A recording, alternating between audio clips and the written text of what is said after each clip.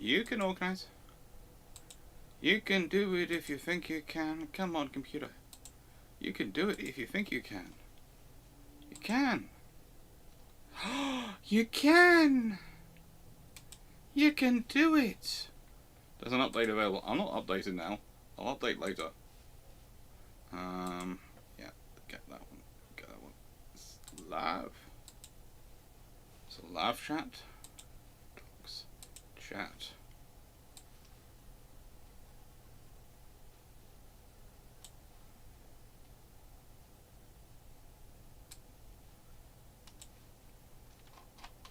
Hello everyone. Right then. So we've got the chat working. We've got the chat working on Twitch. We've got the bot theoretically on. Theoretically on. Let's do off, on, to make sure it is actually working. Because it's when I say it's theoretically on, for some reason it decided to start as being on. Turns headset on. Headset. I'm going dead. Me. Your headset wasn't on because I couldn't hear you at all. Well, my mic and my headset are two separate pieces of hardware. Oh, that's good. My mic is miles away at the moment, and I'm going to have to bring it closer because otherwise I'm going to be very quiet for everyone all the time. And it's literally going to be because the mic is literally the other end of the desk from me. Because the mic is where it was for my normal streaming on a Sunday morning. Which makes sense, because of my streaming on a Sunday morning. But my streaming on a Sunday evening, when I'm doing Bruships, I'm sitting down in a different chair, and I'm in a completely different position. And you can see my Henry de Hoover behind me. It's fun. I'm currently consuming cadavers at an alarming rate. It is a very old Henry de Hoover, and please note he's playing a computer game before anyone starts thinking that she's playing a computer game. Sorry. Thank you. Don't worry, you're in good company. I called Zebedee a girl a second ago, so I'm having a real fun day. I'm getting everyone confused. I'm calling my poor dog. I was going, so are you going to have puppies? And everyone was looking at me going, he's a boy. I know. I'm sorry. I have completely gone nuts. I'm sorry because he was arranging his little toy stuffed animals, and then exhibiting nesting behavior. Vaguely. Actually, more likely with Zebedee, it's more likely OCD behaviour than nesting behaviour. Yes, this is the dog which would bark at a car that was parked incorrectly on the street. Yes, yes, correct. So it's more likely OCD than nesting behaviour with that particular dog, but yeah, the heat is getting to me. It's 30 degrees in here. But it's going down again soon, and the fan's working, and I have lots of ice cool iron brew, so I'm fine. I'm going to have to switch devices in a moment here. I'll be right back. I don't know. I'm getting everyone. I'm having. It's one of those fun days. If I do misspeak, I apologise in advance to everyone. Okay, that's it. Say it happens in freeze, so I've done it to Zebedee. I've now done it to Runon. Who knows what I'm going to do next? Probably Foxzone Dragon. I'll get them confused.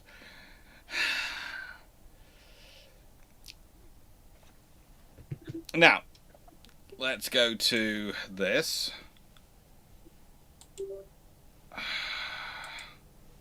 That. What I'm going to do next? Probably Foxzone Dragon. And then we'll do that.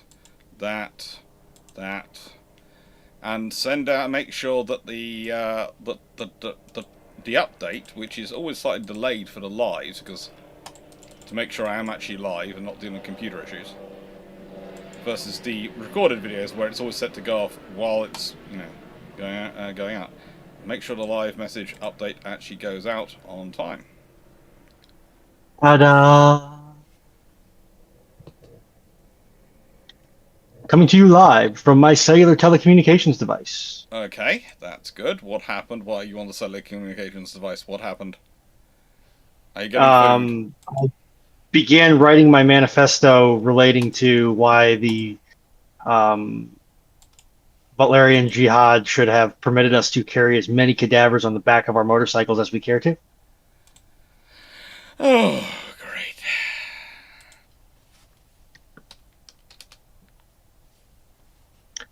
Let's face it, you tolerate me. Yeah. Which is fun. Well, I find it funny when people go, "Oh, he mutes people who he doesn't know, who disagree with him." I sit there and go, "No, I don't mute people I disagree with. I mute people who keep being rude and keep saying insulting words, and I give them a couple of warnings to go, no, you're not supposed to use those words. You're being blocked by the system. Stop it." And then they decide to carry on, and it's a case of, yeah, I'm sorry. There is a very simple rule on this channel and on Twitch, on this channel, on Twitch, and on Discord. No insulting people. You can disagree with people all you like. You can argue them. But the moment you start insulting, no. And I will enforce that rule. And it doesn't matter if you're being rude to me or rude to someone else. I will enforce that rule.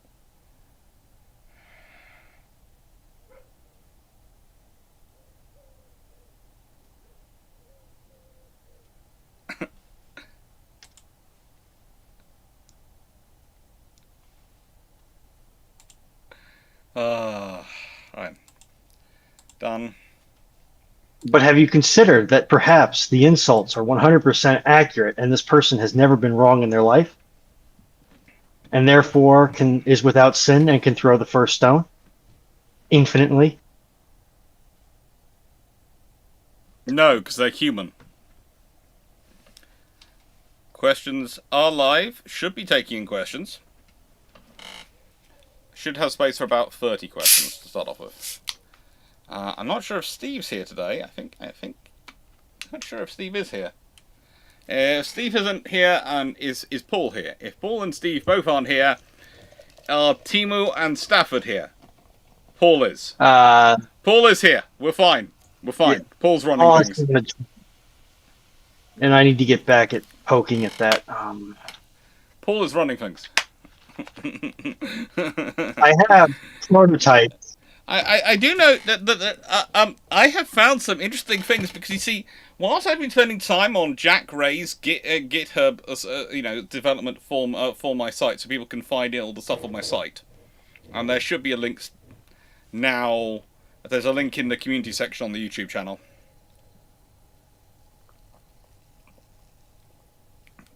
That led me to actually typing in Dr. Alex Clarke a bit into Google to try and find it and track down and see what was showing up with it.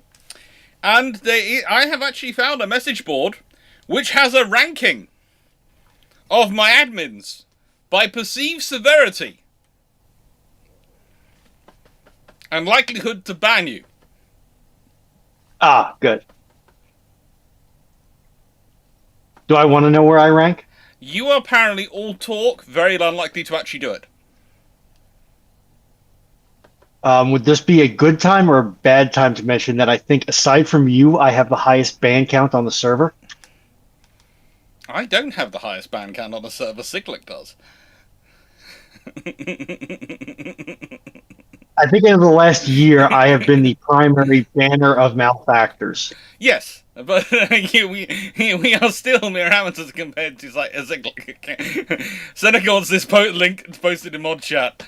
Seneca, you'll be glad to know you're in the top 10 of mods.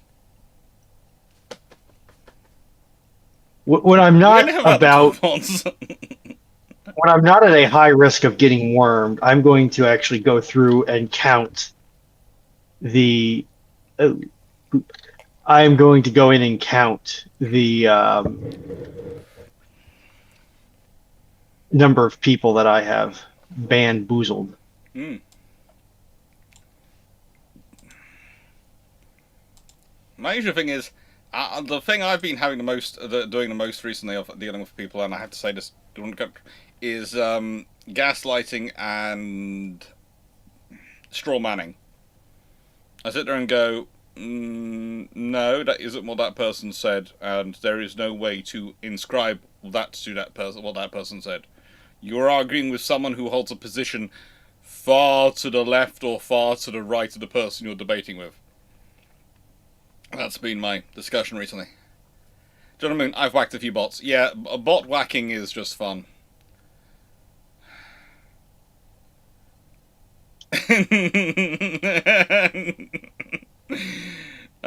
You're again in the middle of the pack, Stafford. You're considered quite friendly. Most of the thing is, the interesting thing is the general description was the mods are perceived to be fair and even-handed, which I quite liked. Mods are perceived to be fair and even-handed in Discord. They're keeping to a constant. They're not making things up as they go. They are keeping within their own rules and they're following them, which I quite liked. But the fact is, what was the post that seemed to be most upset was, if anyone was, that even within that scenario, with it being quite an open discussion, open debate, and having all these interesting people coming into it, there were still people who decided to try and break the rules. And they just couldn't, they weren't really understanding why they were breaking the rules and what was the point. When literally, the thing that's offline, the thing that the rules are basically, you can debate within reason what you like. If you're going to start debating things which are going to get us on, I don't know, a terrorism watch list because you want to debate what components go in certain things, that's going to be something we're going to go, can you take this elsewhere, please? But, you know, politics, defense procurement, all these things which are in naval, naval warfare, naval history, all has to be all happily debated, all open, have a discussion, have a debate. There's a fair amount about engineering in general and steam trains and other stuff as well, and it's all quite happy. The rule is, you aren't allowed to gaslight each other, you aren't allowed to strawman each other, and you aren't allowed to insult each other. That's it. You can debate a topic, but the moment you start insulting the other person, i.e. calling them thick or stupid or other words, then you've considered to have lost and it's over. It works quite well.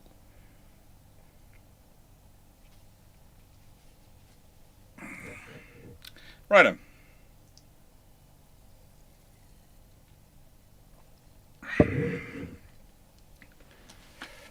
So now, what is the most interesting thing you had consulting work you can talk about to us and you haven't talked about yet? Okay, the vast majority of my consulting work is covered, as unsurprisingly, by NDAs. So I usually just go, people were annoying.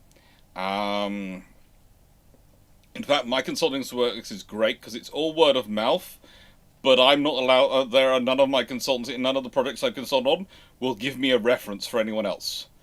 So people get recommended, and most of my advertising is done by people talking to other people going, he's really good, hire him and chat to him. Will you give us a written reference? Nope. Can you give us a written... Nope. I'll do it though.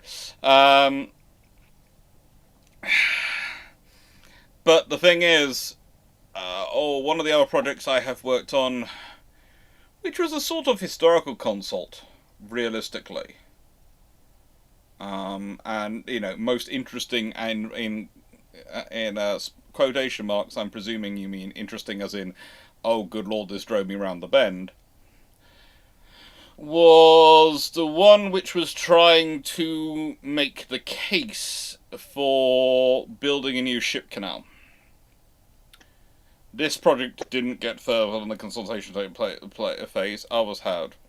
And the main problem I had with it was they were calling it a ship canal, but they were going to try and put fresh water into it. And it wasn't actually going to be big enough for ships to go in. It's going to be wide enough, not deep enough. I called it an anti-tank ditch. Was what I kept thinking about. Because we're going to have straight sides, so a tank couldn't ford through it. You'd have to bridge over it. But it was going to be long, and it was going to connect between 2 points, and it was basically a bright idea which was going to divide quite a large continent, not Europe, up in half. And it wasn't deep enough for ships to go through. There was no scenario where it was deep enough for ships to go through. It's going to be fat enough for ships to pass through, but not deep enough. It wasn't even going to be as deep as Suez. So that was going to be a problem. And they were talking about all these things about how much money it was going to create for the various states along the sort of the canal, but it wasn't realistically the scenario for it. There's a bot which picks the questions up, Gladiusum. If you type exclamation mark Q&A in front of your chat, in front of your question, it gets picked up by the bot. The bot. By Powder Monkey. I've got here. Let me do it in Twitch because then I will copy over both. Of course, you asked this exactly as I was submitting a question. Yeah, don't worry. Paul's got no Powder Monkey. Lots of people have got no Powder Monkey going. Yeah, we're going to show how. It's basically we did the bot system so we don't lose questions. And most of the time it works, so we don't lose questions, and the questions come in from both Discord, from YouTube and Twitch, and then they get added in, and they're all there in order, and so they get answered in order, and you know we're going to get to them.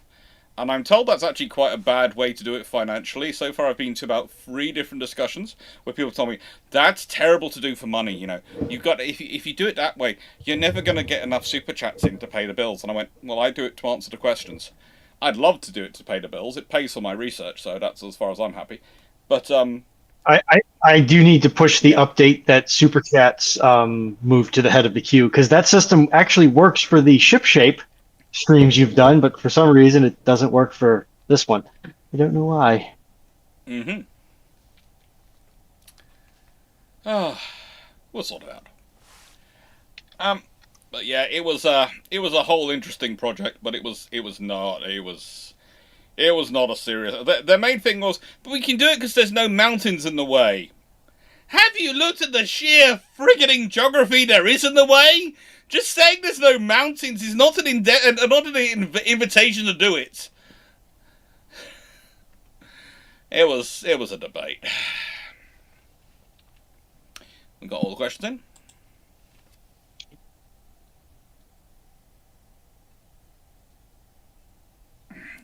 Right. Well, they'll be open up again shortly because we'll get through these questions probably quite quickly. Sam Thompson, to fight the peace, which would be better for the Royal Navy and Royal Canadian? To build yachts or amphibious ships, and why? You need both. Okay. A royal yacht is a useful thing to have, but you don't need a lot. You don't want a lot of them. It's basically like the Amerigo Vespucci. Okay, when talking about her, one of the reasons she's as effective as she is, that she is basically a naval diplomatic superweapon. Thank you, Stafford.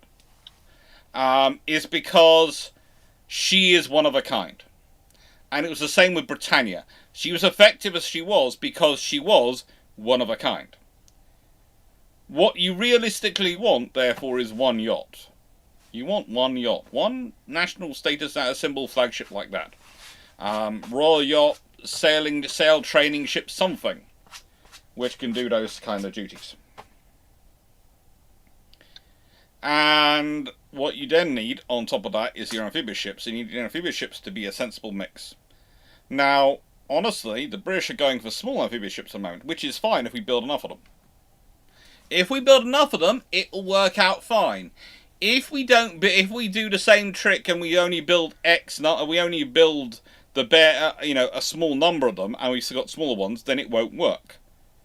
And that's the same problem we've had with carriers, in that people go, well, we should have built more smaller vessels. There are literal treasury documents where the British government went, you're only allowed to build 2 ships.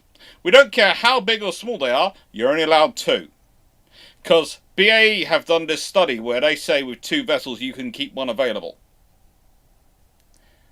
And so, quite simply, what did the Royal Navy turn around and go, we're going to build the 2 biggest ones we can get. Why? Because if you can only get 2, you're never going to have enough, so you might as well try and put as much capability as you can into the unit, so you can have as much capability as you possibly can have.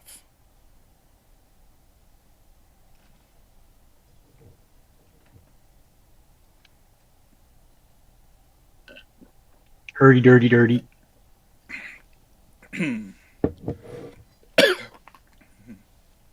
Brew went down the wrong tube. But yeah.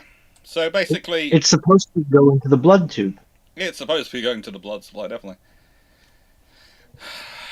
The fact that my doctor watches my show, A, watches Bruships, and B, regularly says to me, I found some blood in your eye and brew as his opening joke, does not worry me in the slightest. Nice to get everyone. If it is drone copium that the UV, USB, UCAV replace fighters and ships, who started this? They always start this. And who do I mean by they? For every generation of technology, there are prophets who are telling you that it is going to be the one technology to rule them all.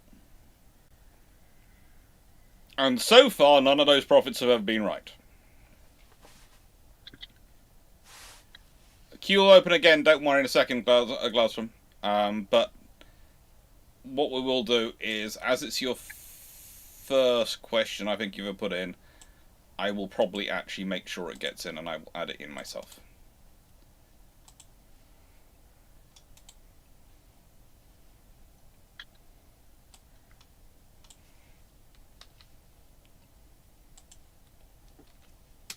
I'll be nice.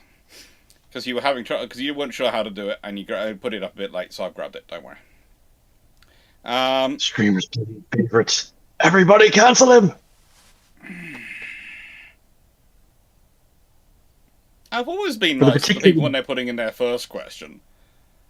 I get it's if they do it's when it's 5 or 6 questions in and they get it and making the mistake. I then go, I don't care now. I'm just leaving it for you.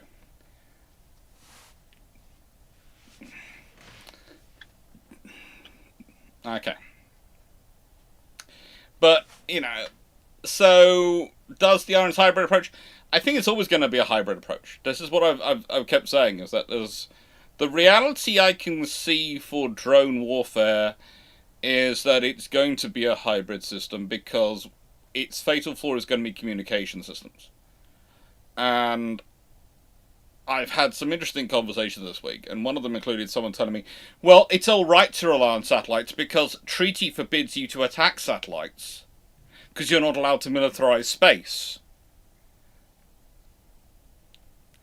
Weren't crimes against humanity things? Weren't crimes against humanity a thing before World War II? Yeah, they were. And civilian populi? Yeah. Okay, all right. Just wanted to check. And I basically sat there with them and went, no, that's not how wars work. The reality is, it will be peaceful as long as the major powers are not at war with each other, and they are going to enforce demilitarization of space. The moment there's a conflict between major powers, good luck. Then this particular lady told me that would never happen. There's never going to be a war between major powers again. They realised it'd be too bloody, so they wouldn't do it.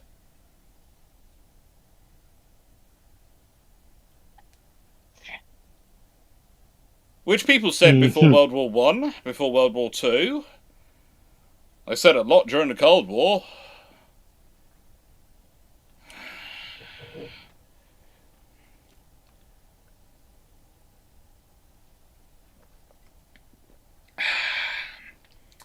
And also, the major powers in what's usually used as a term are not the only ones that have domestic spacelift capability.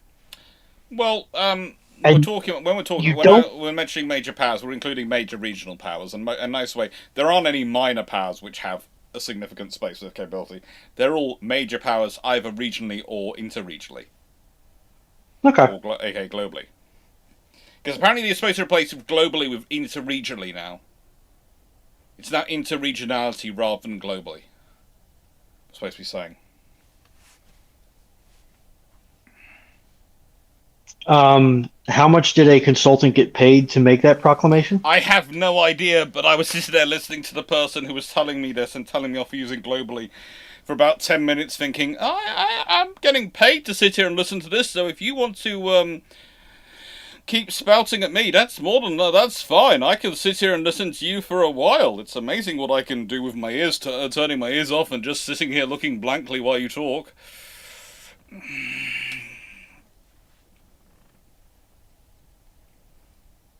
Man, I should get in on this consultancy gig. Yeah, it's great. Harrogudgeon, what are your thoughts about the way they are removing MSC Baltic free in Sedda Cove, Newfoundland? Hmm.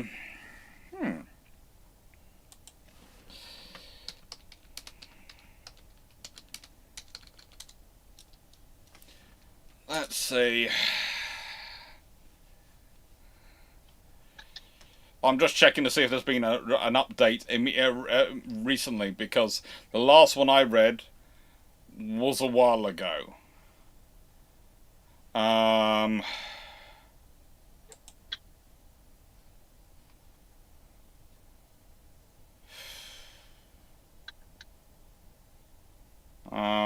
They've removed bulk fuel from the vessel. There's residual fuel aboard, but they've removed the bulk of the fuel. They are now breaking it up in situ. Basically, it's the least worst option. It is the least worst option that they've gone with. I tend to follow for these things the Canadian Coast Guard, because they are, the one thing about the Canadian Coast Guard you'll learn if you ever deal with them is they are a wonderful organisation who care passionately about what they're doing and do not even have the concept of dissimulating about what they're doing, because they are sure what they're doing is right. So they will always explain exactly what they're doing. It is wonderful when you deal with an organisation like that. It's very easy to hold them to account, because you can use their own words against them quite easily. But the Canadian Coast Guard usually does a good job, and they are full of very good people from my experience. And frankly, they are doing the least worst option.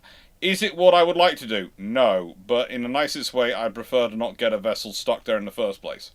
When it was grounded, it was really not a good day.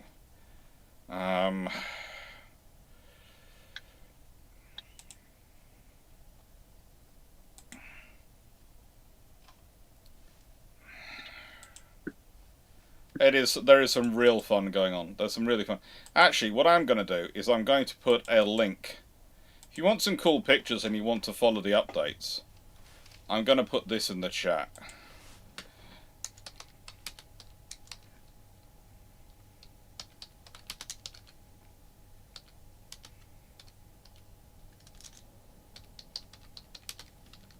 And you might enjoy that, because there's some good pictures down the bottom there, and some really cool stuff about what they're doing and how they're doing it. But it's a case of, it's a least worst option scenario, dragging it up, breaking it out. It's not a good option, but it's also not the worst option they could have gone with. The worst option, probably for the environment and for everything around it, would have been just go in and try and blow it up. Juicy Sushi, on a scale of good to HMS Captain, what do you think of the $75 billion to build nuclear-powered cargo submarines using 12 reactors to ship goods from Canada to the EU? A Spanish firm wants funding. Look, I'm going to tell you what I said in a consultancy meeting not that long ago, which involved cargo submarines. Not this particular thing, but they'd involve cargo submarines. Exactly how good are the drugs you are currently smoking? The hallucinogens, I'm presuming. Because not only are we talking about crews and infrastructure, there's a whole thing of, why are you doing this? There is a perfectly viable methodology of doing this without using submarines and doing all that work. Why are you doing this in the first place? Why? Sorry. Sadu, neither one of us mentioned a primary political organization in either of our domestic countries. I'm not certain where you made that leap, my guy. But maybe you should look a little bit before you leap. Have I? Well, where's Sadu saying this one? Apparently, interglobally is a Democratic term, and that is why nobody likes the Democrats. No, or it is no, a no. democratic Oh, no, no, no, no. Interglobally is crap? no. It's interregionality. Regional out. Interregional is replacing global, and please note it comes out of an Italian think tank. So Yes. interglobal means between globes. Interglobal they want to use interregional. They want to call powers interregional powers rather than global powers. And I presume Sadu missed the bit. What was it? Last Bruships, the preceding Bruships, where I spent what a good 15 minutes ish slagging off the DNC. Don't worry, most people do. Look, I have been accused this week both of being far right and far left. In the same video, the Nazi Destroyers video has brought out some really interesting people. Yes, it's about Nazis. It always brings out the most interesting and level-headed and rational people on the planet. Were you expecting anything else? The Russian Destroyers video has just brought out a lot of people accusing me of being American. I mean, I'll take you as an American. I don't know if you want to be taken as an American, but I'll take you as an American. We'll get you tacky. I'm happy being Cornish. It's far more confusing to people. American flag shirt and bandana, and get you some Budweiser, and you're good to go. Yeah. Gladzeron, question. I play a country-based role-playing game. I've been playing as a Russia for 4 years now, and I've done a lot of reading on the subject over time. My question is, how do you build a RN...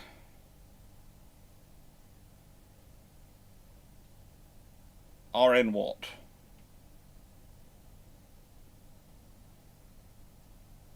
I'm imagining, how do you build a Royal Navy? Let me scroll back up here. Yeah. I do like Pitbull being Mr. Interregional. I do like that. A Cornish woman has won the jousting championship. Never, ever get between a Cornish woman and her horse. And if they are coming at you with weapons, duck. There are two groups of Cornish women are descended from two main groups. There is the fishermen's wives, who could skin fish while having a conversation with their eyes and brain elsewhere completely, and the other group of Cornish women were the female miners, and the miners involved in not going down the mine. They would sort out the stuff up above, so they were doing the grinding of the stuff up into dust. Because it was a lot of hard rock mining in Cornwall. Russian Navy. So they would be swinging sledgehammers all day. Question is, how do you build a Russian Navy? Okay, how do I build a Russian when Navy? Did you start? That's the problem. That is one of the reasons why we sometimes tell people to go to Twitch, because it allows you to put in longer questions. Literally, that's the whole thing. One of the reasons. The whole reason we have both Twitch and YouTube running sometimes is literally because Twitch allows people to put in longer questions, and quite a lot of people with longer questions end up migrating to Twitch just to put in longer questions. I would say, how do you build a Russian Navy? In many ways, you want your design and logistics to be organised on both a centralised and decentralised basis. You need major ports in each of your 4 critical regions, your North, your Pacific, your Baltic, and your Black Sea. But you need to have them linked to a strong infrastructure centre, so you need a strong railway system and canal system supporting and linking them up. Because you need to be able to move or use all 4 as both the ability to supply each other logistics and to sustain each other and create logistics. And then you need to also start building a basis for those things, and you need to have the infrastructure in both those areas to maintain the ships, etc., these things. And build the ships, preferably. Because whilst moving ships is always an option, as the Russo-Japanese war shows, you have to move them a long, long way if you want to support some scenarios. You also have to shepherd your human capital.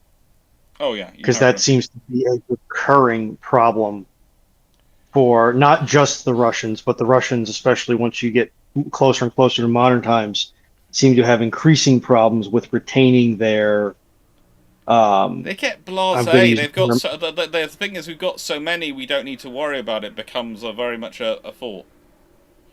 yeah, they're for lack of any better term, they're exemplar officers like Rossovensky, um, keeping them in post and basically as some touchstones of the service.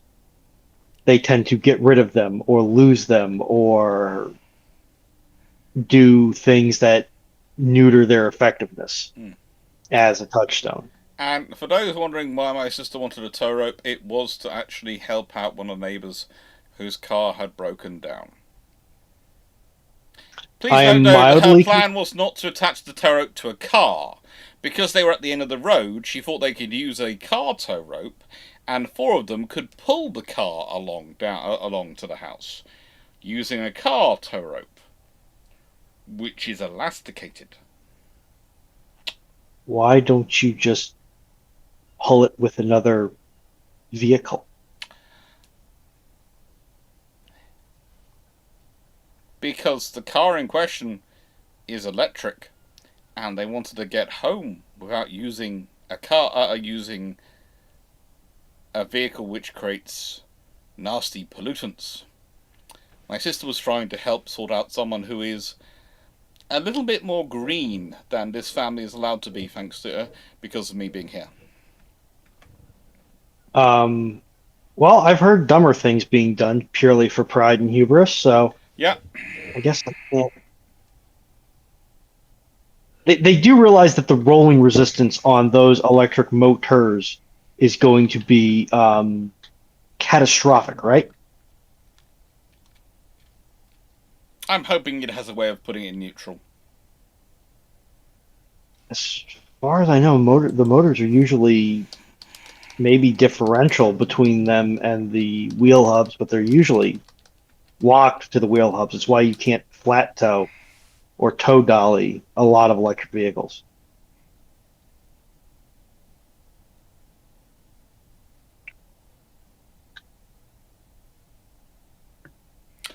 If you put a electric vehicle into neutral in the UK, it's neutral because EV motors remain directly connected to wheels.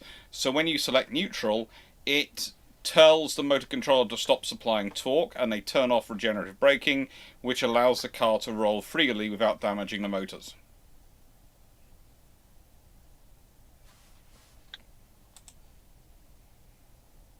Good luck, Buttercup. Mm-hmm.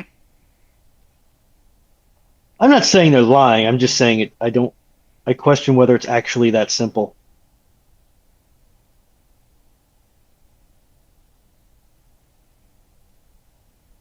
However, it is not recommended to do long distance towing. It is better to give them a car lift. They are not designed for long distance towing. Yeah, flat tow always, or not flat tow, trailer tow, deck tow always on an electric. Yep. Unless you can physically disconnect the hubs from the driveline. Mm-hmm. Which I think you can do on Rivians. I'm sure I'll find out at some point. Man, if I had $100,000 lying around, I would have bought a Rivian. Yeah. But Speaking of $100,000 lying around,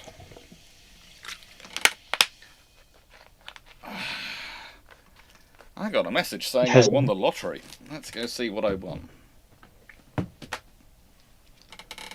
Congrats. I mean, arguably, somebody won the $800 million jackpot yesterday. I doubt that was me. Yeah, sadly, it wasn't me. National Lottery, when it says I've won, I've usually won like £2. Oh, no. I can be a real big spender.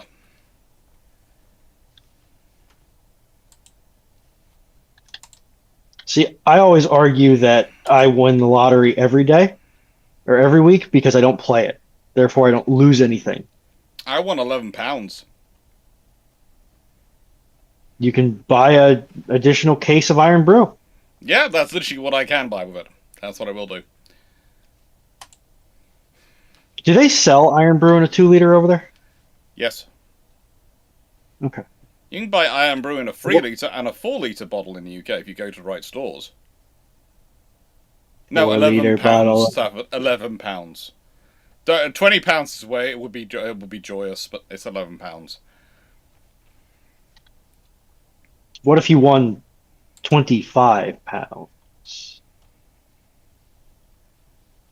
Hmm.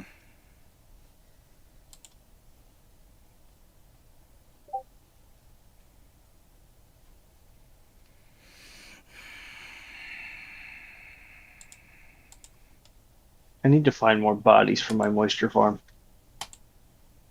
I worry sometimes about you, but we'll leave that to one side. I think you might get a little You bit should. into this game. I haven't had the chance to meme about this game in a while, so we're making up for lost time. Okay. 96831. With the whole CCV and T9X plan, there are doubts about its availability. What might have prompted those? The fact they haven't ordered any yet. The fact that they are talking about this massive sea change in naval operations, and they've cancelled 2 ongoing programs which were just about to start producing, one of them which is just about to start producing ships and being ordered, and they haven't done anything. And these are supposed to be coming into service, they keep saying, in the early 2030s. We're going to have a worked up system ready to go in 2034. It is 2026. You have ordered zilch. It's taken 9 years to get a Type 26 into service. And that's not because the yard keeps going, can we build faster? No, we'll keep paying you to build slower. Because whilst it's more expensive overall, it's cheaper in year to pay them to build slower. So, and I've been over in the Defence Investment Plan. I went over you just how much money out of the full next 5 years of budget, or 4 years of budget, they are actually spending on it. Look, our defence budget should be, if we were delivering on what we're supposed to be doing in terms of the percentage we're supposed to sign up to with NATO, would be £100 billion a year. Instead, it's a little bit under 75. Is it still not legally permissible to tar and feather politicians in the UK? No. Oh, man. So, yeah. Just remember, though, 25 billion a year extra. That would be equivalent to the entire Type 45 program. 4 times over. That's how short of funding we are. That's how much underfunding we're doing. And that's by the standard which they've signed up to. Not the standard I would think of it. Not the shortage. You know, it's just, yeah, it's absurd.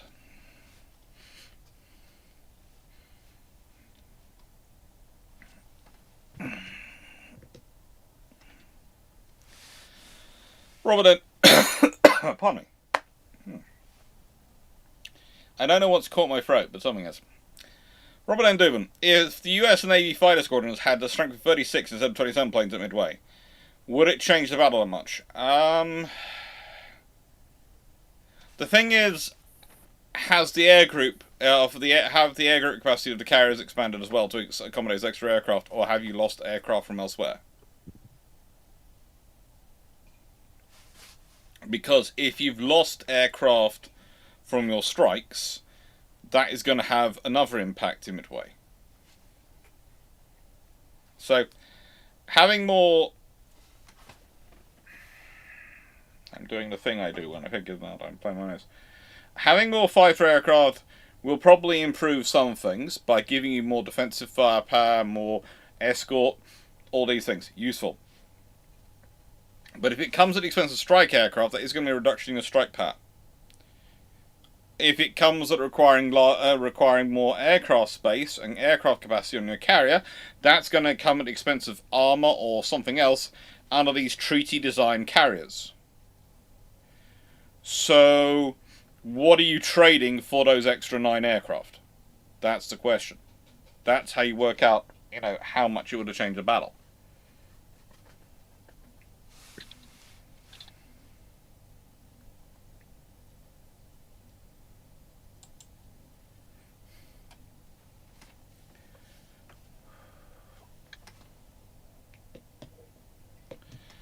What has been the most entertaining comment received this week?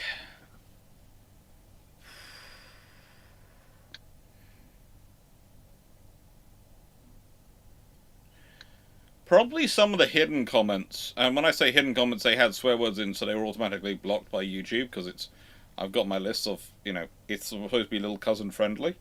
We've talked enough about it. It's supposed to be little cousin friendly. People understand it's going to be little cousin friendly. The one I giggled most about was when I was chatting with someone and I basically said, can you not use a swear? I'll let you swear through to defend yourself because you made a cropper. But please, basically I don't usually let these words through because of my family. And they edited it and me completely understood and were really nice about it. So that was a fun interaction. And that was the gentleman who basically confused destroyers and dreadnoughts. And I sit there and go, it happens more often than people think because they see Star Wars and their Star Destroyers are these massive things, bigger than anything else. And so some people actually saw videos about destroyers and thought I was talking about dreadnoughts, and it's a case of, no, destroyers are the screening assets.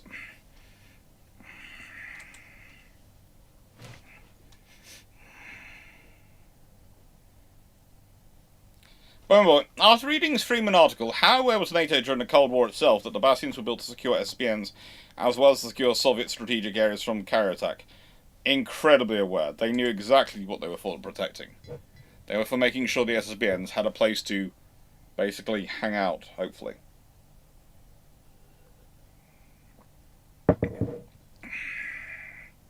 And perhaps to surge from if they needed to. Week's random naval history fact that you learned this week.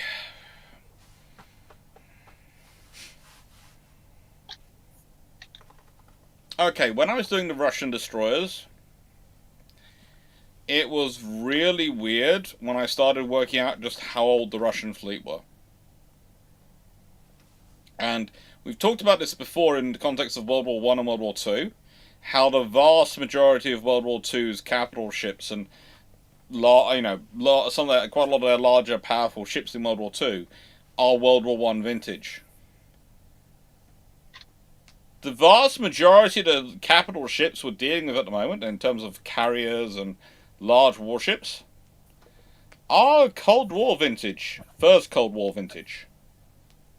They are not only pre-1991, 1993, they are they are well into the 1980s, if not 1970s.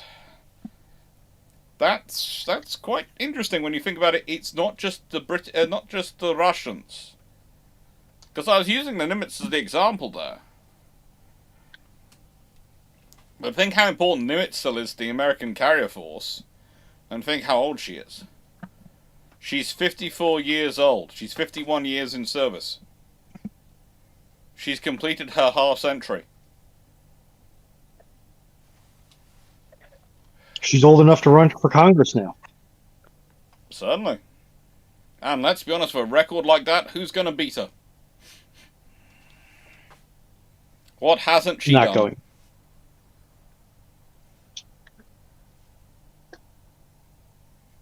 Yeah, think about it. Think about Nimitz, and this is the thing, is in the UK we've got Count Binface running for Parliament. I think USS Nimitz should be running for Congress. I would just... Because, of course, if you consider that under American law, corporations are legally people, if you set up Nimitz as a corporation, she would therefore be Delaware. A person... She could therefore theoretically, considering her age, run for Congress. And let's be honest, I'm not going to say that. I'm going to say this. I think an aircraft carrier will be a very good improvement on compared to most politicians. So I am going to just clean up one statement. Okay. Um, it is, I think, one locality in Delaware that has pretty much given full personhood rights to a corporate entity. Legally, corporations are not people. They just have the same speech rights as people, courtesy of decisions like Citizens United. A corporation in 99.9% of the United States cannot vote, cannot hold public office, cannot stand for elections. You cannot charge a corporation with jaywalking. You can't really execute a corporation, I depending think we upon could how you pave the want way. this. Because let's be honest, I'm just looking at the candidates for Delaware. Yes, to be elected, she would have to run as a Democrat because Delaware does seem to elect Democrat congressmen. But again, this would not be nothing new. Many people have switched sides. People switch sides depending on where it is easy to get elected. And Delaware seems to be where she's going to have to run according to this information. That's fine. So she needs to run as a Democrat or at least a strong independent. And she could run. There's the 2026 election, where I think she'd be against Chris Coons. I mean, honestly, Yes, let's be honest. Nimitz she sounds a could. far stronger name than Coons. Nimitz for your She could. senator versus Coons for your senator. I've got to give it to Nimitz. I've got to give it to I Nimitz. think even in that locality, the corporation cannot stand for election. Then we've got new case law to start. Because I think Nimitz should be Uh, running for Senate. but yeah, Delaware, most corporate-friendly state in the United States, bar none. There's a reason so many corporations are headquartered there, or at least have significant holdings in Delaware.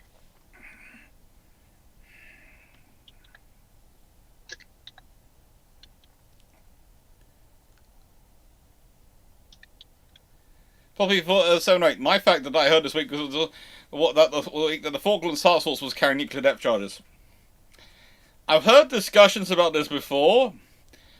I do know that some things were sent back very quickly from Ascension that were taken off at Ascension. But the question is whether everything was taken off at Ascension and whether some things managed to make it further south. Because everything was being sent south so fast and so fast. Surely you're not suggesting that the Chiefs Club would find a way to ferret away a couple of atomic depth charges for a rainy day. I'm sure they wouldn't. Senator Canero, would the Surely Senate be held on surely the Nimitz, or would Chiefs Club. Nimitz be somehow airlifted onto Congress building? I think Nimitz would sit in the river and would vote by remote voting. Nimitz will replace Depending on how loud her horn was, she was voting yay or nay. Nimitz will replace the reflecting pool. Mm.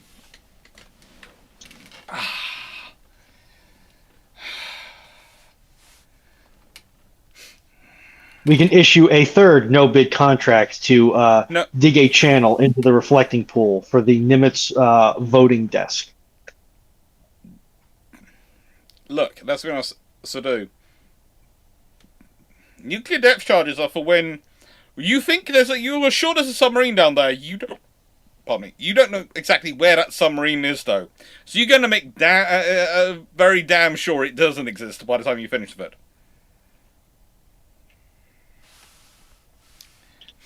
Yes, Jonathan Moon, as in USS Nimitz to occupy the space currently allocated to the reflecting pool.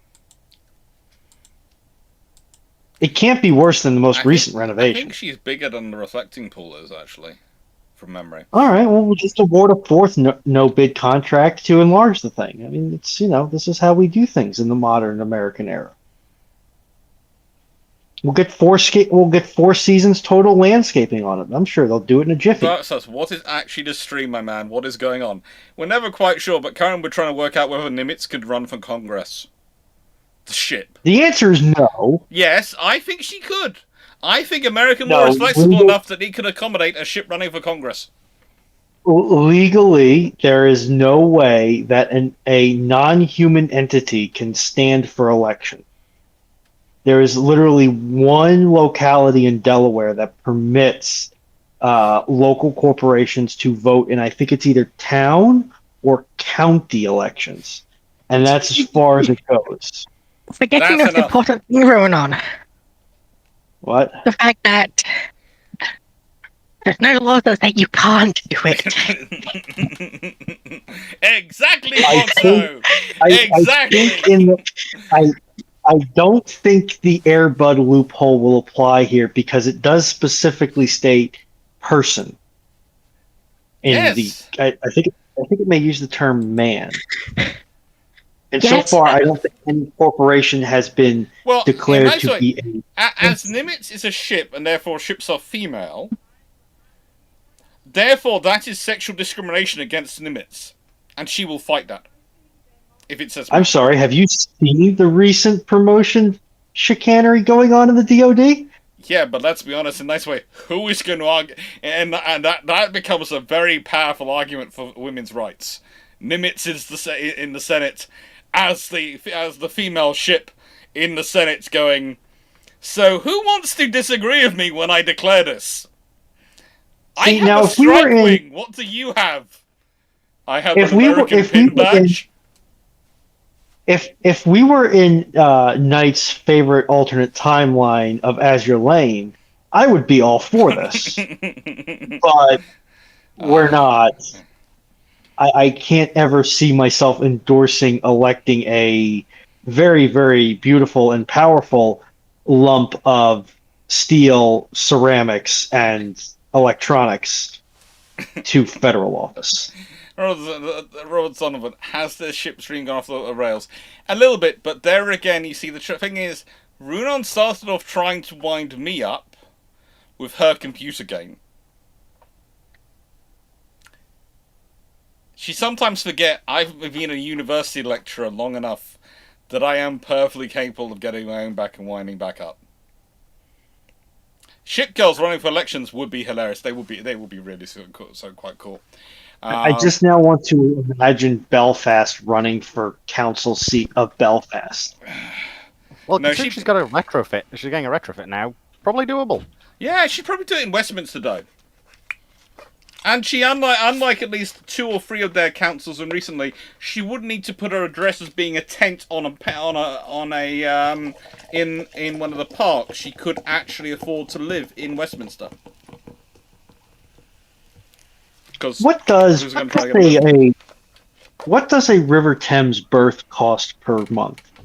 What's the rent on a Thames berth? I think she gets hers by Act of Parliament, so good luck trying to get it off her. Huh. I'm sure there is an administrative charge somewhere, but, you know, again, try and get off it. Also, I need to figure out how to turn off the vocal barks in that game. They drive me absolutely up the wall and make me bounce from the game. Carrot 1151. With ships like HMS Victory, the World War II ship getting rebuilt again as a pleasure ship act, where do you run into the ship of Theseus problem, and are they no longer useful for historical information?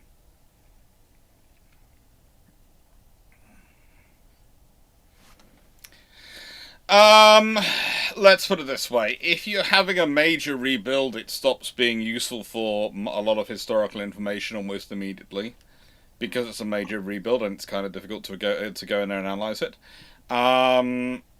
But it depends how much of the original fabric remains. Okay, so I've done the course where I'm allowed to go and assess the historical relevance of a ship. It's not exactly something which I have to do a lot, because believe it or not, there's not a call for many ships to be assessed in terms of their historical accuracy and their historical significance to go on the International Historic Register of Ships and those sort of things. There just isn't that many. There aren't that many times you need to do it, and there are. So there are a few people who are qualified, and so you don't get to use it that often. but I did it. I was bored. It was an option. I was bored. It was an option to do the course while at King's College while I was doing my PhD, and so I signed up for it because that looked a lot more interesting than me spending the entire summer just writing my PhD. I wanted something else to do with my time.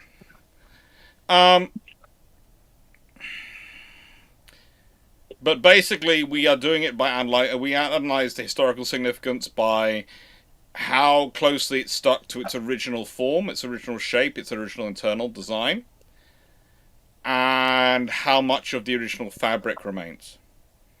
So, for example, HMS Vampire, she's been through a fair number of refits and repairs to keep her sitting in her harbour.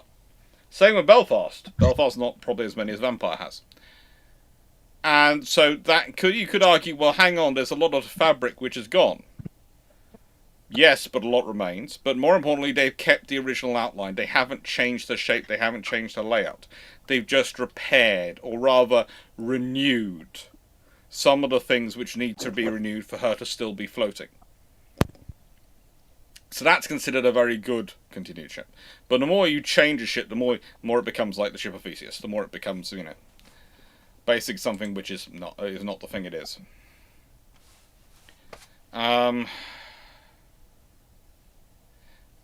67, 63, 100.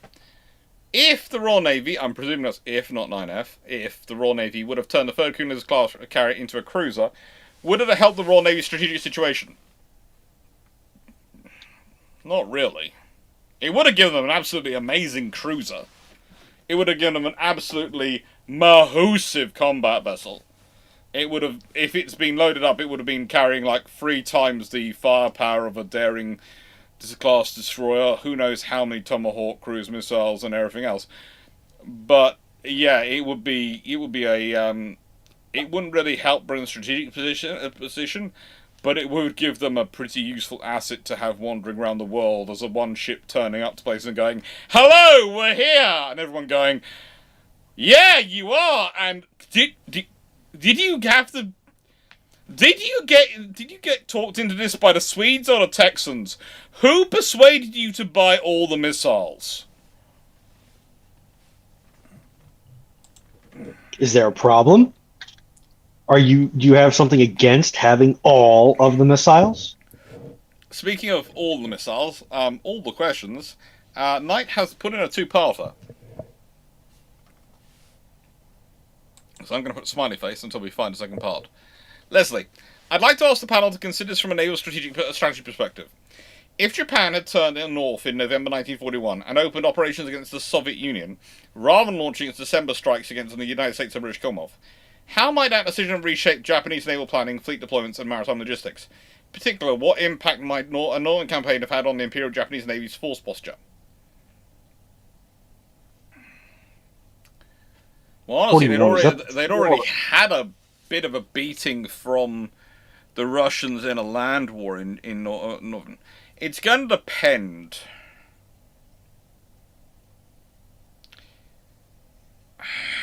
It's going to depend.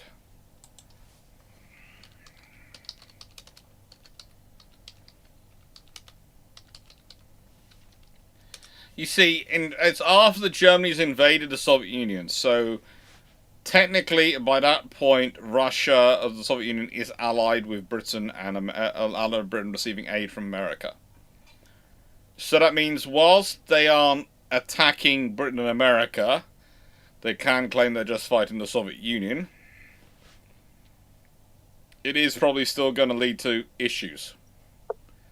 They're basically getting all the costs of attacking with none of the potential benefits. For the Navy, there's not much they can do, because, believe it or not, once you've gone far off the initial bases and you've bombarded them and you've used your carrier strikes and you've taken them, and let's be honest, you pretty much, your entire options there is go for Vladivostok. Oh my god, then. Not in 1941. I thought you would be able to. It's not much of a base in 1941. You could go for it, but there isn't much there for you to get. in 1941. I thought it was connected to the Trans-Siberian at that point. So it's another point of supply. Yeah. There's not much there, but there's something there. So yeah, okay, you go for both of them. But again, it's not going to require that much effort. Let's be honest. Vladivostok is an isthmus, and even now today, the road goes over the sea and it goes along the coast. It's sort of basically, it's a case of if you can move in there, you can take it.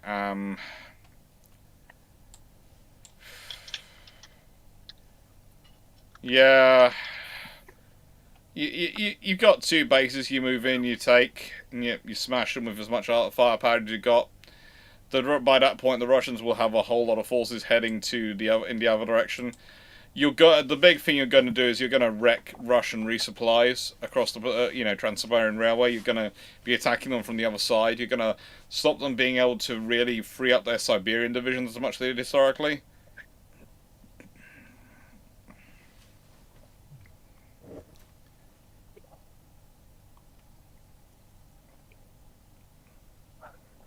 What do you all think?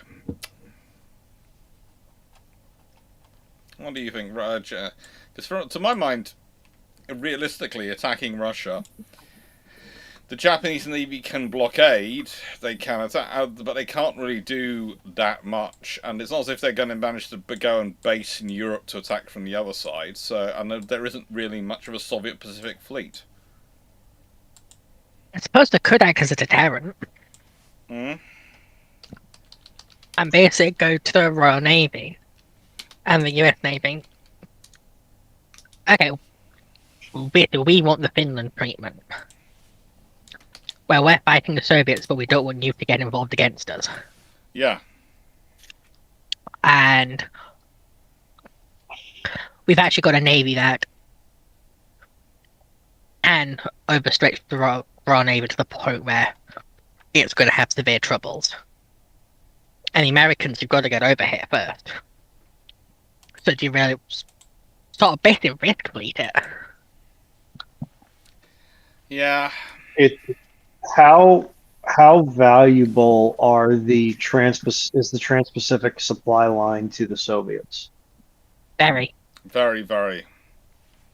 Then Stalin is going to scream bloody murder. He is. But the fact is, the Soviets and Japanese have been fighting wars on and off for the last 10 years at that point. And the Japanese say the Soviets have been supplying the Chinese, fighting them, and that's why they're winning the war again. Claiming that the Russians have been breaking the treaty which they'd only agreed in 1939. It's basically going to be a problem because neither Britain or America is going to want Japan to do it. Japan to be a war against Japan at that point. America might like the idea, but they don't really want the idea at that point until their ships are finished.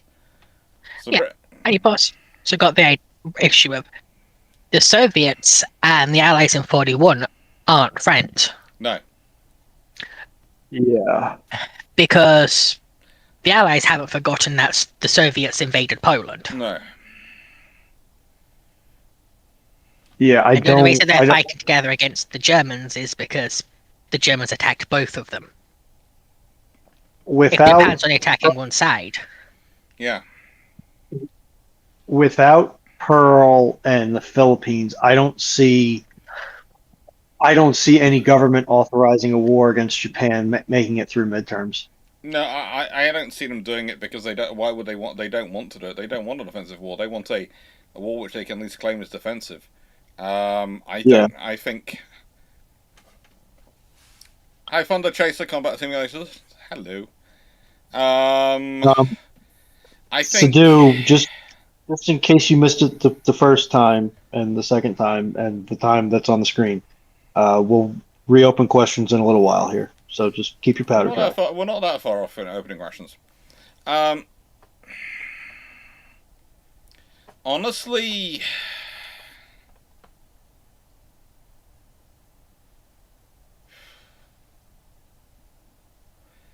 to an extent, it could cause Russia real trouble. Because it means that their major supply route becomes the Persian supply route, the one through Iran. And they've already got into trouble with the Brits over that.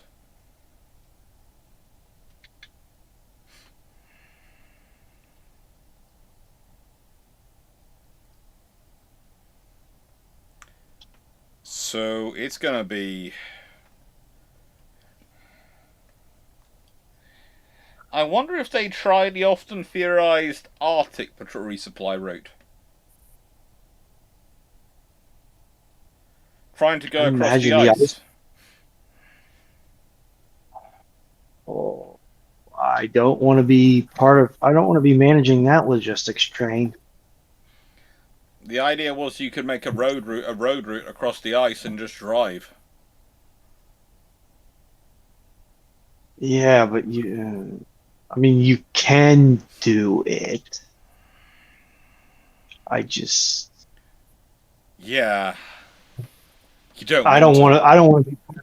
I don't want to be part of the team that has to build. Basically, is going to have to build all the infrastructure in Canada and Alaska to send it.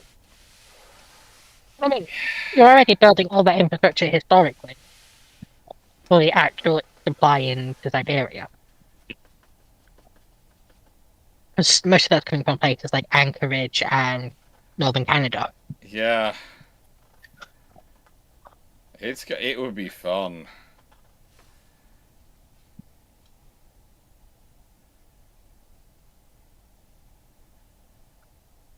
I'm happy to say that the Allies would call it fait accompli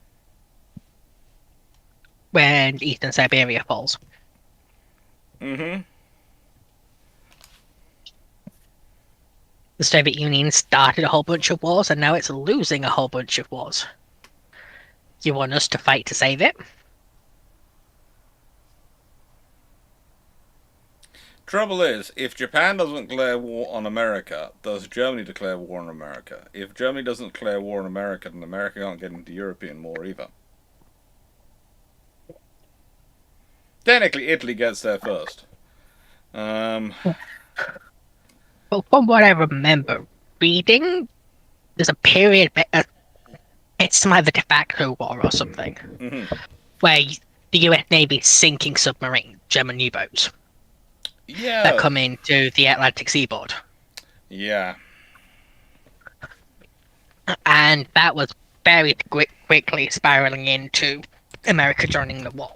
Yeah. Because America didn't like their ships being sunk off outside New York.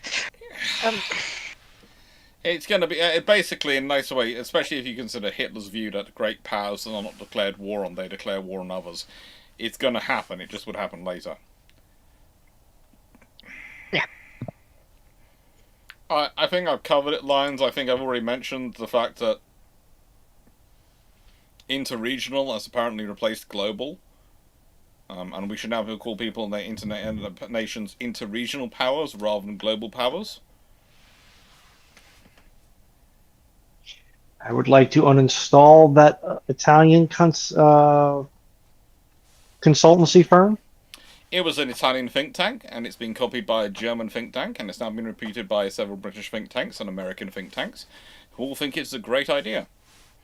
Interregional power rather than global power. Have I mentioned that I hate this timeline today? And I don't think the definition quite works, because for them, an interregional power is a power who has the ability to operate in more than one region. Whereas a global power was a power who had the ability to operate in any region. Thank you, Jack Ray, for the memberships. Thank you.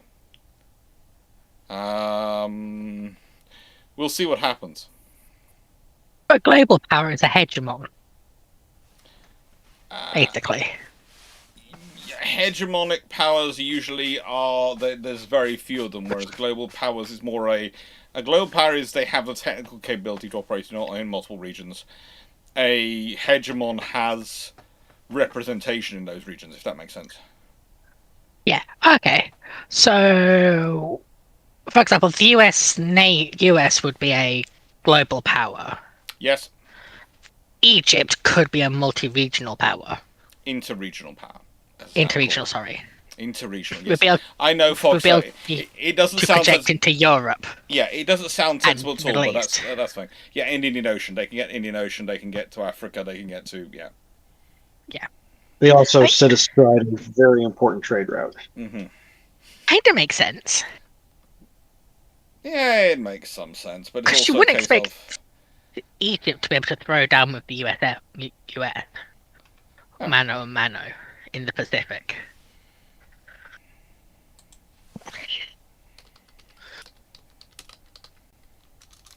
Unless I'm missing some. No, basically, I'm just in there going. We already had. I just find it annoying because you already have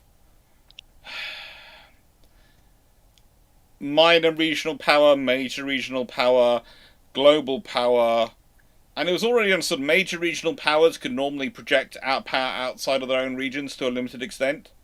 That was always the thing. That's one of the reasons why they're a major regional power, because generating ability to be major in your own region means you can normally project it outside. It was I just find it annoying. So now you basically go into regional power, and there's one above that they are debate. There's a debated topic description of it, which basically goes for which basically stands for large interregional power, but isn't being called large interregional power. And then, so that's your sort of your breakup system. And superpower is above that. And superpower, by the way, for those who don't know, the current running definition of superpower, which is tend to be used, is they have enough nuclear weapons to be able to crack the planet at least once.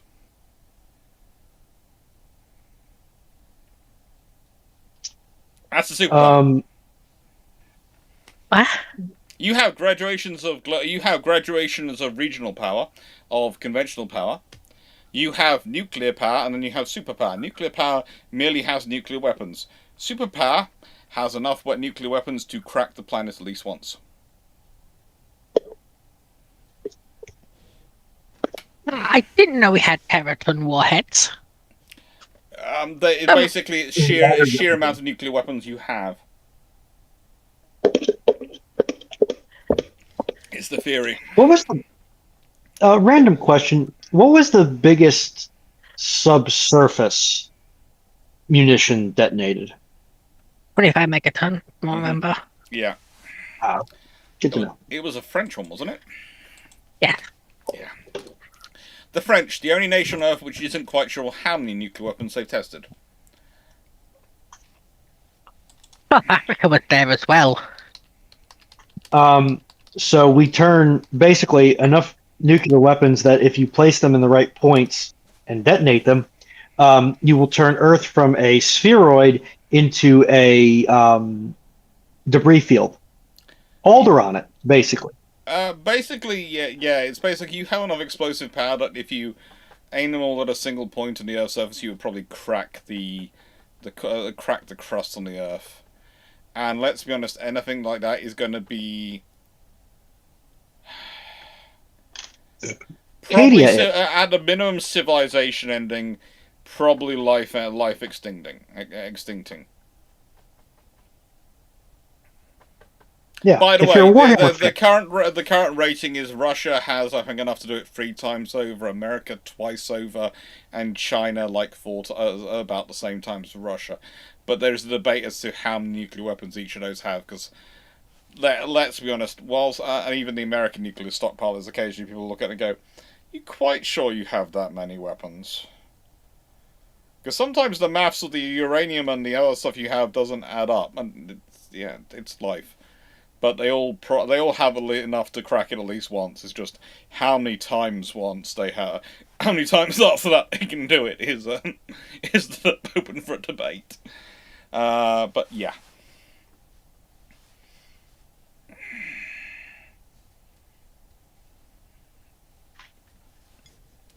Basically, it's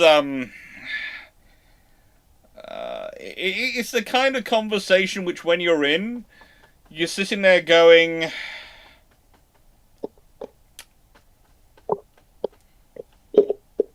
you do realise we're discussing the deaths of billions of people? Yep. Good, just checking.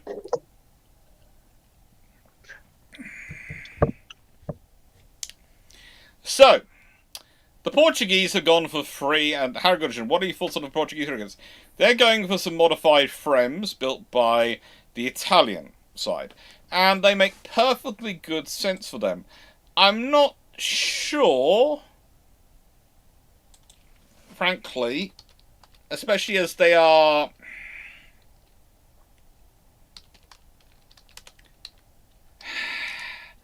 Well, my main problem with it, and I will say that my main problem with their current description, is they're buying free vessels, and I would say myself, considering Portugal's dependence upon the sea trade, its commitments to various systems, and its current organisation and scenario, it is planning on replacing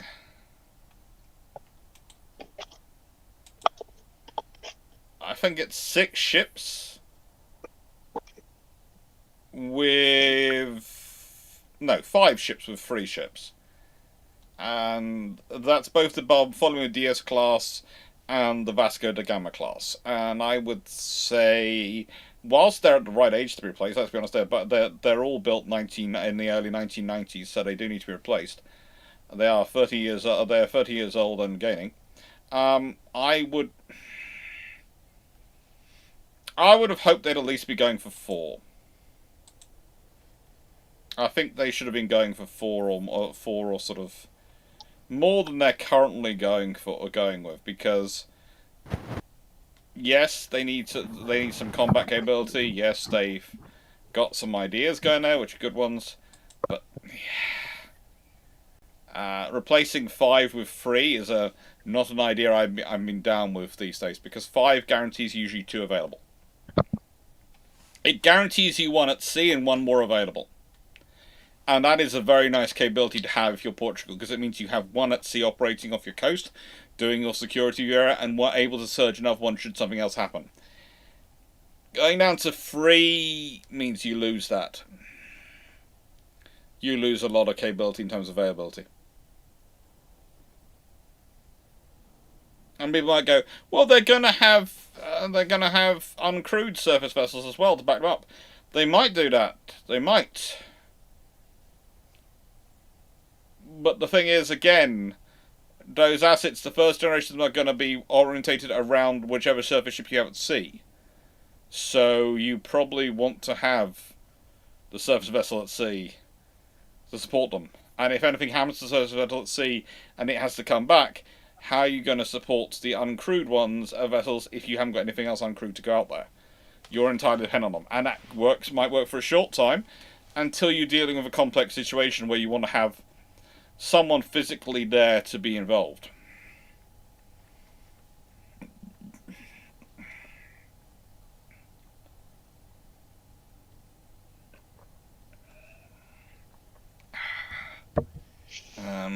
Doc, Yeah?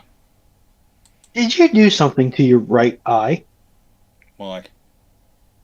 You look like you have a scratch or bruise or some sort of... Yeah? Maybe the way your lighting is going. Yes. It's probably lighting, because it should be okay. It was a very sharp line, which is what drew my attention to it.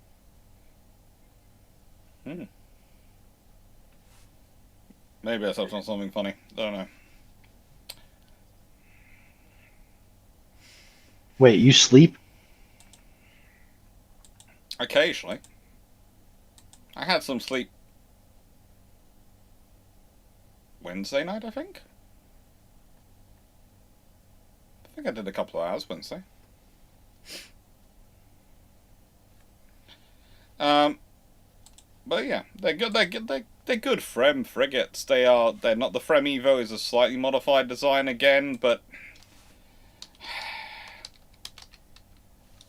honestly, it's not a bad variation on it. It's, you know, it's one of those things of, yeah, it's an Evo. It's a variation on what the Italians are having. It's not a bad option.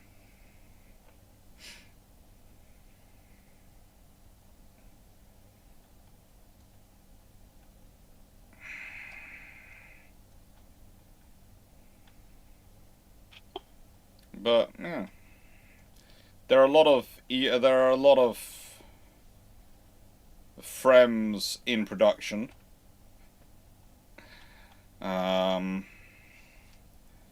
It's a shame the Americans decided to really modify up their FREM design so it became the Constellations, and then was so far off from the FREM it was basically no relation anymore.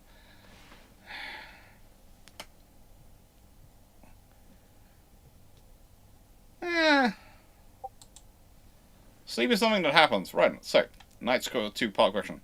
Has there been examples throughout history where land, surface, and subsurface military vehicles have been treated like utter trash because of their country of origin?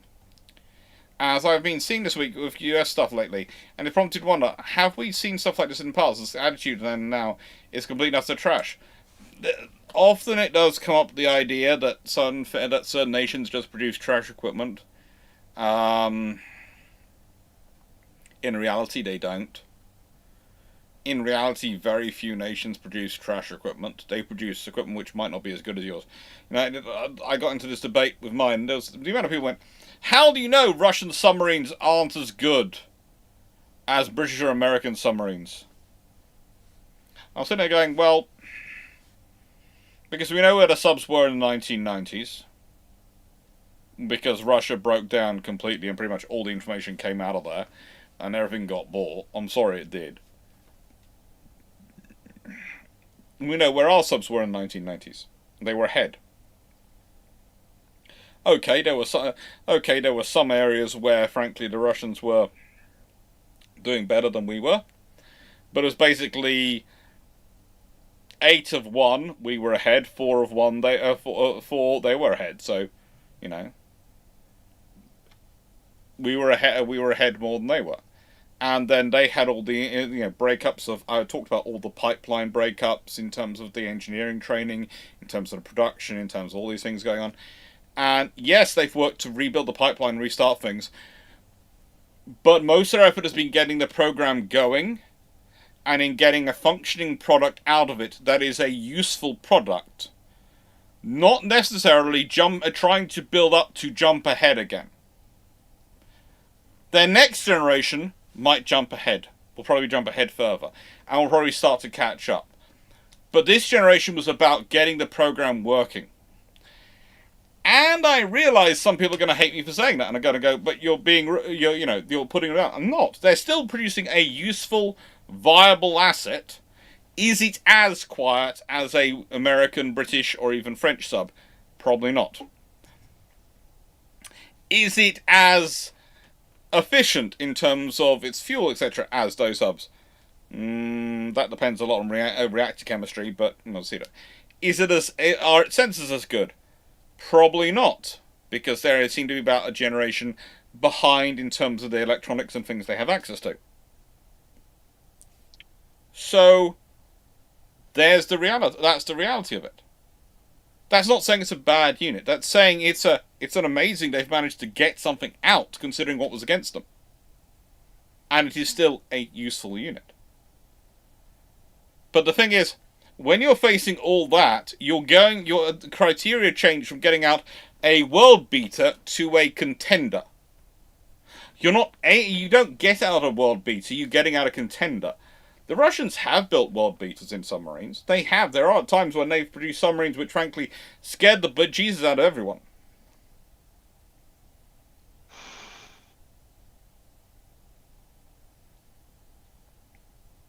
You know, the Russians have produced subs which were disturbingly fast for everyone. The entire reason the Royal Navy became the scariest anti-submarine force in the Cold War was because their submarines were armed with the fastest torpedoes. Why were the British subs armed with the fastest torpedoes? Because we had the job of basically hunting down the very, very fast Russian submarines and making sure they stayed dead. That was literally the Royal Navy submarines' job.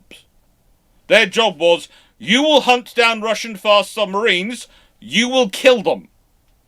To guarantee you kill them, we are giving you torpedo, which goes far faster than anything else in the water. We'll put the money into it, we'll develop that, that's what we built. And that's what we did. And the Royal Navy submarines became very good at that because of that. But the Russian subs were world beaters, and that was the response to it. And it was considered two response to these units. The US Navy is trying to build the numbers, so the British got the job of building the ones which would go after and kill the really fast Russian subs. But you all have jobs, you all have different missions, you all have different roles. Teamwork makes the dream work. Yes.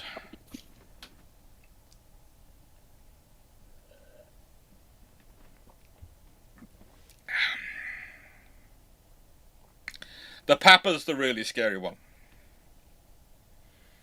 The Papa is a submarine which, frankly, when it comes out its time, scares the bejesus out of a lot of people.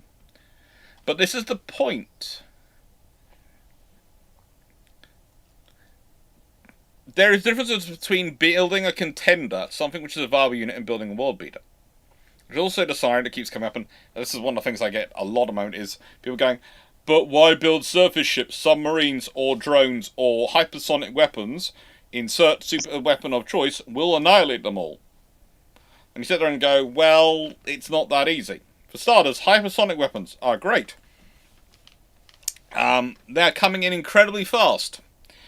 And if the interception is aimed at trying to intercept a missile going away from the ship, it's a difficult fit, because it's going across that way very quickly. So you have to basically launch from here to intercept them about here. That's a very difficult computation to do, and if you miss, it's gone past you. But if it's coming from here very fast, then that's actually quite a bit of an easier intercept. It isn't an easy intercept, but it's a bit easier than doing it crossways. And the thing is, we've been dealing with this kind of intercept for a very, very long time. Our systems are very good at this. Will it say all of them be stopped? No. But does it mean they're going to guarantee to get through? No, if there's an area air defense ship sitting in your task group and that missile's coming straight on at it, it's going to go, hello, you're mine. And then it's a bit down to the equipment you have, whether you have missiles which can actually do the engagement, and a bit down to luck.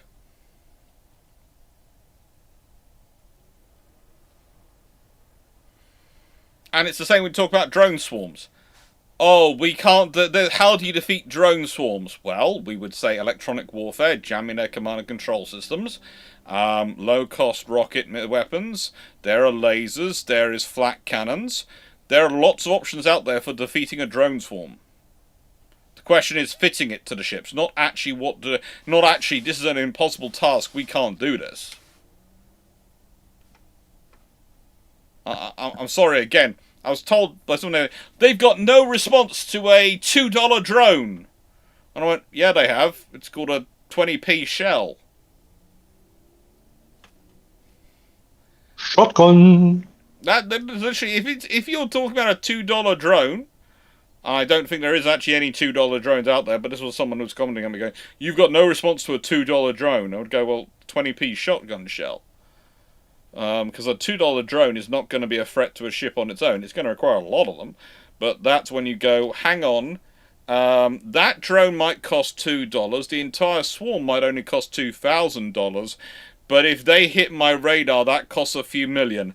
Okay, 4-5, engage, blast them from the sky, airburst shell, bye-bye. Or stick the radar on them and fry them. Oh yeah, that's the other thing you can do, is basically turn the radar up to full power, float it on them, and just go, right then, helicopter pilots keep out of the way. Why? Because on that beam, that direction, you're going to end up with FLKs. And FLKs, by the way, stands for funny looking kids. It was the joke of a lot of helicopter crews when they were operating too close to things like Aegis destroyers. They were very careful about the radar beams because they were worried about what they'd end up with. Now, guys, you can't be cruel to the drone stands and remind them that most of the swarm attack capable drones that they love to go on and on about have the electromagnetic shielding of a tissue. That's being polite. Okay? You can't destroy their delusions of Wunderwaffe like that, okay? All right? Yes, I have got apples and cheese. If roaring onto the drone won the weapon, I deserve some apples and cheese. Yeah. So quickly, before we continue, I just noticed Knight said there's nothing else in the category of a helicopter that the Chinook occupies right now. The Mi-26, the CH-53K, Yeah. the 53E, Yeah. and the S-64 would all like a word with you. I think Osprey also would like Yeah. to have a brief conversation as well. Yeah. I mean, we an can argue. Mi-26 is Go ahead. what is mass-produced, still in significant service, and can lift more than a Chinook. Mm. On paper. Yeah, we can argue until we're blue in the face about whether or not a what is that aircraft called? An Osprey qualifies as a helo or not, but it can do much the same profile as a helo. So If it swims like a duck, walks like a duck, quack like a duck, it's a duck. Yep. especially if it's in your duck pond during duck season. Yes. At the very least, it's not a cow. Sam Thompson, what would a modern version of 74 be? Probably a frigate. Viable enough to be in the task group, in most task groups. Cheap enough to be produced in larger numbers.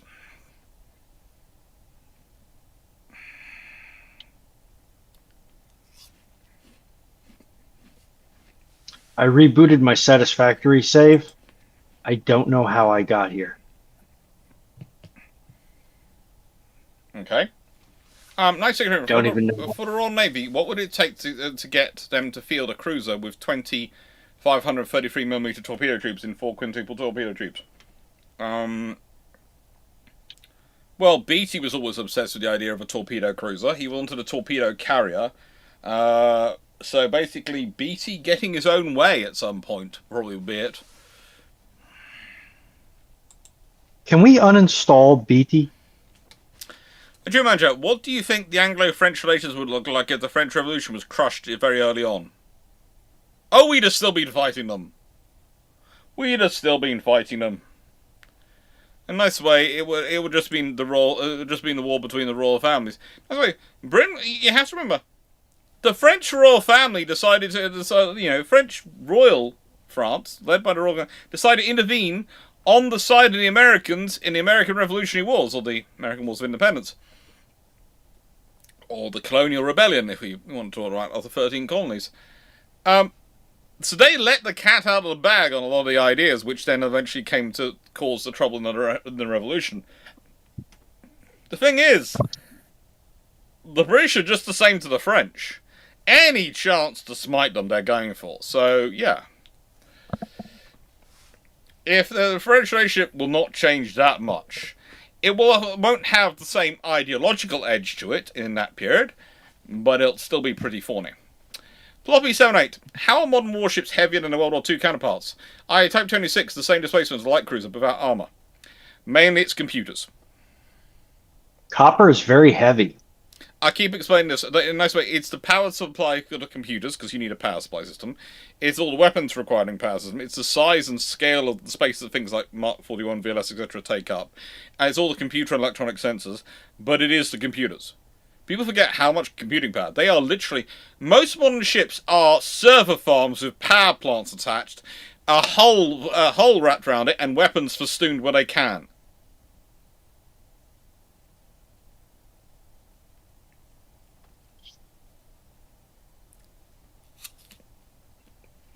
Copper is heavy.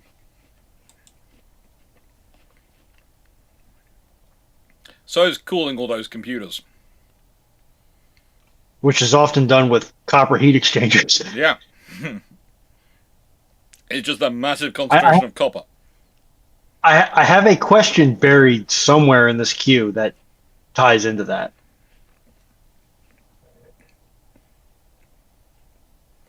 Foxhound, the power they want for the Tempest is crazy due to the computing power required. Yeah. Hey, this is the actual discussion I had with someone the other day. Let's go close to all the fun. They worked out it's actually possibly cheaper to make aircraft two-seaters and return to having the back-seater in the planes rather than making one single-seater, because the human is cheaper to support and sustain than all the computers they want to add into the aircraft once you get into the power requirements of sustain and cooling requirements of those computers. There you go. Basically, they're running metrics where they're working out whether or not they're actually, it's better to replace the computing power with another human. And so far, the humans are winning. If you want to be really remember, scared. kiddos, the humans don't require additional satellite infrastructure. AC-75 has pointed out a good thing about Nimitz. You won't be worried about her birth status. And she could end up as the first female president of the United States. Again, with her impressive track record. Okay, who was that AC-75? I would believe that we wouldn't worry about her birth status. But there are people in this country who will look at something, like in Nimitz's case, that will look at something and say, oh, well, she has 0.05% foreign-built components, and say that's... We literally have a movement in this country to say that the 14th Amendment, that means that you're not born, if you're born here, that doesn't mean you're a citizen. Despite the explicit text of the 14th saying the otherwise. That argument's not as strong a ground as it should be. Your argument, AC-75. Hagridgen. In 2000, the Royal Navy received a similar budget, I'm presuming percentage of government spending terms, rather than in terms of financial terms, because the financially will be far so on. The Royal Navy, in 2000, the Royal Navy received a similar budget the Royal Navy did have during the Napoleonic War. How would the Royal Navy look like today?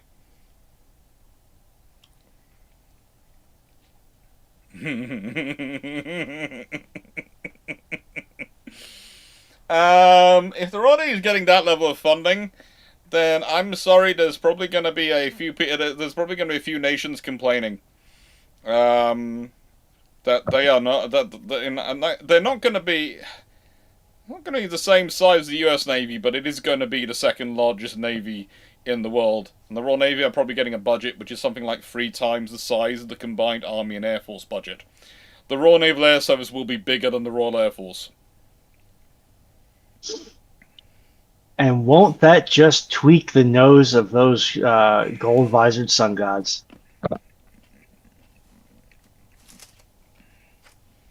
Well, at a certain point, the Royal Navy probably turn around and go, do you want to run a joint program with us so we can help support you? Because you're looking a bit weak. That's just cruel. I want to see it. There's also certainly a small scenario where, how do I put this politely? The UK economy is so heavily invested in shipbuilding that we are the European shipbuilding nations, because we are building such a consistently large number of ships for ourselves. It'll be cheaper for everyone to build ships with us than to go to anyone else. They'll either build it domestically or build it by British, because the British ones will be cheaper. Because there'll be such a throughput of British warships constantly going through. How long till we reopen questions? I don't know how many we have left. Januska, why would they have used a single-class rudder in a Fletcher class? Are not destroyers supposed to be agile? Again, the ability of a rudder to actually turn a ship depends on how much water is flowing over it, okay? The more water flowing over the rudder, the more effective it can be. So if you've got a single rudder, if you're using a single rudder, and you've got the propellers angled in such a way that the maximum amount of force is water is heading towards it, it's going to actually be more agile than 2 rudders which are receiving less water. Because remember, the rudder isn't going, okay, I'm going to go this way or this way. It's going, the water hitting, the flow of water coming from the ship hits it, and that's what's affecting it. The water being pushed off and diverting, etc. The force of the water going on it. So that's what steers you. Not the rudder, it's the water, the diversion of the water, the impact on the flow of water that steers you, not the rudder. The rudder is just what's altering the flow of the water. So, are you on agile, all these things, it's a combination of factors.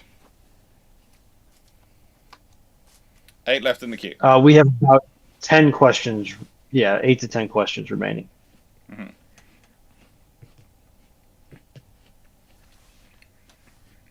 Mm-hmm. What is the fun one? Nice to see everyone. As the 170 gun 4-deck first rate HMS Duke of Kent. This feels like I'm returning to an old question. Will be the largest and most powerful Aegis sail at first rate. When would you expect she would go for breakup in the Aegis Steamer Seal? Quite late. But also, who says she'd be the largest? Because once the British have built the 170 gun 4-deck first rate HMS Duke of Kent, do you think the French are going to let the British get away with having bigger than them? Or the Spanish? You don't think anyone else is going to try and build bigger just for the status of having bigger? It could lead to a whole new ship race. Whole new qualitative ship race. A nice way in that scenario, there is no way that Warrior is not a 2-decker. Scottish Nerd. 2201. If in 1989 it was decided to maintain independent capabilities, what would today's Royal Navy look like? Bigger. If you're maintaining independent capabilities and you're completely independent, then you're going to have SSGNs, you're going to have more SSBNs to guarantee that availability, and because you're paying for all the facilities to maintain your nuclear weapons, your nuclear warheads, all these things. So you're going to have to, it becomes a certain level of, if I'm paying for this facility, to justify it, I have to have a certain level of throughput. So I need more assets to be depending upon it. I think the maths done a few years ago was that if Britain had 6 SSBNs, then they would, then the amount of nuclear warheads going through, nuclear missiles going through, would justify having their own independent pools. So 6 is the break-off. Britain has 4, France has 4, and we all do a fun thing with America, but we'll leave that to one side. So basically, you need at least 6 and 6 of those. You probably need 6 SSGNs as well. You'd be talking at least 18 SSNs. Maybe we maintain SSKs, but potentially we don't still. We'd be having to have a constant frigate and destroyer procurement program, where we're basically launching a frigate every year and a destroyer probably every other year to maintain our strength. You're going to have a constant production cycle going through, also to keep the yards running, keep the yards building. And that probably ends up with you having a destroyer force of about 18, a frigate force of about 24 to 30, depending on how many years they serve. And you're probably, if you're doing 1980s, then you've got 3 Queen Elizabeth class carriers, you've got at least 3 LHDs, and you've got sort of all those sort of things to maintain it. AC75, are you a long way behind? Because you're currently talking about Thames berths. And that came when we were talking about HMS Belfast, and that was a while back. So I'm just wondering how far behind and if you're catching up. Because I'm enjoying the comments coming in, because I'm using them to wind up Runon, but, I just want to have a gauge. Tell me when you reach the point where I'm talking to you. One day, I will have a means of returning fire. Lions, what are the acceptable molecular liquids to christen a ship with on launch? I maintain there are only 2 liquids which you can christen a ship with. Champagne and 1901 Iron Brew.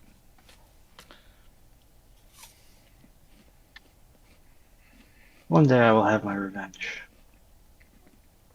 Preferably champagne, because I like to drink the Iron Brew, though.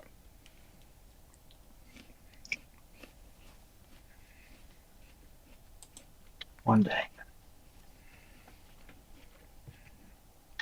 What you need is to commit a ship, go with a proper drink. Shatter some spirits on her. No, because if you shatter rum or anything stronger like that, all the sailors will keep trying to lick the barrel to get the alcohol off. And? then it's very difficult to steer a ship if your crew keep going over the bow to try and lick the rum off. It's easier just to, basically have champagne. They're not going to be too bothered about that. It's mostly bubbles. Look. People are at their bravest and most capable when they've had some alcohol, but not enough to get tipsy. Therefore, we must have our ships be the same.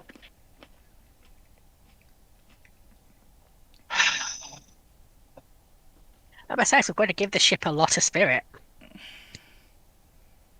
No. 1981. If the USN built 12 Kidd, 88 Spruance, 108 Oliver Hazard Perry, 103 Knox, 6 Brooke, 24 Garcia, and 2 Bronzines, how likely is it the USN sees the posing of some surplus to allies as more affordable? They probably do, but there again, you have given them some region of 343 ASW assets. Are you trying to build 1,000 ship US Navy? It's going to be getting there, but it's a third of its ASW warfare.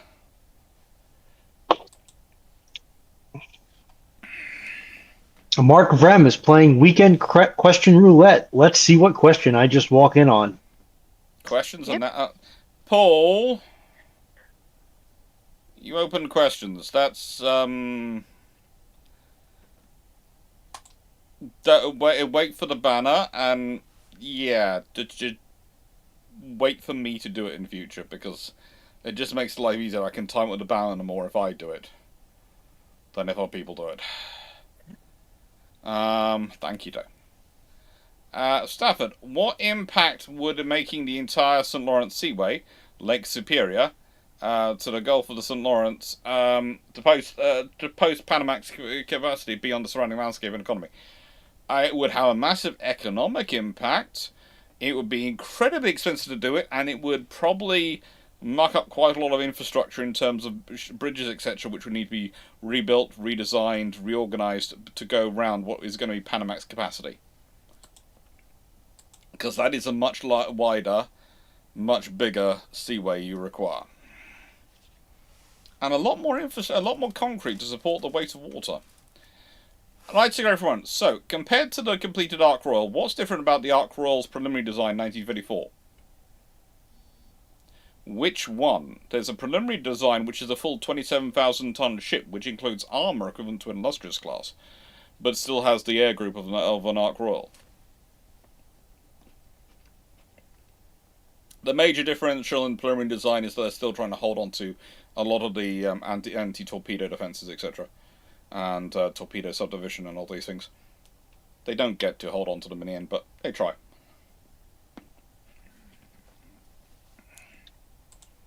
If you're talking about the standard one. But there is one which is basically 27,000 tons of fullness. MR Kaza 71290. Hello, Kaza. I think this might be your first one. Should the UK focus more on strengthening Royal Navy and Royal Air Force over the Army, since we are historically a maritime nation? Look, if we were being funded at the level we should be, i.e. 100 billion a year, we wouldn't be in a scenario where we're honestly having this conversation.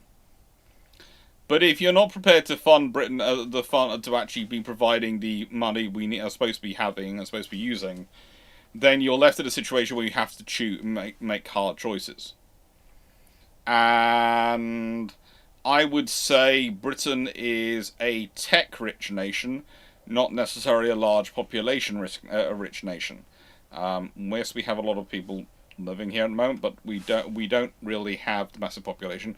We also, it's the better, we can make use of our technology and our tech-savvy population to deliver things like air power, to deliver things like sea power, which can benefit the nations which are having to invest a lot in land power. Let's be honest, Poland doesn't get a choice. Germany doesn't get a choice. They're going for large land power-orientated forces. Britain gets the choice. And the northern flank, a lot of the areas of Europe are going to need maritime forces, and there are nations which can't make that choice. We have the choice. I'd say that traditionally NATO's gone, well, Britain can also be a land power because we've got America. Well, the reality is that all these things are a negotiation. All these things are treaty dependent on willingness, and you can't have one step alliance. You have to have duplication to be a self-sufficient alliance. And so, realistically, Britain's in a good position to step into providing the kernel of that capability.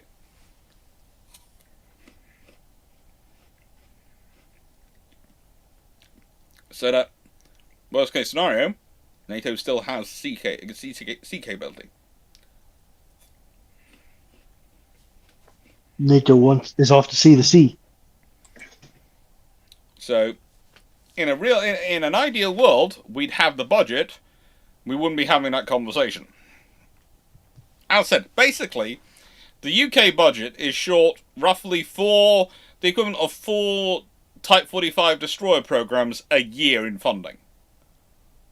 Think of that. I could fund 24 at the rates they paid of a £6 billion to get 6 units, including the research and development. I could run 4 different versions of that a year thanks to the funding that they're currently not as short. The reality is, though, I'd probably build 1 class of ships, so I get far more than 24 ships for my 24 billion, but we'll leave that to one side. Okay, the queue is now closed.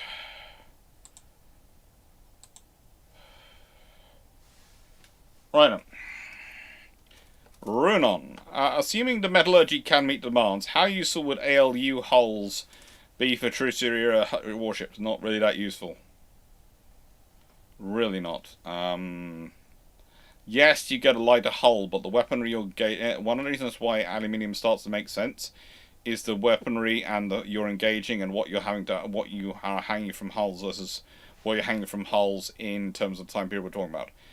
And especially as what you'd end up with is steel with aluminium sections. Hang on, I should translate that to American.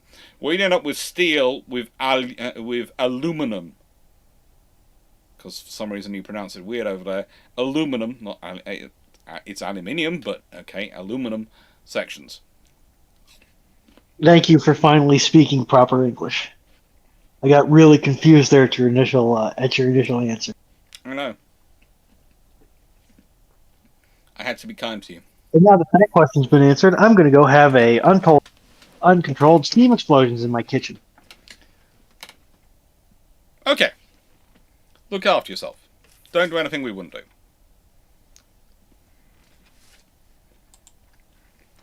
The problem is at least Foxo is also in this chat. Yeah, Dragon and Foxo are in this chat.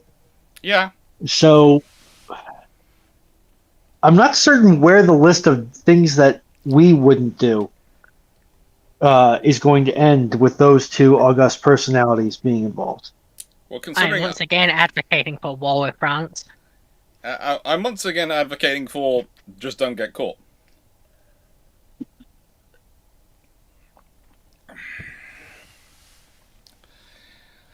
Jonathan Moon, if HS Belfast were to run in Belfast, would one of her policies be fix my engines so I can visit my constituency? What about fix my guns so I can properly speak? And also probably fix her hull.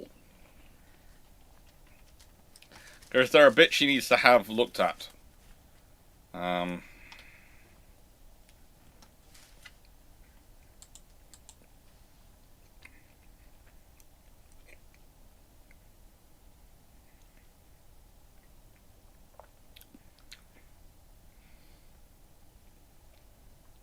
Look, there is football, there is American football, there's also Australian football. And there's Gaelic football, I think. Yep. I'm not quite sure what Gaelic football is, though. A mixture of rugby and football.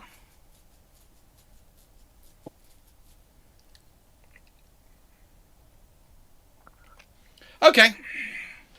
So it's for people who couldn't decide which one they wanted to play. I think the best way is Gaelic football is football for people who got really annoyed at the wimpy tackle falls and decided to start shoulder checking people. Okay. At least that's how I played it. I never got told off for it, so... No, but I could also imagine that most of your refs were scared of you, so we'll leave that to one side. From Knight, for Dragon and Foxo, your thoughts on the USS Ship for Azur Lane's EN 8th anniversary event, Depths of the Astratium. Their Bennington, Vicksburg, Collett, John Rogers, Harrison, and HMS Belfast got a UR retrofit. What do you think of them? I believe I literally called it when I said last time that there's probably going to be an Essex class. And lo and behold, there's an Essex class. And Belfast getting a really mediocre retrofit in design. Yeah, there's only like one good bit of the design for the Belfast retro, unfortunately. Beyond that, meh. Could be worse, could be better. Can I ask something? Hmm? Why is Belfast dressed as a French maid? She's the head of the Royal Maid Corps. Yes. Almost all Royal Navy cruisers are maids.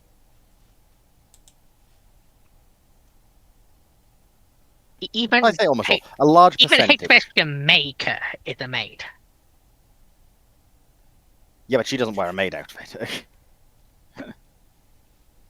It does. No. Yes? I wouldn't call that a maid outfit. Okay, I'm gonna look this up and see if I can put it to the group to decide, or if I don't think it's even a. I don't think it's even a need to decide it. That's just not a maid outfit, straight up. Yeah, again, which is so that's Yeah, not... you're getting your ships mixed up. That's a cheerleader outfit. Effectively. That is not a maid outfit. Are you? No, even Fiji doesn't really work for it. What happened to them when they were designing her? Why did they give her that? Okay, now I have to look this up to see if I can make some sort of witty American remark. Okay, she also has a thing of being a biker.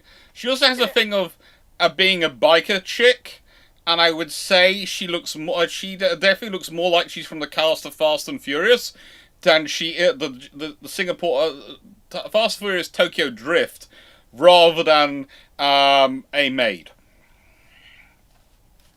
Okay, are we looking at what ship are we looking at? One person at a time this time? HMS Jamaica.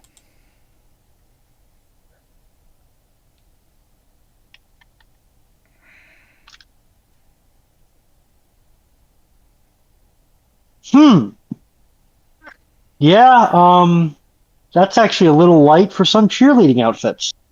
Yeah, but the best thing about her, if you look at one of her skins, she's got 2 racing bikes in there. Yeah. Both of those skins are an official advertisement by Yamaha. Based. And goals. Based goals. Goal bases. Okay. But technically it's a Gamahara bike, not a Yamaha bike. Exactly. Okay. Right. Yeah, we're not doing that.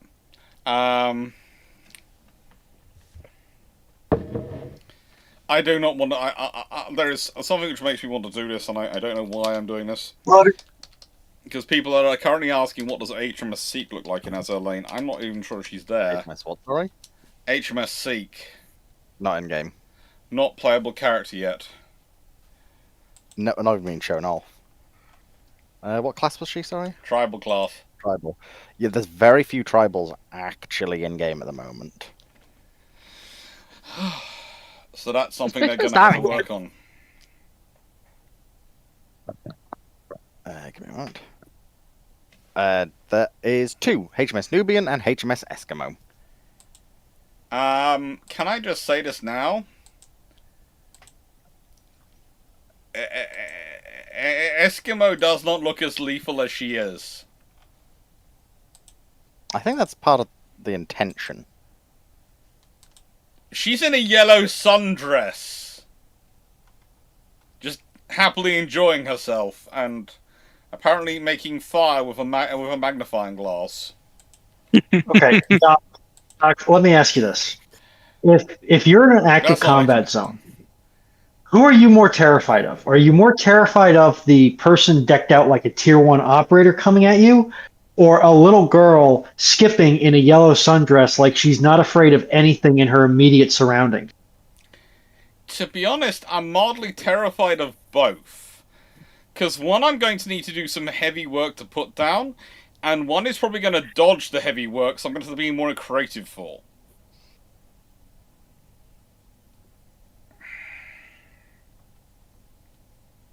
But yet you are still rating the girl in the yellow sundress as being the risk equivalent of the tier 1 operator. Yes. Because I'm not stupid Yes. enough to think no in that scenario. Yes. So, I mean, if it's stupid but it works, how stupid is it? Very, you just got lucky. But what if it's repeatable? You're very lucky. At a certain point, it's not going to work. Okay. We done that one. Ploppy 708. Is there a ship that was sunk in Edania that will be of historical significance now that the water levels are so low it's now accessible? It'd all be interesting. Historical significance depends a lot on who you're talking about. If you're talking about someone who's doing a study of those particular riverine vessels and the riverine conflict in World War II and what they got up to, that's going to be incredibly interesting. To people who are interested in the broader efforts of World War II on a strategic level, that's probably less interesting. To me, because I would quite like to go see some of the stuff which was built under that scenario and see what the compromises were being made actually in the yard, not the design level, in the yard level. It would be incredibly interesting. But I have been checking my account, and it's trying to work out whether or not I can, I can get to there in the time. It's like, I just had a conversation with someone who wants me to go up to London. I'm sort of going, when? I went the next 10 days. I went, I've got a lot of building work going on at the moment. No. I don't think I'm going to make it. Well, I would say those ships would be very interesting, according to one news outlet, because it's uncovering dozens of German battleships. Yes, Sky News. I've actually just double checked it. They've corrected themselves. It was the one I was going because when I first saw it, when they posted like 10 minutes after the thing, they said over 200 German battleships. Wow, they wish they had that money. Had been recovered, had been starting to appear in the Danube, and it's like, warships do not equal battleships. But they have now corrected this to just warships.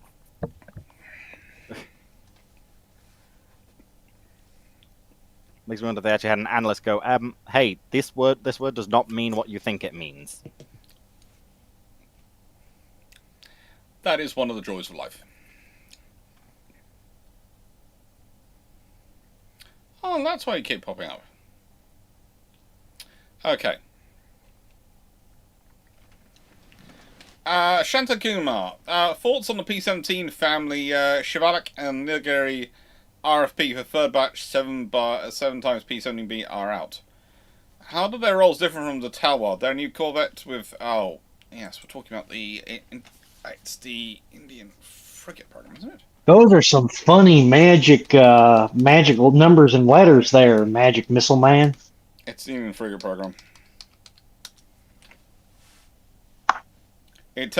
Sometimes it takes a brain as well for my brain to catch up and go, hello? Which one are we talking about? Oh, we're talking about the 17Bs. Hey, at least it catches up. Honestly, mine's still hopping around. Good. Okay. The Talwars were very much on the diplomatic aspect of the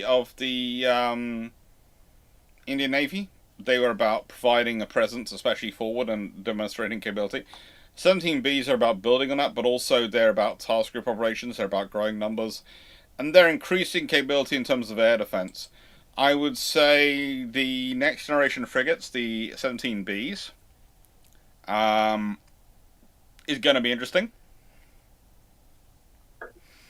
I would say once again, the Indians keep going, we're building stealth ships, and you sit there and go, yeah, but you're leaning not on the stealth, you're doing stealth enough that it's stealth, but you're leaning quite heavily on the firepower side just in case. So they're going Russian stealth. Not really. Russians actually put more emphasis on stealth than the Indians do. I was just saying kill all the witnesses. Yeah, also, you have to remember, the Indians have done a very much an iterative design process. They started off with the Talwars, which were, I think, which were their procurement from the Russians, and so they were sort of built by the Russians, and they were basically a way of getting a technology starter.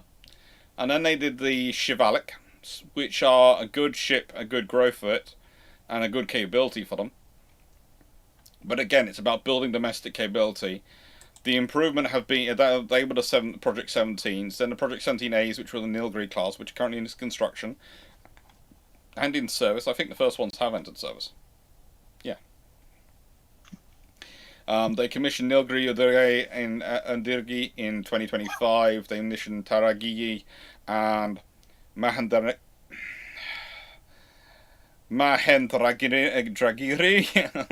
I hate that name, sorry. I always find it so friggin' hard. In 2026. I think they also got Himgri in 2025 as well. So they commissioned 3 in 2025, 3 in 2026, and already. And I think they've got another one which is commissioning later this year in 2026. And then we talk a lot about the Chinese production program, but honestly, the Indians have built up a great production program. They've now got 2 yards building frigates. You've got the Marathon dock shipbuilders and the Garden Reach shipbuilders and engineers, who are both building frigates. Now, the 17Bs are an improved version of that. And what the Indians are looking at is a general purpose frigate, which can do some air defense, which can operate to an extent as a picket asset, but is a strong in anti-submarine warfare. So they're looking for something which can do part of the diplomatic presence mission, a lot of their task group mission, but can take a lead in ASW warfare. And they're iterating up in that capability. So the 17s were better than Talwars, realistically, but they were worried about because they're the first domestic builds. The 17Bs are better than the 17As are better than the 17s. The 17Bs are better still. And there's a thing of a flow of construction going through, which is allowing them to to actually increase their capability. So they're good ships.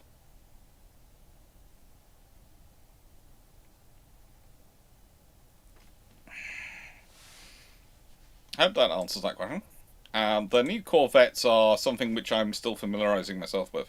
I've been looking at the Indian Navy a bit lately because I've been trying to figure out something for another sort of key key sort of aircraft video, because I want to talk. I'm considering doing the Indian Navy's develop domestic capability, aircraft capability, and why they haven't gone that route yet for the helicopter line. Sort of aren't. It's a fun thing with them. When it comes to helicopters, it's a fun scenario. For some reason, people perceive helicopters as being easier to get right than fixed-wing aviation. I have no idea why.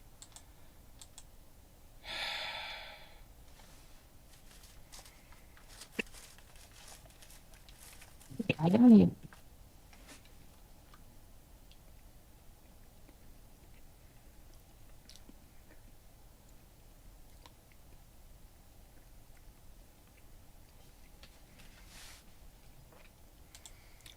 Okay, now I wish people had actually watched the video before they actually commented.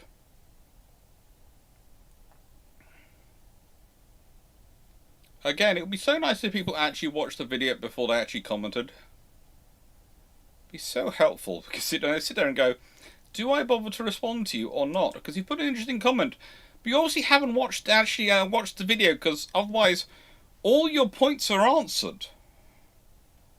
But Doc, I'd rather be confidently incorrect than take the chance that I might be confronted with how incorrect I am.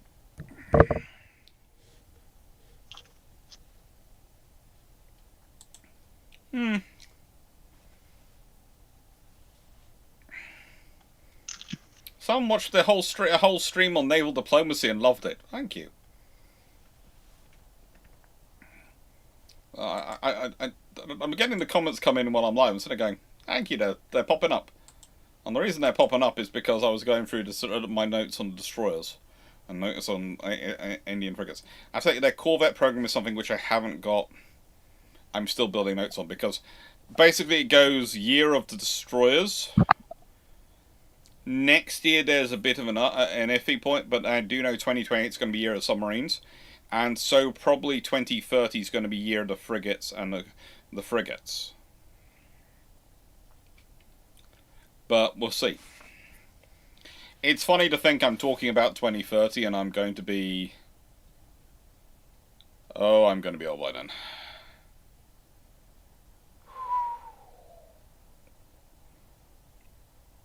Oh, sheesh. I'll be old. Anyway. I was being told the other day I have to have a big party for my 40th, and I'm trying to explain to my friends I really don't want one. So I think if in March next year, this channel goes completely pre-recorded videos for a month, I'm in hiding. Okay, that's understood. We all accept that. I will be in hiding.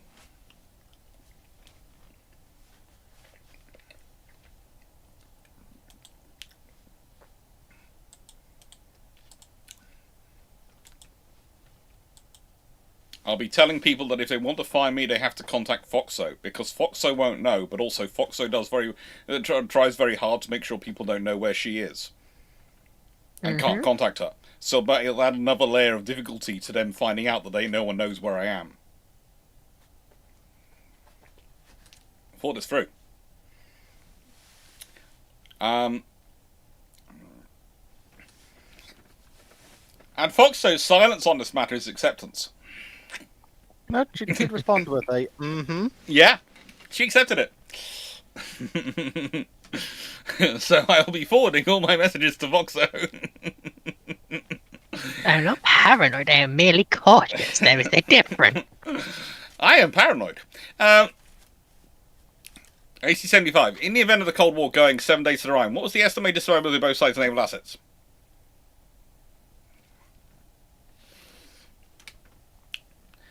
A lot of the assets were going to be gone very quickly. It was felt. It was going to be, it was 2 to 3 days.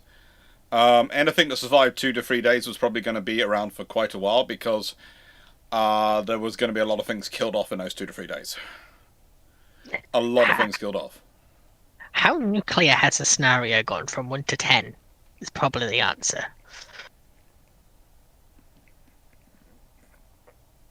I would guess. Probably very nuclear. Because I know both the NATO and Warsaw Pact had ideas for fighting it conventionally. Yeah! Which weren't any better than the nuclear option, but... they were there, and it's... Remember, isn't the P500 and the P100 have... So let's just put it in. Let's just put it in 50% on day 1, 75% on day 2, 80 to 9% by day 3. Casualties, nuclear in 6 to 9 days. Yeah.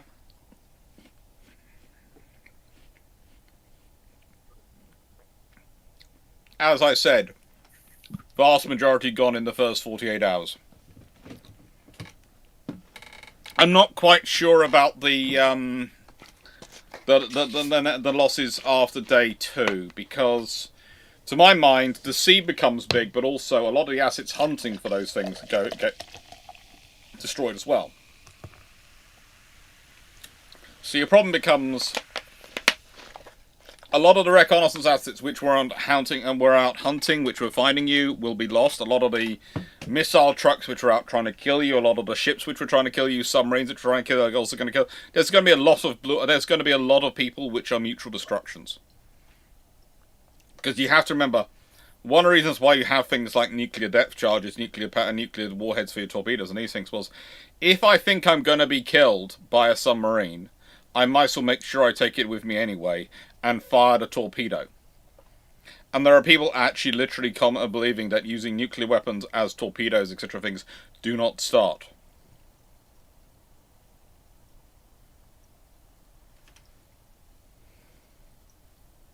No, I haven't been talking about any of the comments you left on Russian destroyers yet.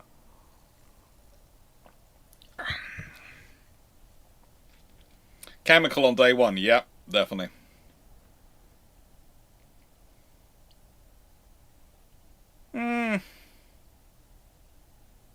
No, America had plenty of brains. The American trouble in World War II, and this has been the American trouble a lot, is that their Congress is often very happy to invest in the big, sexy things that look massive and look cool, and don't want to invest in the boring stuff.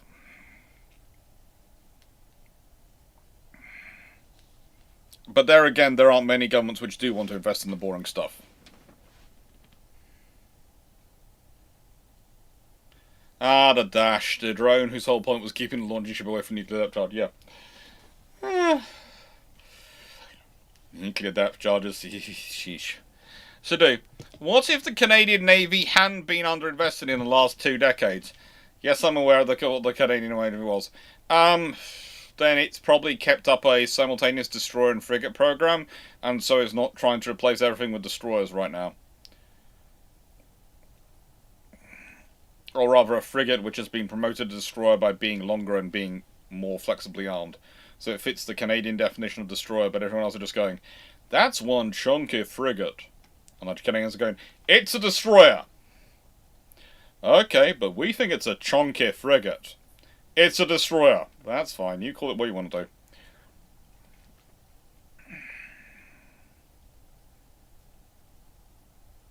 But really?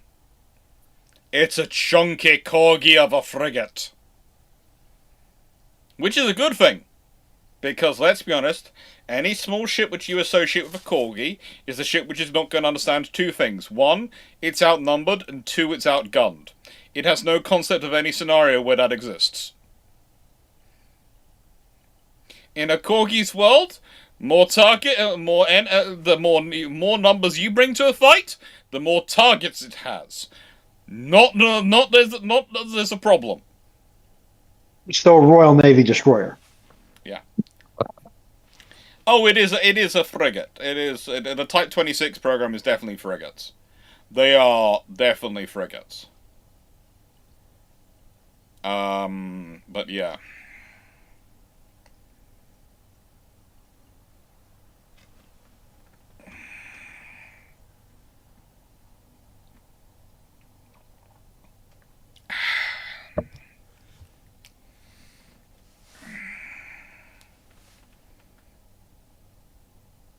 Juicy Sushi, I'm not sure if that's a thing I should repeat. I think it could wind up poor Jack Ray's website even more. Because let's be honest, there goes chunk for the chunk god, okay? And then it goes, Juicy Sushi, River class is a fat bomb frigate. We like our frigates with winter-friendly curves. Fat bottom frigates! This channel is never going to be sane. Fat bottom frigates, you make the naval world. Kastner, Pharaoh has heard the Hattusis has declared war. Where does the Navy wish to offer battle? Where do you think, Foxo? I feel like they don't have most of the context for this. Well, it's the Hattusis Empire. The what empire?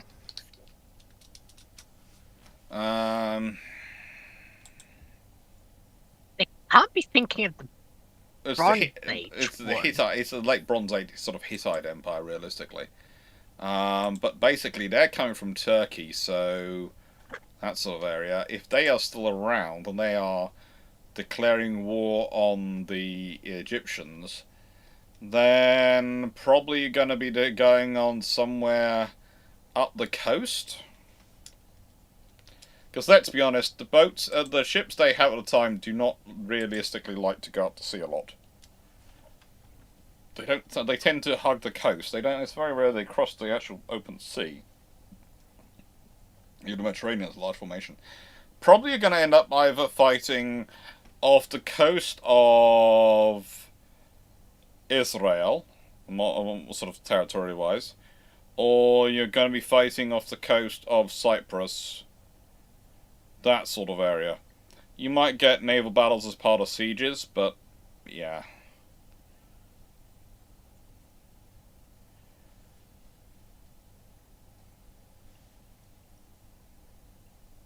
Nightbot, who are you? Why are you tackling the poor Random Dale fan?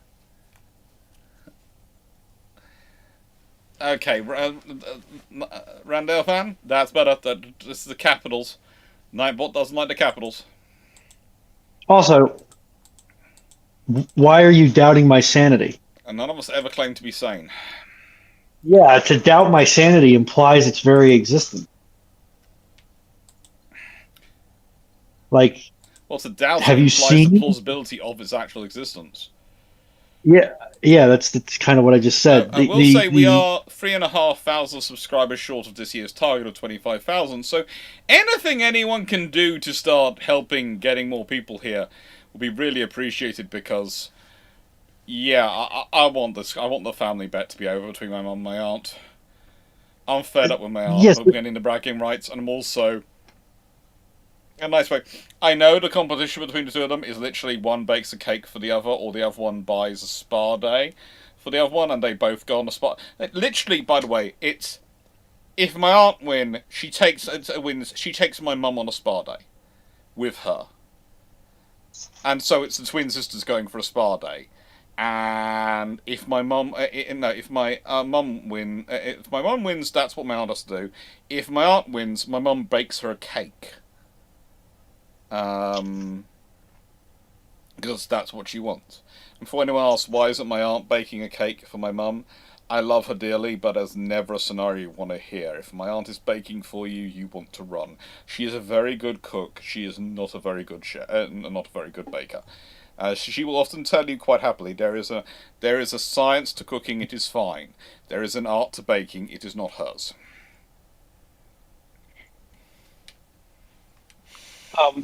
But yes, Random Dale fan. I was never sane to begin with. Yeah. And then the current state of the universe has not improved my sanity. So the fact that you assumed at any point that I was sane is concerning. Competent, yes. Assume my competence to one degree or another. Sanity, assume I don't have any. And Thunder Chaser Combat Solutions is 239 short of their goal in terms of subscribers and supporters. So that'd be, they're working hard for that as well. Just to give them a bit of a shout out. There's a few people who are going.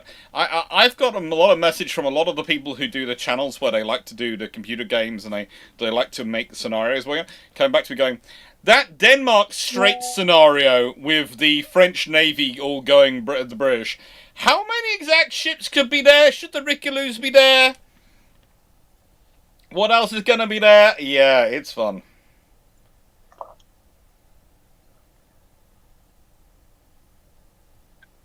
It's going to be fun. Incrutini Bidisa, hello, I saw your video on Indian Destroyers. It's really great. Can you please share some updates on when you'll be releasing more videos on Indian warships? Thank you. There's going to be more on the Indian Navy throughout the year. There is more coming up. Some on their current warships, some on their older warships. Probably going to save the big video on the year for the year of the frigates for their big overview video, like the year of the destroyers. But there are some individual classes I want to do because there's got to be a discussion on them. So some of the classes are going to get individual videos in the key ship series, and some of the key personnel. I think I'm probably going to have I've done a fair. I don't think I've given enough attention to the Indian carrier program yet. And it kind of didn't get covered enough in the Year of the Carrier because the Year of the Carrier kind of got dominated by the carrier debates that were going on at the time. So I'm probably going to bring the Indian Carrier Force into this year at some point. Probably October, probably actually. Time I was going to say November, but I think actually October. Mentally going through the list of dates and what I've got coming up.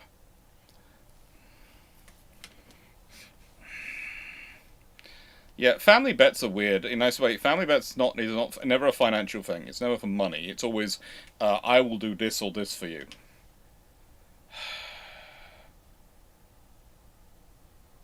To be fair, Britain was kind of jerks to the French in World War II.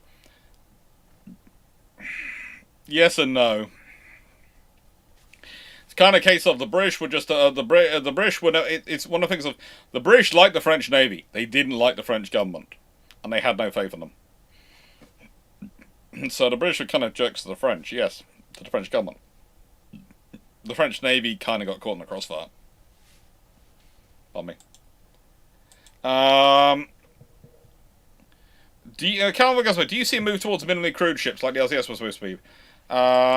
Potentially they're heading that direction. But the trouble is, you go, minimally crewed ship. Yeah, I want a minimally crewed ship. I also want it to be able to support and operate and sustain all these uncrewed assets. Okay. So the crew, the thing is, I think you might see crew numbers, as in the crew required to operate the ship, go down. But I think what you might end up with is kind of like we have helicopter personnel installed, and you have the helicopter team and the maintenance team that come with the helicopter, etc., and the flight crew. You're going to end up with the drone team coming in as well. And there's probably going to be 2 to 3 engineering teams that they're going to have to be able to sufficiently deploy to when they need to go to the uncrewed assets to do maintenance on them. And they are probably going to need operators as well who are watching them, because you don't want the operators to leave the ship to go do the maintenance, because then you can't operate the other drones. So you're probably going to end up with the crew growing from that perspective. So I wouldn't be surprised if crew numbers actually end up staying the same. In which case, your what we call your hotel crew, i.e. the personnel you require for providing food, medical, those sort of things, probably stays the same. And your crew requirements in terms of space stays the same. You're going to end up with minimally crewed drones. Not really. You're going to end up with minimally crewed ships supplying the crews that go and sustain the drones. And various other things, as I keep talking about. I keep explaining what it's going to end up being, but people keep, trying to reinvent the wheel and try and go different ways around, basically inventing what's going to happen. Knight 6831, for Dragon and Foxo, as the Type 90 series drones will be part of a ship girl's rigging memory, how accurate is it that the Type 90 series drones will become one more tool in a Canston's arsenal? Pretty much guaranteed. Yeah. Yeah. We already know what happens to aircraft. Don't worry. So I can imagine drones. And what is a drone but a slow, fat, and technically cheaper aircraft?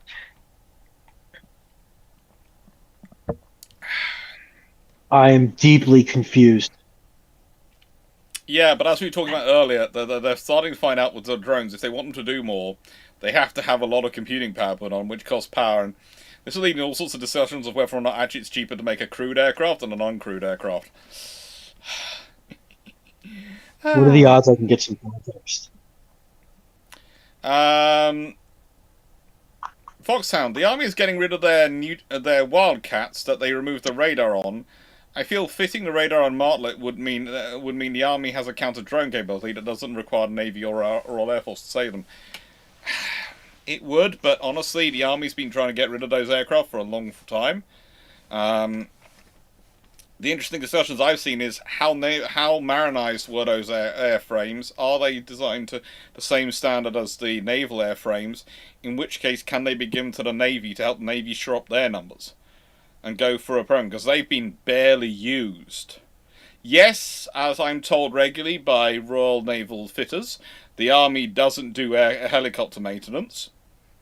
There was the interesting scenario, and this was the thing. When Joint Force Helicopter was established, which brought together helicopters from all 3 services, The Army and Air Force both complained because the Navy intransitely said you have to bring your servicing up to our standards. Now, the Navy, of course, over-maintains their helicopters because their helicopters have to deal with salt water on a regular basis. You don't need to do that level of maintenance if you're not dealing with salt water on a regular basis. You still need to do a lot of maintenance, but not the same excessive amount of maintenance where you basically rebuild the helicopter every couple of years through maintenance because of salt water corrosion and the damage it can do. I think the answer was, for the Royal Air Force, I think their maintenance hours on their aircraft increased by something like 10%. It was an increase, but it wasn't much one.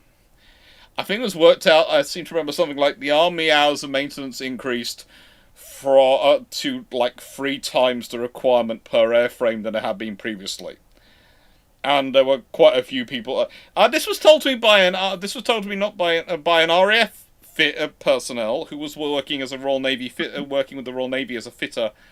They were on secondment with the Royal Navy Squadron, and they been part of the team which had put it together and worked it out. They were a senior NCO. And they're basically going, yeah, basically, the Army guys almost collapsed because of the amount of extra maintenance. They had really been lean manning their helicopter squadrons, and they needed to add in so many extra people. And that's one of the reasons why you ended up with the scenario where the Army was basically trying to get rid of the helicopters, because suddenly the bill got pushed up dramatically because of the amount of maintenance. But there again, they had a reason for that. They were really expecting their helicopters to basically be dead in any Cold War gone on scenario very quickly.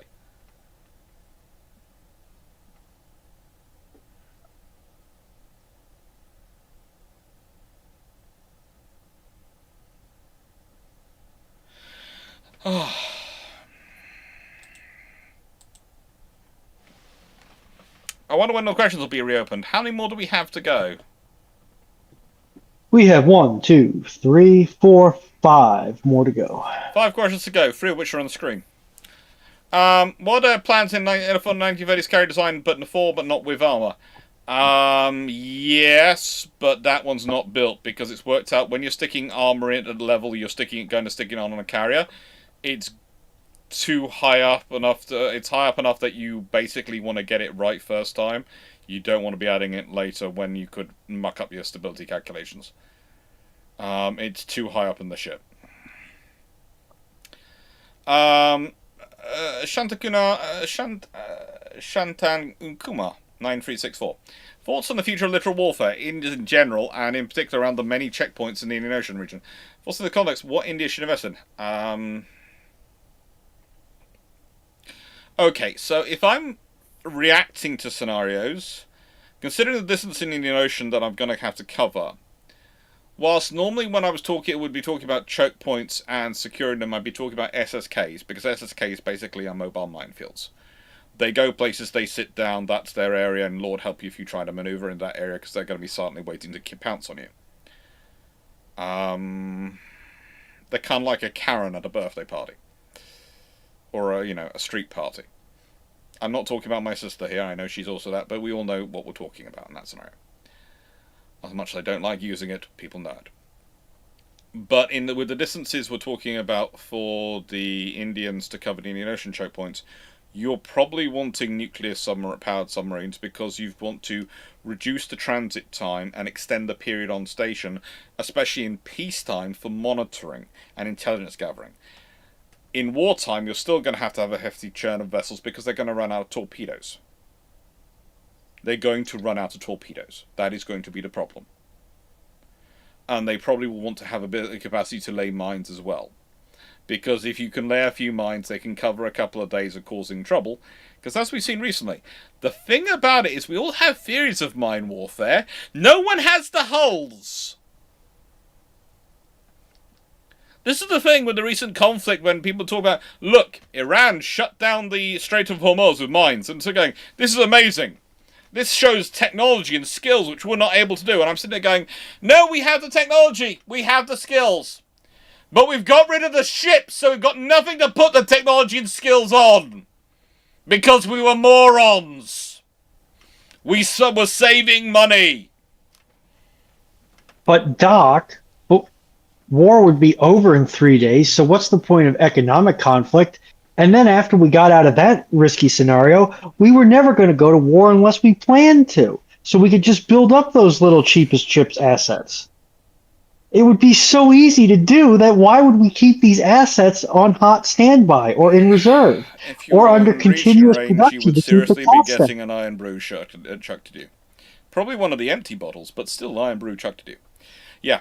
After all, we will get to choose when we go to war, how we go to war, and when we end the war.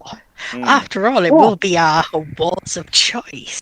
Oh God. Yeah, I mean, look at how Yeah. well that's going for my country in the Persian Gulf right now, right? Yeah. But anyway, as far as Well, India yeah, we can. goes, what they might want actually also is to invest in a fast surface mine laying capability, or maybe even an air deployable mine system, which can be dropped by aircraft to cover areas. The trouble is with air deployable mines, you can't usually deploy as heavy mines, and you can't cover it as well as you can if you have a surface ship go and lay it. Carrier groups are something which they're going to need. They're going to need one for both the West and the Eastern Indian Ocean. They're going to need to be able to cover both, and they might want to, in a nicer way, at a certain point, to maintain that, you need 4 to get an expeditionary capability where you can project a carrier out into another ocean should you need to. You only need a 5th more. So that's a point at which they're going to have to start discovering, because there is a point at which they go, hang on, we're already buying 4 of these and supporting 4 of these. A 5th one is not going to add a lot to it all. And basically, Should they go for building, 6 so they can? once you're getting to 4, 5, and 6 become very cheap assets to acquire relatively for the amount of for the increased capability they give you versus the cost they're actually adding to the program. And it's the same with having destroyers, and basically building a balanced force is what they're going to go for. What the Indian Navy needs to do is build a balanced force, because they are a major power. Going for an unbalanced force where they're orientated around one thing or another is a good way to find themselves in trouble, because that means if you go one way or the other, it's very easy for your opponents to focus in on your weak spot. If you're a flexible, balanced force, you haven't really got a weak spot. You've got a scenario where whatever the opponent does, you've got the relevant counters for it.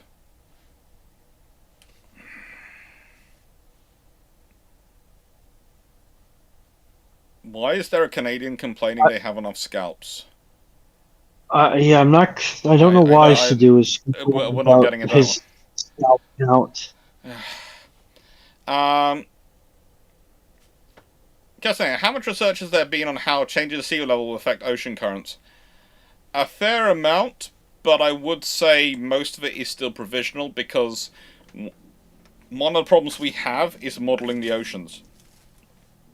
Okay, everyone's always talking about how in a few years, it's always in a few years, in a decade or so, our weather satellites are going to be able to track submarines, because we're going to be able to analyse the world's oceans sufficiently accurately enough and model them accurately enough. When there's a variation which doesn't fit with the model, we're going to know it's a submarine. The trouble is, the model keeps expanding variables, and so far, no one has managed to build a globally accurate model of the world's oceans. And when I say no one has managed to build one, they have managed to model past events. They've managed to model historically what the oceans have done. They're not able to model it accurately in a predictive pattern, because the world's oceans are just that big and that complex, and there are so many weird different factors involved. And you're talking about modelling it down to the level at which you can notice a couple of millimeters rise in the water level of the ocean. That's the reality. Because you're not modelling it down to the level of there'll be high waves here and there'll be winds here. No, you want to model the accuracy down to the level at which you can tell the difference. You are able to predict the ocean's levels in terms of millimeter differentials, because that's the impact of a submarine passing underneath it. And that's a problem. I would argue that too. It's not the average sea level rise is going to have less of an impact on currents versus the average sea temperature, the average surface temperature of the ocean.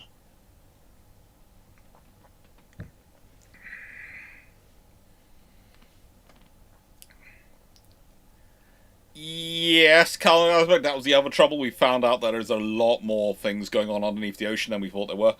A lot more giant octopi or cephalopods. It turns out that the Kraken might be real. Release the Kraken. Right. In Russian World of Warships 26.8, news posts on their website, they announced a Schwaben, a 33-knot fast battleship armed with 6 21-inch guns, just off the rails, or can this be considered? The designs. I talked about it before. There were designs for up to 24-inch guns. What's the Royal Navy submarine situation going? Still tied up?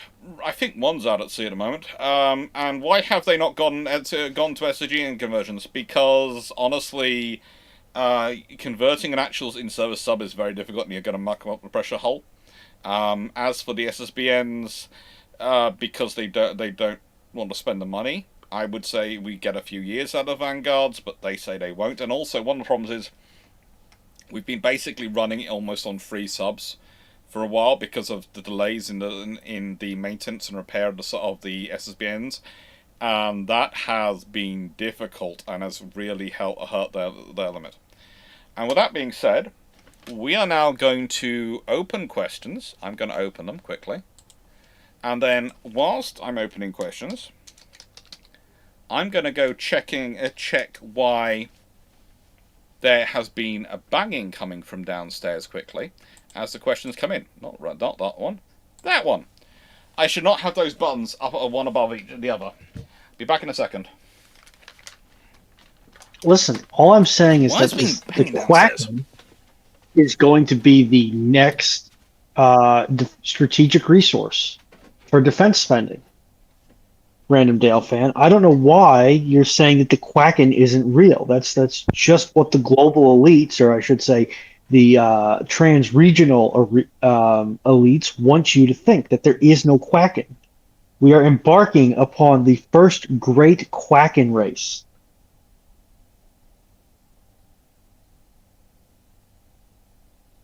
I'm mildly concerned that Foxo hasn't slapped me yet. All I'm going to say is, apparently I'm not allowed to say anything conspiracy-based or the stream gets taken down, because it happened with Fleet as well. So I'm just going to be quiet. What do you mean the Fleet stream got taken down? Well, no, she was disconnected from the call, it seemed. Yes. Because apparently the world isn't ready to know about the 1997 Translunar War.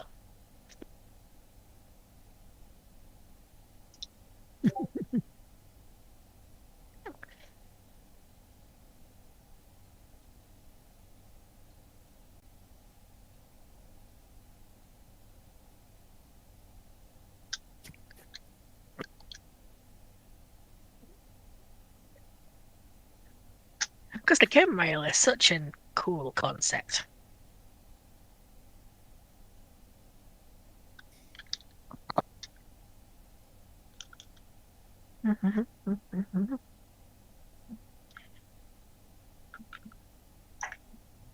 Hey, Dragon, you've been trying to speak for a while now. Have I? Yes. No, I haven't. I've been keeping my mic muted most of the time. Then speak in the language of broken glass. Black meat toch? Yes. Follow a mirror. In a cave, dark, with a box of scraps. Please no, I say to swallow a mirror in death. Do not actually swallow a mirror. Mirrors are biological hazards and will cause severe damage to your internal organs. And if people can guess what language I actually spoke, that, I guess, internet brownie points for you, I guess.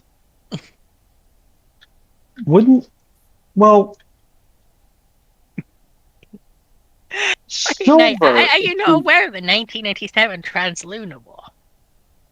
Silver isn't toxic, though, is it? It's antimicrobial, but is it toxic? Yes.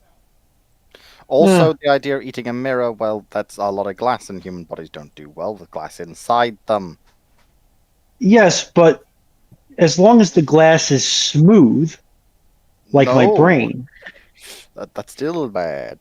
Your stomach acid is strong enough to break down glass. Oh, cool. So you're telling me that I'm absolutely okay to eat the cotton candy in the walls of the streamers I live in. Okay, got it. Yes, because Okay, the that glass was a that can scary survive experience. pretty much any acid. It's very I do different not from the glass they put recommend in that mirrors. experience. I don't. Got it. Okay. Because What, are you mirror saying glass that is I a lot shouldn't? more contaminated. I do apologise to everyone for disappearing. I went down and found my sister holding a phone in her ear, talking to a friend, whilst my mum was giving her directions, and my sister was trying to put up pictures. And was managing to fail to hammer the pictures into the wall. Okay. So I quickly put up the 3 hooks, and it's now fine. I'm sure I will regret at some point this There is statement. a hole in the wall which I'm going to have to fill. I'm sure I will regret this statement at some point, but are we sure that Karen put anything more than 1 point into wisdom? Look, she's a very capable civil engineer when it comes to geotechnical engineering and designing large, massive scale projects, as I often tell people. Yes, but that's intelligence, Yes, not wisdom. that's an int skill. But That's an int check, not a wisdom save. that is a small. There is a small issue when it comes to when we're talking about certain other DIY projects. There is a reason. I love my sister. She is an amazing engineer. I will support her and argue for her against anyone who tries to say differently. However, I have there is a reason I keep hammers locked up, and that hammer is now locked behind a locked door. I didn't realise she got hold of a hammer. If I'd known, I would have put it away Interesting from question her. there, Moe. No offense, but your sister kind of makes me think of a kobold artificer. Really high int. The wisdom of a kobold.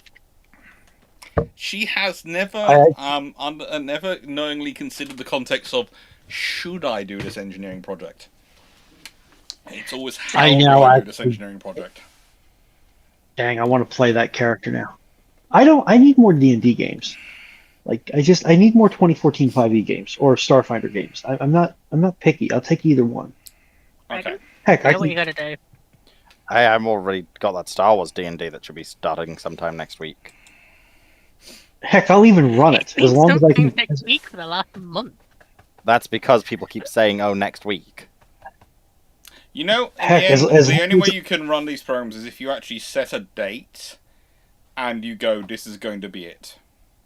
That doesn't work when one of them is medically broken, another one, good luck getting them to sit down for 5 minutes, another one keeps getting called in to deal with students, and and then there's various other issues. Oh, I deal with them on a regular basis. They never stop needing to be dealt with.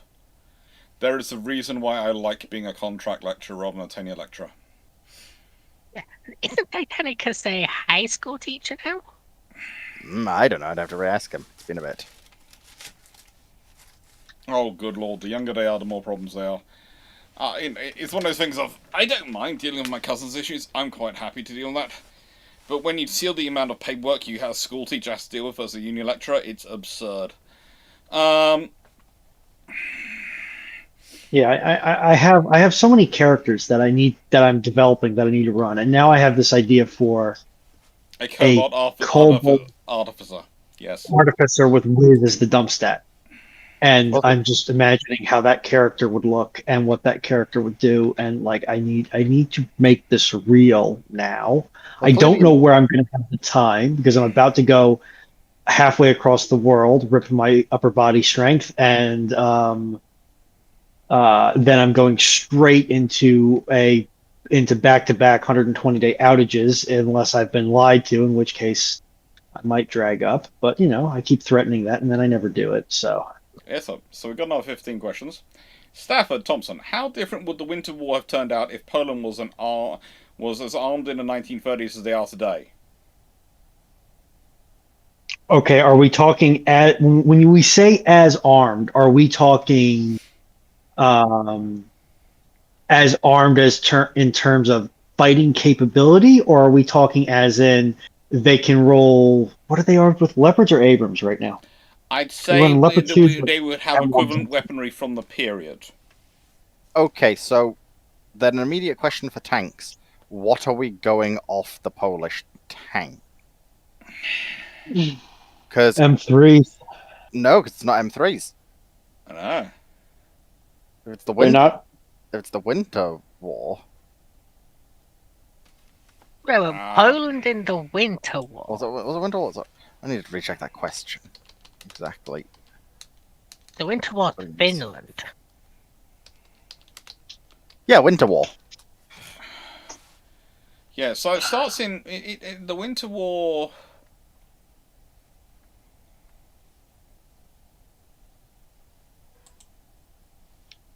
The Winter War takes place from November 1939. Because actually, no, then they would have the fun ones. Then the question is the Polish tank regiments equipped with 10 TP or TKS 20s? Which is a very big difference in capability. Probably both, because they're running both T-72s and M1s right now. Well, one's a tankette, one's an actual tank. Okay, a tankette's the closest we're going to get to an IFB in this period, so both. What? Is it? Yeah, Where's because the the infantry M3 don't exist yet. The Yeah, but- Universal Carrier doesn't exist yet. Yeah, but you have. Right, the fact that it's got a driver and a gunner, I feel, makes it not an infantry fighting vehicle. Um, Wouldn't you want? I'd say they're armed with TKSDs. TKSDs? Yeah.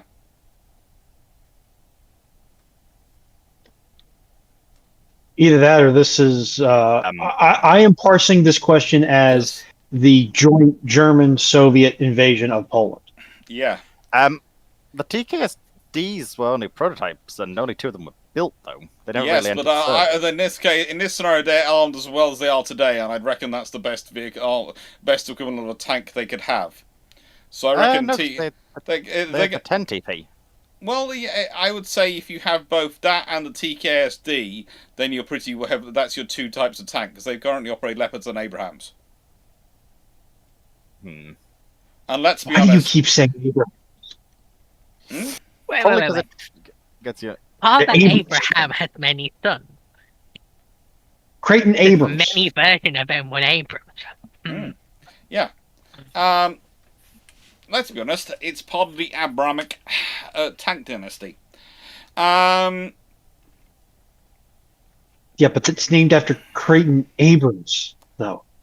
This is annoying my neurodivergence. I Yeah. think that was the intention. Yeah. I'm pretty certain it was, but I'm still going to call it out.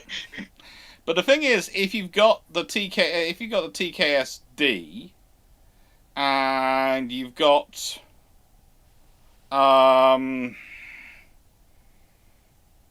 the 10 TP sort of thing, I think it is.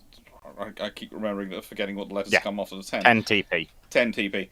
If you have those 2, then you've got a fairly good tank force. Let's be honest, that's going to bushwhack everyone. That's going to that nice way the Germans running into that are going to be crying very quickly because that's going to make holes in them. You know, I don't think. I'm trying to think of in 1939. Are there any German tanks which can withstand a 37mm anti-tank gun? Yes. From the front, really. yeah, it may be, but from the Panzer side, Fours are there. the Yeah, Panzer IVs, but- yes, but How many Panzer IVs were actually deployed to Poland, though, Fox? I don't remember it being that Okay, many. it's a couple of hundred. I'll need to double check, but I don't remember there being that many. Also, these are the unarmed. These are the non-up armored Panzer IVs, Foxo. Yeah, and they're resistant to the 37s. I don't think they actually are. The Yeah, they are. the first generation up armors were, but The version sent in has the short-barreled 75mm gun. the Panzer IV D, I believe. Yeah, and there are 200. There's only about 210 to 220. They were less than 10% of the force. Most of it was Panzer 1s and 2s. Yeah, and that's not gonna go well for them. So whilst the Panzer 4s are Sorry, going to be... Anything. Deal with them.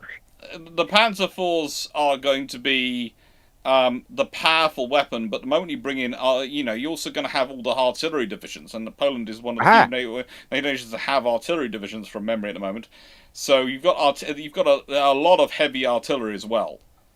Thought so, Foxo. The ones sent into Poland only have a 14.5mm plate, which is the Panzer IVs that would be in Poland. Their frontal plate is only 14.5mm. Huh.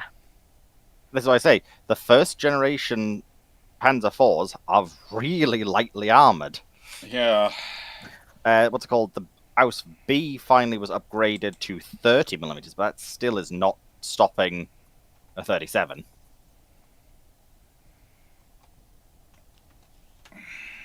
I thought they had the Ds by that point. And the Ds have the 60mm front plate. No, Ds only have 35mm. Which got 30mm front plate? 60mm. You basically you're thinking the Aus E. Aus F1 starts to get in a better scenario. Aus Ds were retrofitted with an extra 30mm on the front, but as built, only had 30mm. But yeah, so German tanks are crying. The infantry's also not probably having a good day, because that's a lot of soldiers. Yeah. That's a lot of soldiers who... Poland's a conscription army, isn't it? Yes. Mandatory conscription? Yep. And as so that's a lot of... Smiling Flip-Flops pointed out, only Panzer IV A's and C's were used in the invasion of Poland. None of the Panzer D's have actually made it. Oh, there's also one big problem too. Yeah. Those soldiers are going to have the equivalent of full-bore combined arms doctrine. Yeah. Because of how much cross-training Poland does with NATO. Well, as part of NATO, I should say. Well, and I would. What we're going to reflect that into the time is they're going to have had a lot of training. They're going to spend a lot of time training and probably going to do training with the Brits and the French, because that's who are doing the combined armed combats at the time, combined armed combat capability at the time. So they've probably been spending a lot of people there. So they probably have a very trained up, very well drilled force. Yeah, this is the scenario where, in the nicest way, the German army marches into Poland and ceases to exist, and probably by the time the Soviet army shows up, the German army has ceased to exist. Yeah, everybody here has probably had popcorn at least once in their lives, right? You know when you're chewing through popcorn and it's nice and it's got flavor to it and it's a little crunchy, but it is that generally kind of soft type of crunch. And then all of a sudden you find this one impossibly dense, impossibly hard, and almost kind of sharp kernel that didn't explode all the way. That's kind of going to be what happens when the Wehrmacht and the Red Army walk into this Poland. They're just going to get cold cocked by all of a sudden, I can't eat this. Ronan, can you not check the popcorn before you eat it? What? If you're encountering unpopped kernels and you're biting into them, you've got other issues, I think. Yes, I was more thinking about I just though. grab it by the handful, and sometimes they get snuck in there. Like, Oh. I don't know what you want me to do. Also, we haven't considered how well armed the Polish Air Force will be in comparison, and the Polish Navy in Actually, comparison. it'd be pretty. The Air Force would probably be quite good. Yeah, you think of the It's a current lot. Polish Air Force and its current inventory, and you then translate that into that period and the capabilities of the aircraft you have in the 1930s. At the moment, they currently have, in terms of today, Certainly nothing to scoff at. They're No. running 35s, 15s, 16s, and some Sukhois, right? they're operating at the moment 48 F-16, 47 F-16, sorry, 32 F-35s, A's, 12 of the Korean FA-50s, which they're ordering another 36 of, and they're ordering another 32 of the Lightnings. Well, they've got 32 ordered. They're going to order another 32. So, and 17 have only been delivered at the moment. So yeah, but they've got roughly 8 of the MiG-29s. They have a full suite of everything, air defense and everything. Okay. But yeah, that's going to run into a major problem, though. Yeah. The fact that modern air forces are significantly smaller than air forces of this period. Yes, but you translate Because it into Poland was a relatively minor air force by 1939, and that was running at least 300 combat-ready modern aircraft. Yeah, but what I'm saying is, if you translate that into that period, you would be probably upping that. It's like, we're not going to give them missile batteries, so we'd be talking about what's the equivalent of a missile battery of missile batteries in terms of heavy AA. In terms of these aircraft, we're probably going back and going right. So that's probably equivalent in nicest way. They have probably about 100 Mosquitoes or something similar to that, and that's equivalent to the F-35s. They probably have roughly. Wouldn't have Mozzies, they're too late. Yeah. Mozzies aren't a thing yet. Something like that. I was just quickly going through it, and we'd have to think about what's the equivalent of the Mosquito in 1939. There isn't really. Yeah. Well, there are a couple of twin-engine fast strike aircraft. They're not quite Mozzies, but they aren't bad. You In have the 39? 110, technically. The Buford? You had to They blend them. technically come You out thought that- early. They're more bombers, though, than Yeah. strike? And it's a big issue for the missile battery comparison is the fact that flat guns exist. Hmm. So Poland's modern point defense system will become a flak point defense system, which is going to run into the fact that flak in this period is not very effective. They'll still appreciate having it, though. Yeah, Yes. and they have a lot of it.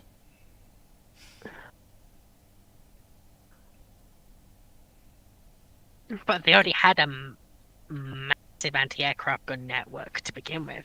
Yes, in this period we're just gonna. Yes, but in this scenario we're gonna probably work and increase that, but also we're going to add a whole lot of ground forces to it.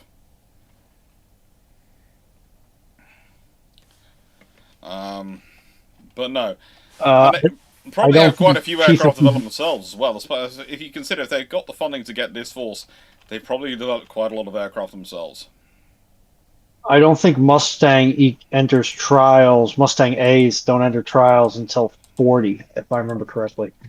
But I'm perfectly comfortable in saying the German armed forces and the Russian armed forces are crying by the end of this engagement. That's a lot of weapons. Got the advantage of it's got size. And arguably the best aircraft at period for 1939 Yes. in significant number. And they've got the 110. Yes. So the Air Force is probably the one part that does suffer from this. The Navy, on the other hand, is laughing all the way home. Yeah. Aha, we'll have more Bliskovice or more Grom class? Yes, please.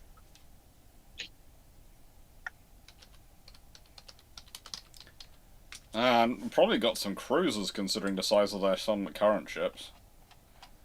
Because that's what I'm just equating to. I'm just going. I was just going to go off rolls, but yeah. Yeah. If we gave them some cruisers, I'd be even happier. They're basically going to be, in a nice way, there's going to be quite a few people worried about them, and in the nicest way, they have quite a lot of other assets as well. They have, they actually have a drop down in submarine numbers, but currently they have a couple of OHPs, which, let's be honest, an Oliver Perry, which displaces 4,000 odd tons, is going to get you a very nice large destroyer light cruiser. I'm mildly concerned about the shenanigans. What was the heavy? The heavy was the town or the county? County. I'm mildly concerned about the shenanigans a fully trained up and ready to go to war Polish county would get up to. Well, apparently there was a 8,000-ton Polish cruiser, possibly even ordered. I'm really wondering if I can find information on it, because there's basically nothing on it. Beyond it's a Vickers design that might have been ordered as part of Polish Plan M. And we know there's Polish sources on it, we just can't read Polish. Well, no, it's not even that. It's we can't find we know the Polish source exists, they just can't find it. They know the Vickers source exists, but they can't find it. You do realise that the Poles were also buying the British cruiser tanks in the 1930s. They're buying the Vickers 6-ton.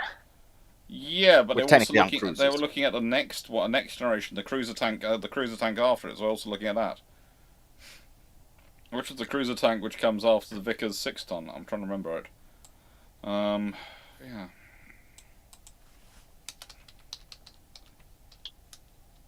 They looked at their own for the Carden Loy, but I don't think... They then got the Vickers E, but then that leads to the 70p, which they then start working on. I don't think they ever got any actual of the A-series tanks.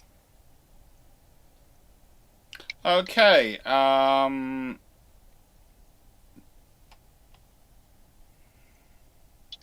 yeah, basically, it's a variation on a Crown Colony, the Vickers design.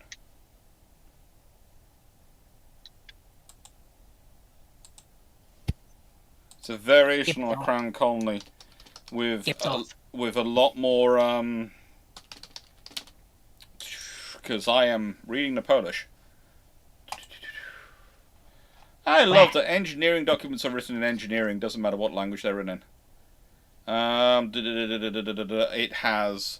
Oh, it's going to have Bofors and Dutch systems for air defense. I think I'm hearing Foxo vibrating, trying to get a hold of the source. Gib. Yep, there it is. Yeah, that's what I thought. I will send you a link, but basically, I just found somebody saying Polish documents you've been reading, but I read engineering documents. It's one of my few skills in life. It doesn't matter what language it is. If it's written in a standard engineering format, I can work it out. Doc, in the nicest way, and you said, and this was something that came up in the Discord earlier this week, for somebody who swears blind that you've been tested and shown to be not receiving a assessment indicative of autism, you say some wildly autistic stuff sometimes. Short-term memory dyslexia has some very similar concepts in certain parts to autism, but is not the same, because mine is short-term. No short-term memory dyslexia means that my short-term memory doesn't work. Literally, genetically, my brain, that part of my brain just doesn't function, and my long-term memory has adapted to deal with that, and that leads to all sorts of interesting quirks, which do mean that I have more autistic tendencies than people normally do, but I don't have enough to become autistic to be classified as autistic. But the reason I have them is because a part of my short-term memory just doesn't function. But once patterns recognition gets into my long-term memory does, and my brain automatically processes things, so I have that fun. Basically, once a methodology or system is locked in my long-term memory, my brain does it automatically. For Dragon and Foxo, with the Type 91, 92, 93, and 44, can you see them all being future purpose-built mass production ships to replace some of the converted crude ships-based mass production in USV? And that's for Dragon and Foxo. What?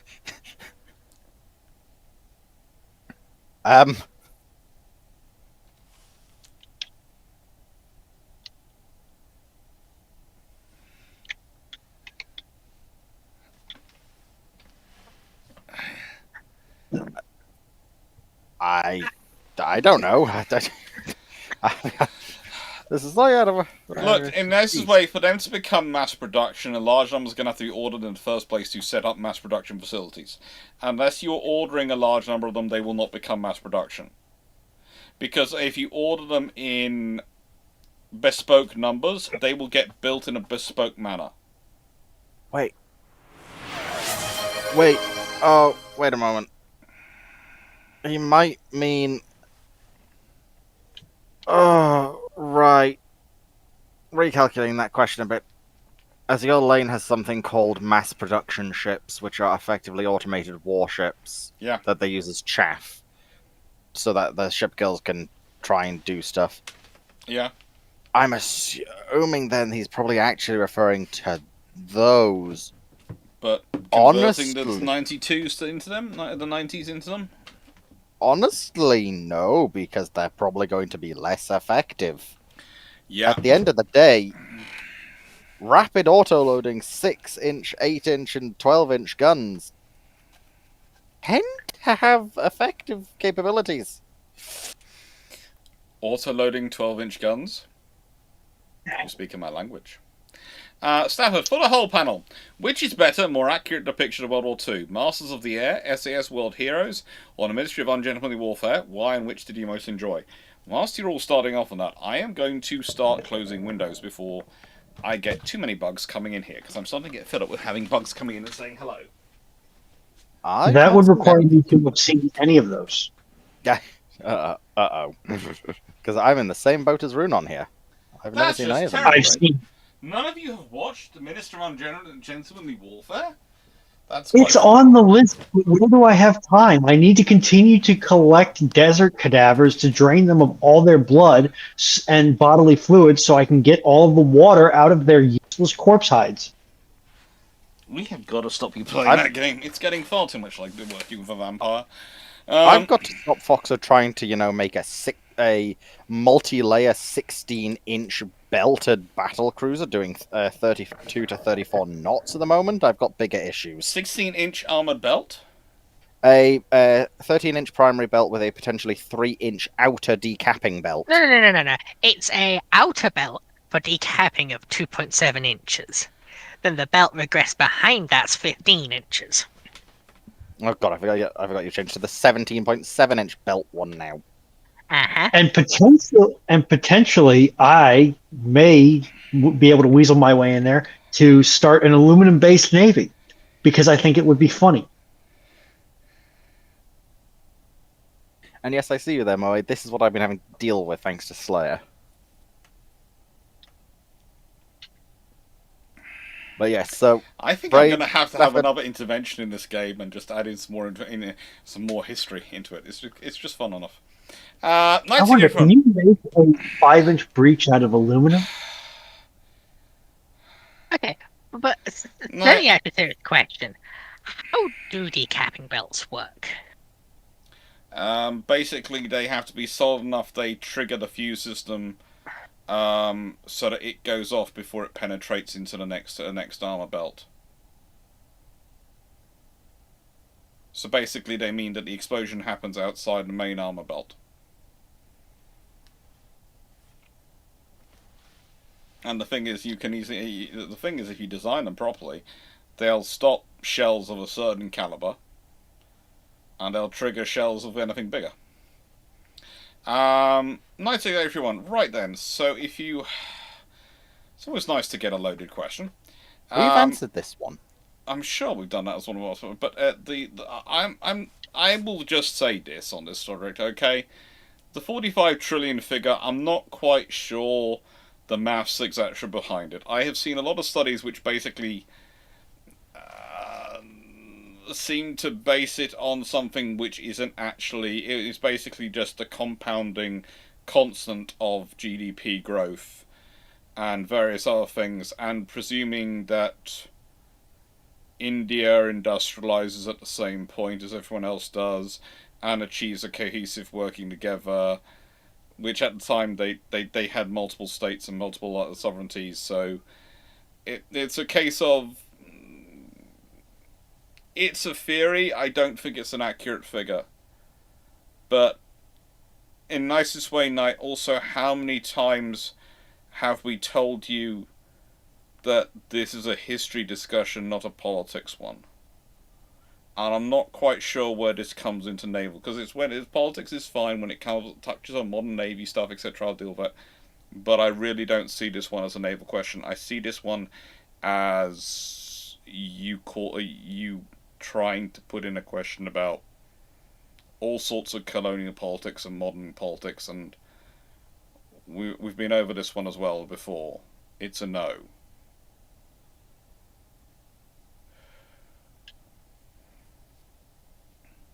Because there is no way to answer that question without me causing at least one side of the political argument to be gunning for this channel and causing riots in the comments.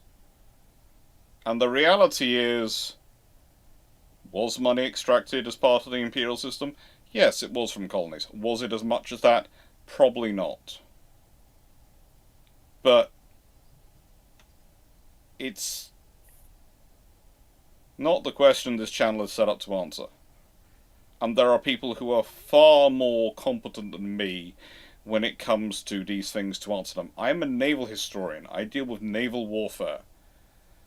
If you want someone who specializes in the colonial administration of India and the issues, there are historians out there who do that. Not me.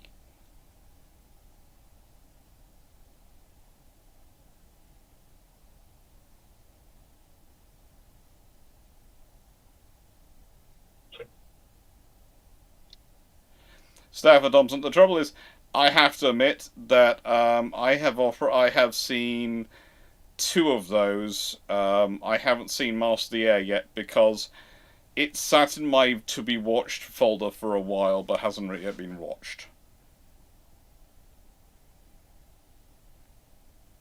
Yeah, but Knight, keep the questions for ramblings to ramblings. And the questions for Bruships to Bruships, because we have different styles and different audiences, and if you bring them across, it is not really fair on the rest of the panel members because we're not there. And also, we've been pretty consistent in politics only good if related to defense policy and procurement. Yeah. Or at the very least, national security. Yeah. And I would say, even for me, with my opinions, national security is stretching it. Yeah. Because of my current situation. But at the very least, keep it to national security. This sounds like a reparations question, which is nowhere near any of those two things. It's not even that. It's a pure economics one. And as I said, there are people who are far better than me to answer that question. Randall fan, what are some good sources on Taiwanese Navy and weapons development in the 1980s? Preferably cheap free ones. Okay, right, so if you want cheap free ones, go to the SimSec site. I was looking up. There are a few articles buried in there which cover the Taiwanese Navy. They're not labelled something so nice as Taiwanese Navy, but they're all pretty much. But if you start searching Taiwanese Navy, the SimSec site will soon give you information. And what's great about them is they have a lot of links to free sources and free and digital sources. So SimSec, Centre for International Maritime Security.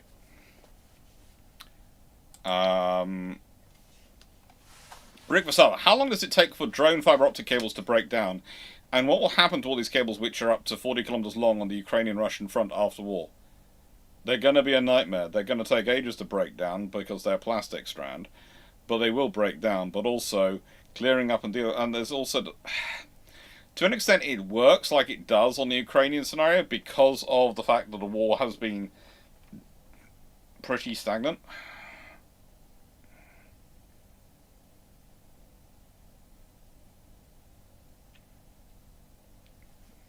It's been a pretty stagnant. It's been a pretty stagnant sort of upgrade of World War One in many ways in terms of the warfare that's come about because of various reasons on both sides. One, the Russians have the numbers, but they really don't have the logistics at the moment. And please note, there are going to be many people come up with reasons for why the Russians don't have logistics. I would just say that they suffered from the same disease a lot of people have done. For many, many years, logistics was something that happened to other people. You launched quick, short wars, and you didn't need that many trucks and trains and things to actually supply your forces. And suddenly you're in a long-term conflict, and how quickly does that stuff wear out?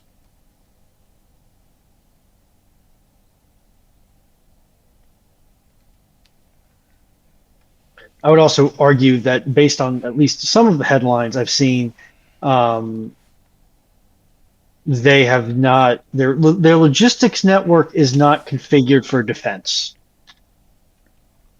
Not really. But I would also say, in a nice way, if you've seen, before people start saying, oh, well, could anyone else do any better? No. For years, I have been writing variations on papers to British Defence Reviews saying, can we please buy a lot of HGVs and recruit a load of HGV drivers as reservists with the understanding that they will be, that in wartime they will be called up to provide long-range logistics for a European conflict. Because that is how you maximise the viability of the Channel Tunnel and the European logistics system. Because the European logistics system, I know we keep talking about it being a rail logistics system, but it is as much a road logistics system as it is a rail system. And the Channel Tunnel and these things has been designed to allow a rapid transit of road vehicles through and allow them to get off at the other end. So you need a few hundred HGVs to help supply things. And the thing is, the logistics needs in the UK are not going to change. In fact, they're probably going to grow. So the HGVs, which are part of the current UK logistics system, are not going to be free to suddenly go, okay, a couple of hundred will go. A couple of hundred of these can be taken out of the current pool and taken off for doing this operation. They won't be able to. They're going to be needed for what they're doing. And additionally, you don't want to just take a random fistful of 100 road tractors because that's going to be N+1 different supply lines you have to maintain. Yeah. Because if you grab 100 random tractors, you're going to get Mercedes, Scanias, those are only 2 European, Volvos. Okay, I now know 3 European brands. Mans, Skoda. The British Army is, when you start looking at their actual vehicle list, and you start looking at their logistics trucks, you'd sort of go, okay, so you want the they've got MAN trucks for some of them. They're their close logistics vehicles. Then you've got quite a lot of stuff which is frankly... Oh, good lord. The British Army's own website is a frigging nightmare to get through. Oh, they're just going to... It always annoys me that the actual British Army websites are just the British Armed Forces websites are just so. We're going to have this fancy thing here, which is going to make it terrible to use, but going to look cool in a demonstration because you can scroll through here and the different pictures will show up, but we can't see the stats until you scroll through nothing. And no. I want to see your vehicle fleet. I just want the vehicle fleet of your logistics vehicles. Okay, so at the moment they have got a load of man lorries, support vehicles. They've got various 4x4s, 6x6s, 6x6s, and 8x8s. In terms of roughly 400 of them. And they've got some MTVRs from the US as their various close support tankers. They've got Alvis Unipower's tank bridge vehicles. They've got Oshkosh hets for transporting the vehicles.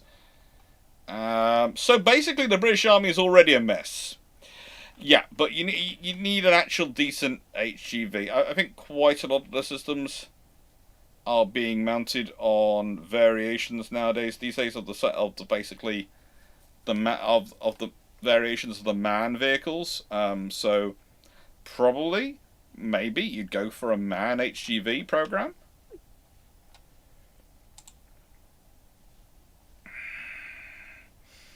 I would also suggest that you're going to need a mix of 6, 8, 10, and 10-wheel trucks. Yeah. You're going to need a massive... And it's also reliant on a man making a good truck in the previous decade. That sounds like shade, but okay. They make good military ones, but there's an argument to go for the Volvo. The Volvo HGV is pretty darn good. And believe it or not, there are a few armed forces which actually have them for supplies movement, because they do actually have such units set up. But yeah, it's logistics. It is always logistics. Yomo Wafu, why wasn't there a cruiser in the 15 to 18,000 ton range in 1910s? Logically speaking, battle cruisers cost a lot to build, and there's never enough to cover all the stations Global Navy needs to cover. I did a whole video on this called the Tiger Cubs. And basically the problem is the Invincibles are only not that much more than the armored cruisers. So you buy Invincibles instead. You might as well bump up, and you've got a lot of armored cruisers in. And it's only by the time you get to Tiger that the battle cruisers are now expensive enough that they justify building the intermediary cruiser between the light cruisers and them. So basically, when you look at the actual costs of the ships and the cost of the armor, the sheer production facilities, battle cruisers are not that expensive. Battleships are not that expensive. This is another one of the things. We think of them being massive, expensive assets. When you compare them to the cost of today's vessels, they're not.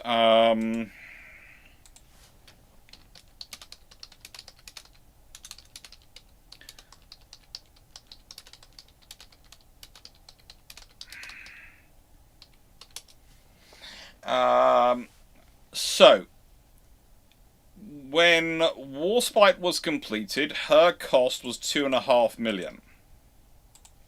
Okay.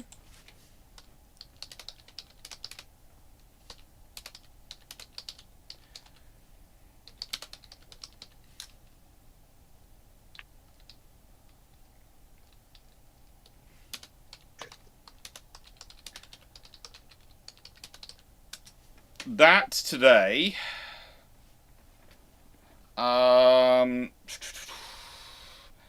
is 300 million. Okay? 336 million if you want to be precise. Now that sounds like a lot of money, but again, we talk about the Type 45s, and whilst they weren't billion-pound destroyers, we'd still be talking about a destroyer being roughly 400, probably about to build an individual one, even after the original 6, would be roughly 300 to 400 million pounds a unit.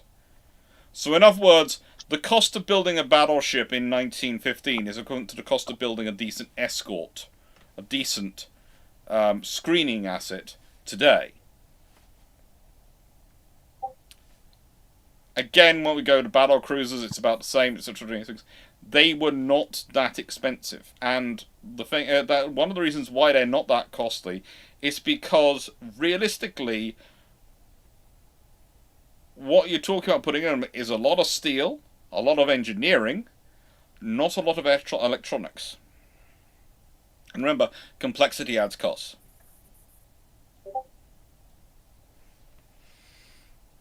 So, you know, the thing is, the battle cruisers were a little bit more expensive than the battleships, but not a lot.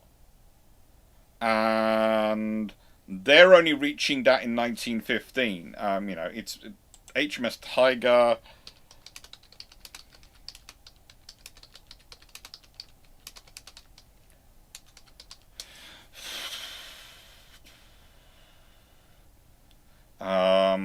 If you consider the 1914, yeah, she was basically, Tiger's basically the same price as Warspite. Warspite was 2.5 million to 2,524,000 in 1915. HMS Tiger was 2,593,000 in 1914.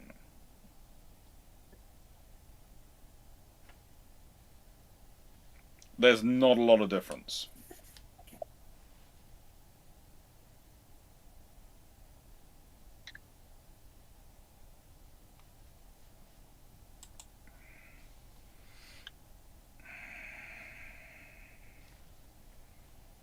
Now, so that's the reality.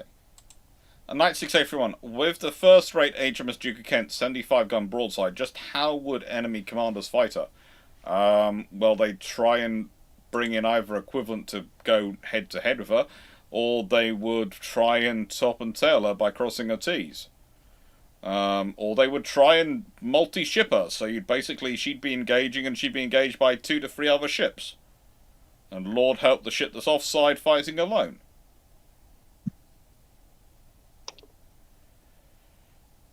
The only time you want a fair fight is when you're in a boxing ring. Look, Random Dale fan, what I always point out to people is I go, look at how expensive your non-hardened graphics card is for your home. Your non-hardened RAM, your non-hardened motherboard and networking systems that are not EMP hardened, that are not EMP protected and designed to withstand shock and all the things which they have to be designed to be fitted to a ship. And then think about just how much it would cost once you add all that stuff on. And then add in the fact that at the level we're talking about, when you've got multiple chips working together, you have to make sure those chips are as close to each other in identicalness as possible, because even a minute difference could affect their interpretation of an image system, which could introduce errors into your radar picture.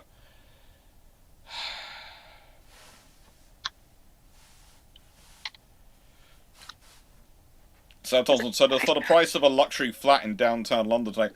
The fact you think our flats are so cheap worries me. That's happened. A way to put it would be kind of like comparing the cost of the Northamptons to the Des Moines. Mm-hmm. The fact that the Des Moines technically fulfill the same role as the Northamptons. Yeah. But they're a hell of a lot more expensive. Yeah. For a lot more capability, but a lot more expense. Yes. Staff Johnson, what would a modern AMAS escort program look like, and would they be considering OPVs, frigates, or sloops, and which nation would be the first to start it? Probably it's going to be America if there's a mass escort building, because they're the ones who already have the largest need, and it will probably be light frigates. Because you'd want a certain size and scale of survivability before you put in all the equipment you're going to have to put in there. but don't be surprised if someone tries with OPVs and Corvettes. Probably the Italians. Considering they've got the PPAs, which are the founder reveals are cool. Waterbros, the Congressional Budget Office last week came out with an estimate on the Trump battleship program. Is that kind of spending accurate?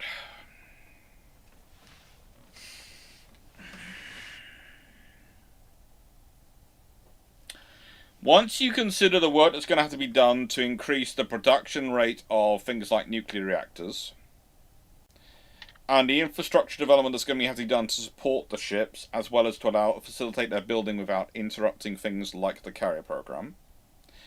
And once you get into the reality of sustaining and supporting those ships, it is probably not far off. However, the reality I would say is this. It looks massive because what you're basically doing is you're basically tying a lot of infrastructure upgrades into that program.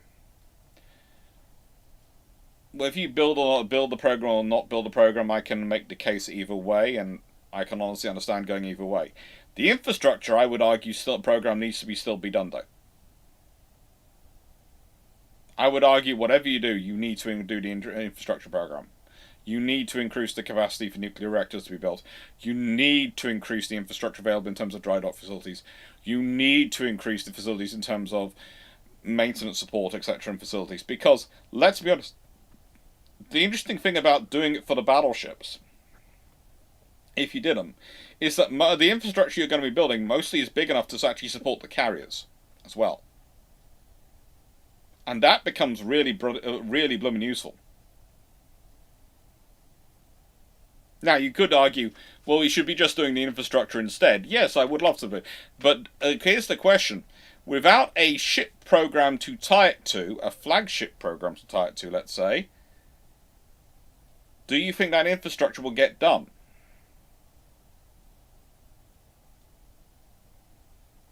So, Huntington Ingalls Newport News is, to my knowledge, currently the only nuclear rated surface ship yard in the United States. It is. Agreed. Which, and unfortunately, unless you want to attrit its refit capability, which you could make that call, and that call would be to a degree justified given how much infrastructure is in the Hampton Roads area. Huntington Ingalls is just about tapped out. Yeah. Not unless you want to spend a tremendous amount of money to bulldoze housing. I think you could probably build another dry dock upriver a little bit more and take some more of the, but then you also have, according to Google Maps, you have a shellfish management area, which even this administration, with its blatant disregard of regulations, and I say blatant because it's so highly visible, is going to have a trouble fighting with for at least more than it may want to. And then you're going to have, if you do that, you're going to have to then punt down to Norfolk Navy Yard and increase that. And Norfolk Navy Yard has got less room than Huntington Ingalls does. I agree with all this. As I said, the nicest way, this program only works if either you pay the money to actually increase that yard's capacity, or you pay the money to probably re-establish and certify another yard to do it. Probably on the West Coast somewhere. It may be on the what are they calling it now? It used to be called the Mexican, but it's now the American. Gulf of America? What's it called? Gulf of Mexico. Yes. Yes. That sort of area. They might decide to put it down there. But so that's going to be Mobile or Biloxi, I think. Where's Biloxi? Well, but Mobile's got space. What I saw. but mobile has to get NRC certified. Yeah. Unless you're going to go and you're going to tow, basically build everything, and then tow Because the. mobile used to be nuclear certified. Used to, isn't anymore. Yes, but that means that it's still capable of being certified. Yeah. Yes, it's just a lot of process. Yes, but now here's my question, because I genuinely don't know this. Was it certified to build, or merely to maintain, or merely to break apart? From what I've read of strike cruiser, it was to build. Yeah, it was originally certified. It was certified to build for the purpose of the strike cruiser. And that was 30 plus years ago. Yes. So they're starting from zero, basically. Yes, but they do have a certificate. They did still have the legacy of the certification on paper, Which will help. That will help them, but it's a case of Go ahead, Foxo. But it's also the fact that, which means a lot of the geological reasons we wouldn't be able to certify other ports aren't going to affect mobile. Because the terrain's been cleared for certification before. Philadelphia Naval. The trouble is with Philadelphia Naval Yard is, frankly, it's not going to help. Doing that, Walter Brothers. Philadelphia Naval Yard might talk about it, but the trouble is, it's in the middle of quite a large city, and it's also in the middle of New Jersey. Philly doesn't have room to build anything huge. I think her docks can take a Burke. I wouldn't be surprised they can take a Burke. I want to say she's done work on a Burke. Also, by the way, if you look on Google Maps, you can see New Jersey in dry dock. Yeah. She's got what looks like a Forrestal tied up currently. But again, she's got a lot of, like, Philly. There's a lot of pluses to the Philly Naval Yard, but it would have to be certifying that one for nuclear is going to be a nightmare. Yeah, and it's even more crunched for space than Norfolk and Newport News is. So if you wanted to build something tiny, you could do it, but it has to basically fit in the existing infrastructure. Because, as much as I griped about trying to build out into the James River at Huntington Ingalls has a lot more breadth than the Delaware does at Norfolk Navy Yard. And the thing is, the one in Mobile is probably the yard to go for. Honestly, it's probably the better option. But that's the thing. I would say you're going to have to do a lot of work. I mean, Puget Sound, maybe. Yeah, where is Puget? Then again, you're starting from zero with the nuclear certification. In Mobile, you've got some history of it. Yeah, but Tacoma, I feel like you'd have a better chance at getting skilled personnel into Washington than you will into Mississippi. Yes and no, because also you have to remember, are you more likely to get support from Washington, the state government, or Mississippi state government on the subject? It depends. It depends. Thanks for the pronunciation. I'm trying my best. Both to occasionally wind up Runon and to pronounce it correctly. I don't think Washington is going to. I don't think at the state level either state's going to fight a production line for this. Mm-hmm. Especially once it loses the Trump battleship branding, which is possible. I'm not going to say it's inevitable. Nothing's inevitable, but it's possible. And they also already have. There's a huge sub base, if I remember correctly, somewhere in Washington. I'm trying to find where the freaking thing went. Okay, because I think Mobile has the advantage of American politics has a history of building and investing in shipyards in the power base of the reigning government.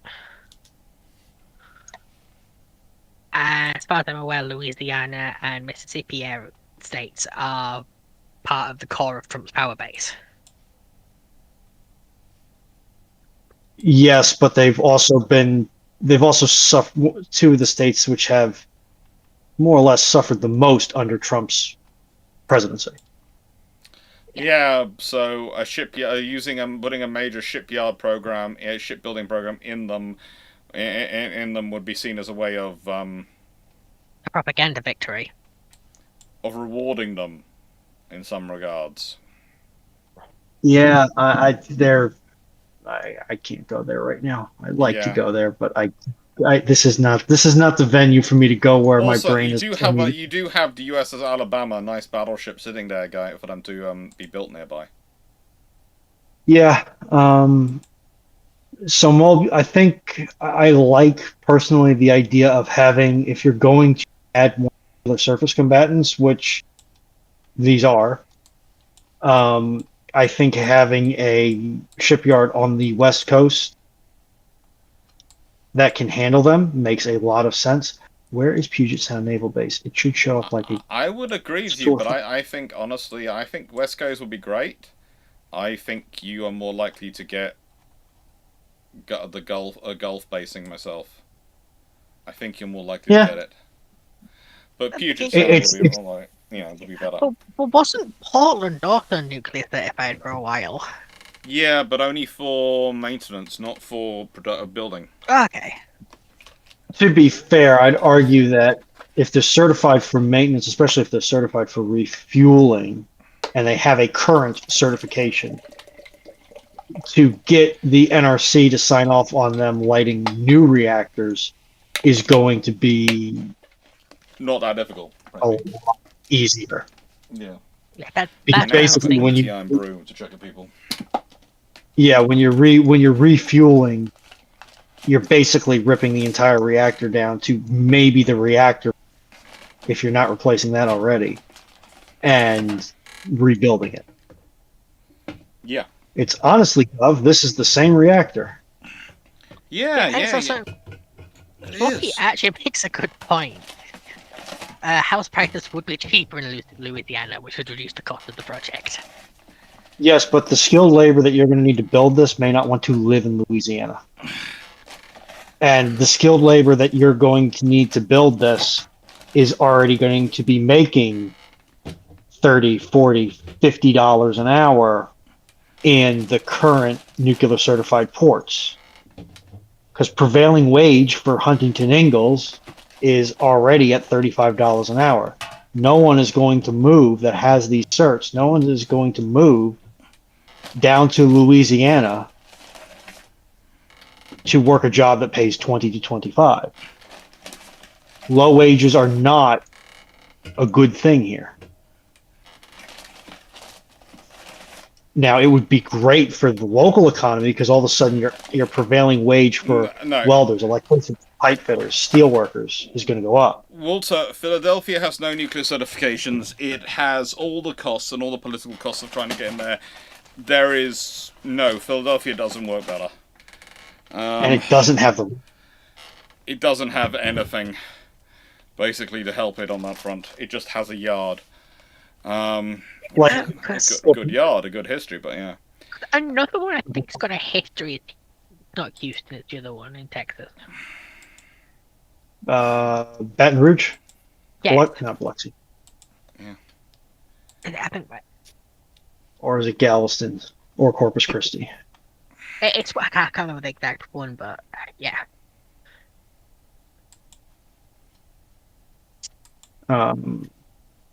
Texas, honestly, is,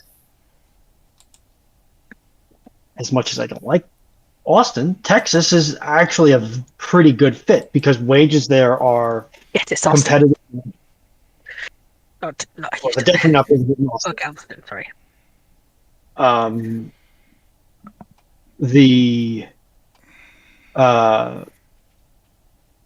Because the wages are competitive nationally in Texas, you have access to all sorts of skilled trades there because of the oil industry, including people who are very good at working in this type of industrial setting, but maybe don't want to work on an oil rig anymore.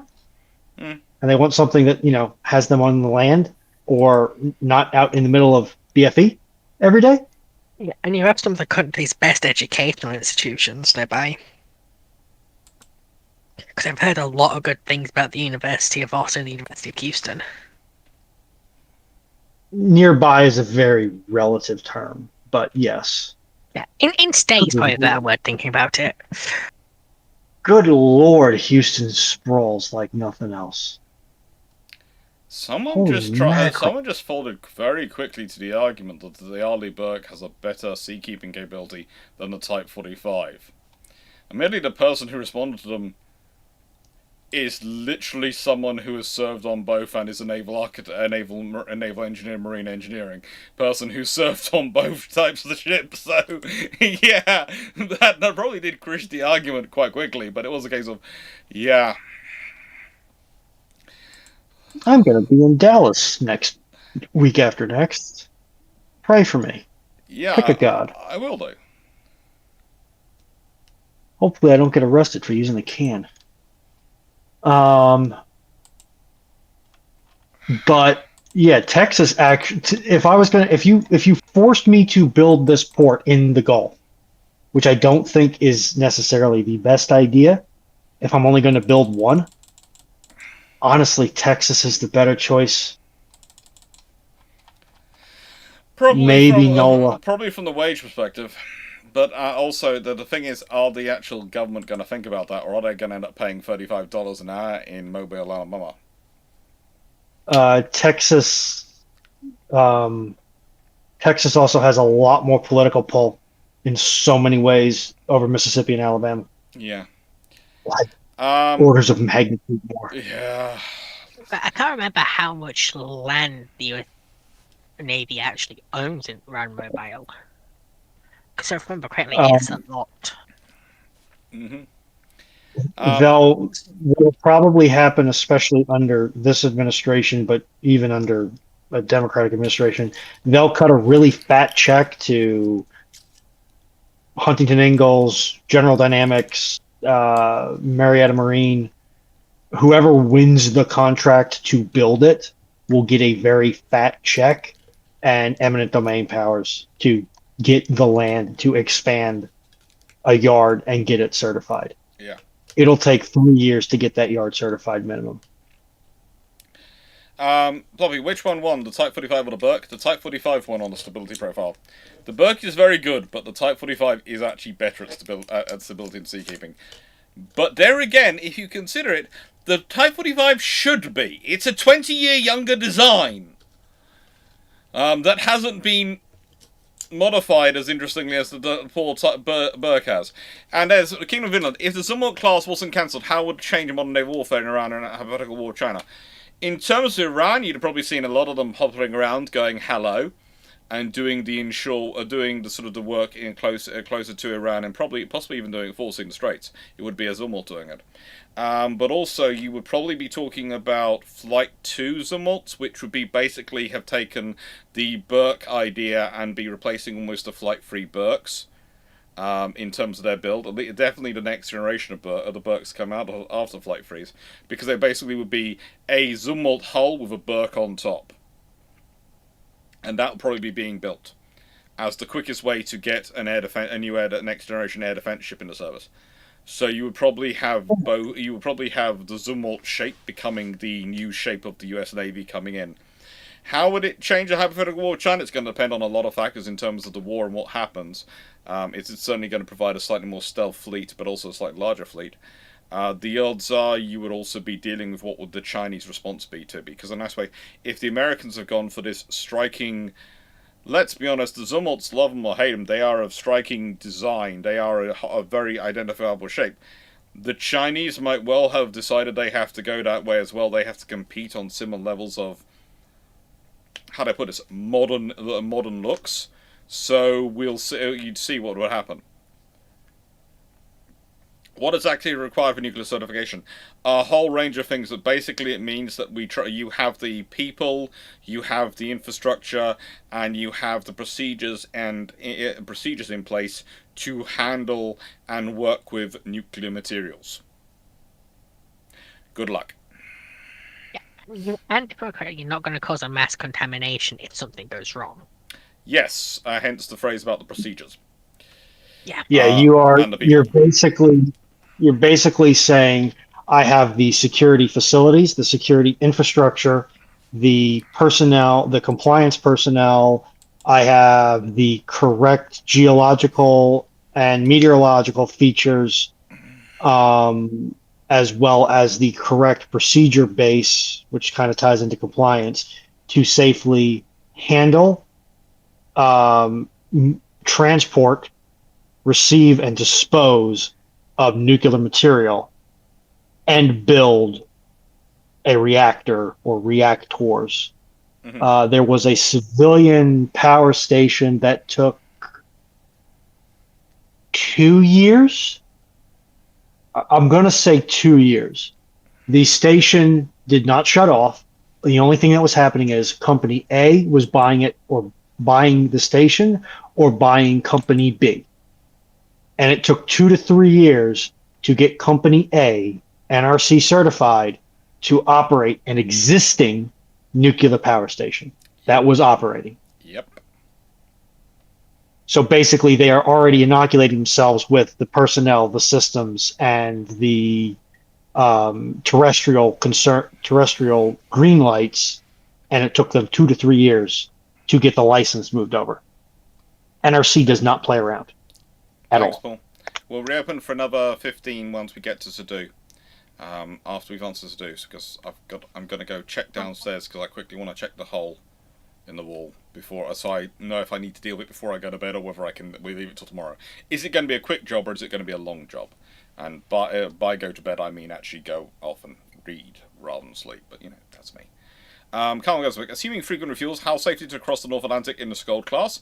You can do it, but you're not going to like doing it. It's not designed for a North Atlantic crossing. It's got a flattish bottom.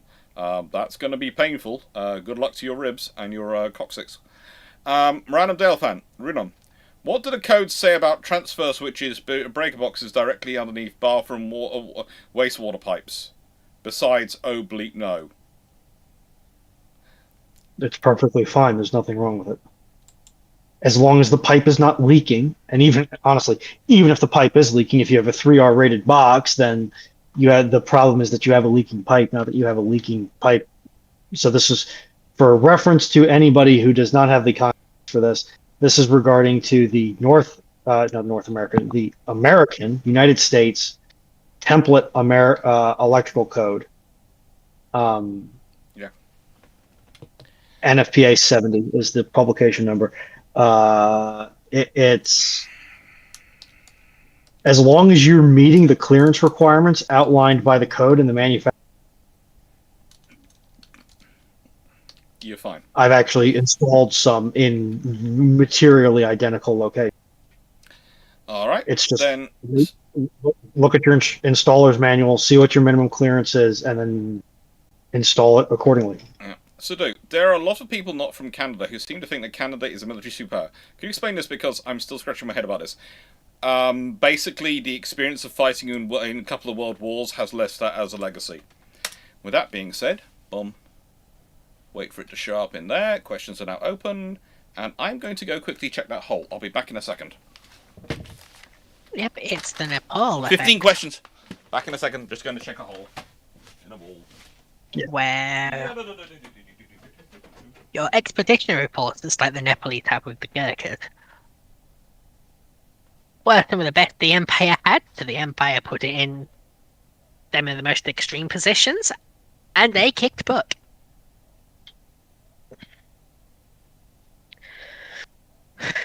The same way a lot of the founding members of the SAS were actually Irish.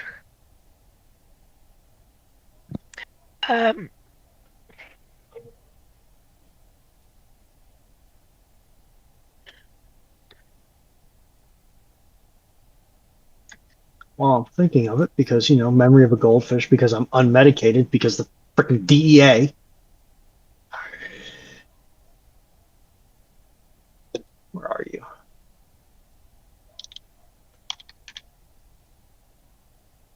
Yes, I insist. I support the systems of life. No. compared to the individual Fudge doing. independent system. There you go. I just needed to send a DM.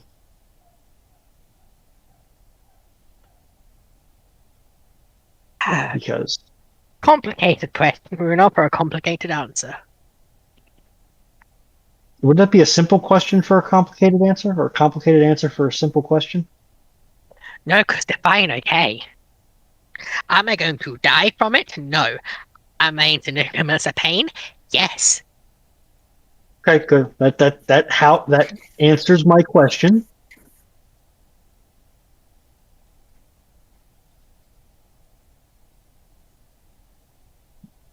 But yeah, NRC does.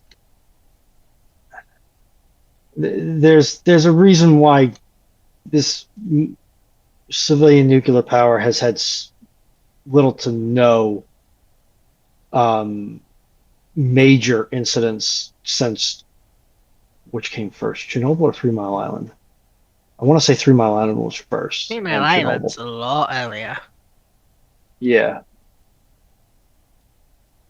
The NRC takes their job very, very, very seriously, even in the current era. There is a reason why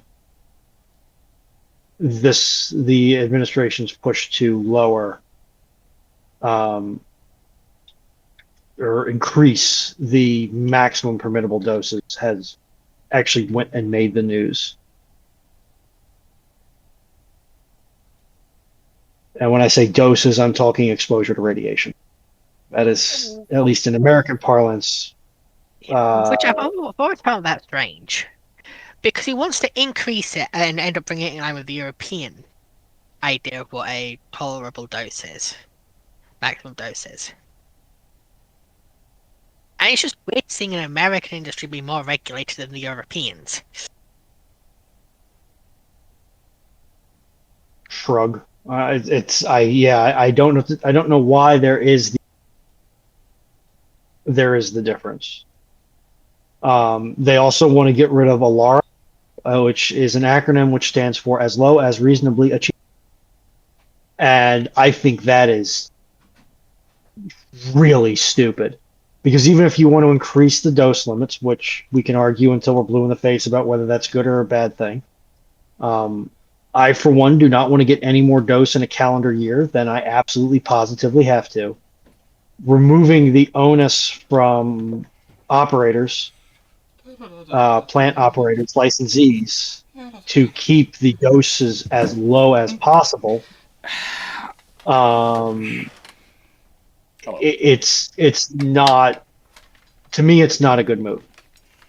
It's great if you're a shareholder. It's absolutely poop if you're a plebe. Okay. For anyone else, why I've got this, because I had left it because it's got loaded with no more nails, next to a job I was halfway through gluing. I found someone considering using it to fill a hole in the wall. It is no more nails. It is not wall filler. Yes, it might be wall filler shaped. It is not wall filler.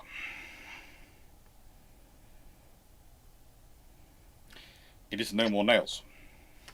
Once again, I must question if Dr. Clarke Engineering Edition put any more than the bare minimum. That was Mother Edition.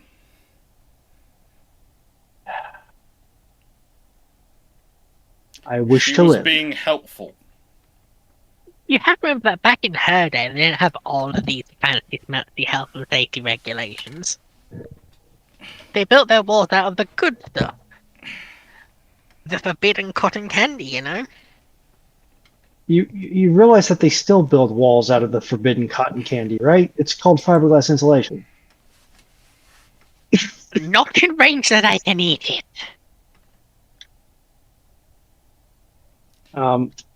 Technically, you were could right. eat. Yes, it would fill the wall. To be fair, it would fill the wall.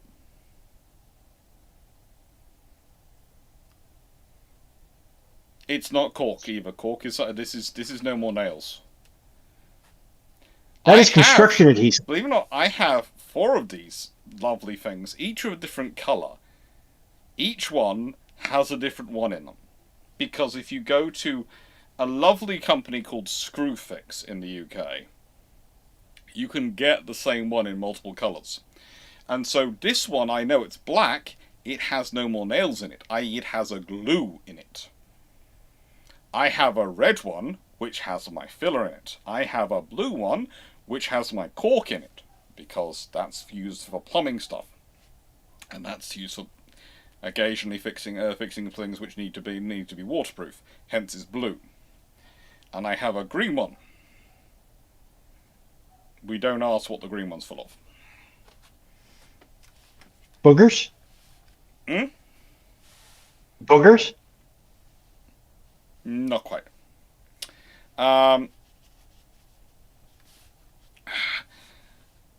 Steve, with Paul doing such an excellent job tonight, am I fired? No. Got a bit of sunburn and having a lovely time seeing stuff that doesn't float.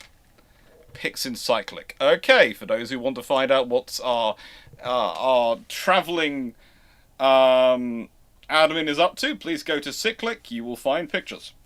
Staff Thompson, what would be a better platform to set a standard NATO service command to one up Russia and China? The revamped Zumwalt or the Defiant, and how many NATO navies would adapt to their standards? Neither would really fit. In this way, the thing is with going with American systems is they're very good for American-style operations, but a lot of European nations do not need that style of capability. Nations who need European nations which need that kind of oceanic capability are pretty much Britain and France, because of Britain with the Falklands and territories it has around the world, and the French with the territories they have around the world. The rest of the alliance doesn't really need them, because you think about it, for America, if they want to go anywhere, they have to either cross the Atlantic or cross the Pacific. Okay? They have to cross an ocean. For most European nations, they will do combat in an ocean, not necessarily cross it. That's not going to be part of their regular operating scenario. That's not going to be part of standard operating procedures. It's going to be a exigent operational procedure. So that means... And then there's also the crewing. There's also the whole crewing issues.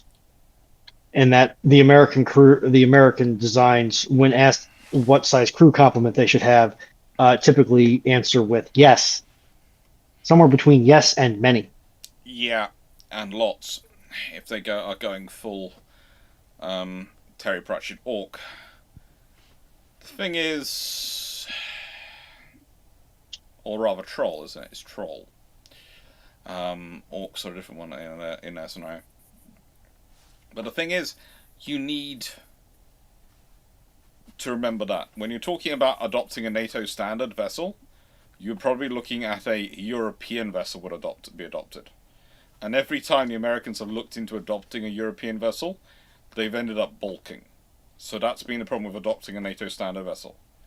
Because there was NATO Frigate 90, there's the recent flirtation with the Frem class, which led to the Constellations. There's all sorts of been examples of Americans going, we'd really like to go for a European-style vessel of less crew, efficiency, this sort of da-da-da-da-da. And then there's what the American Navy wants. And then fundamentally it comes down to the two oceans scenario.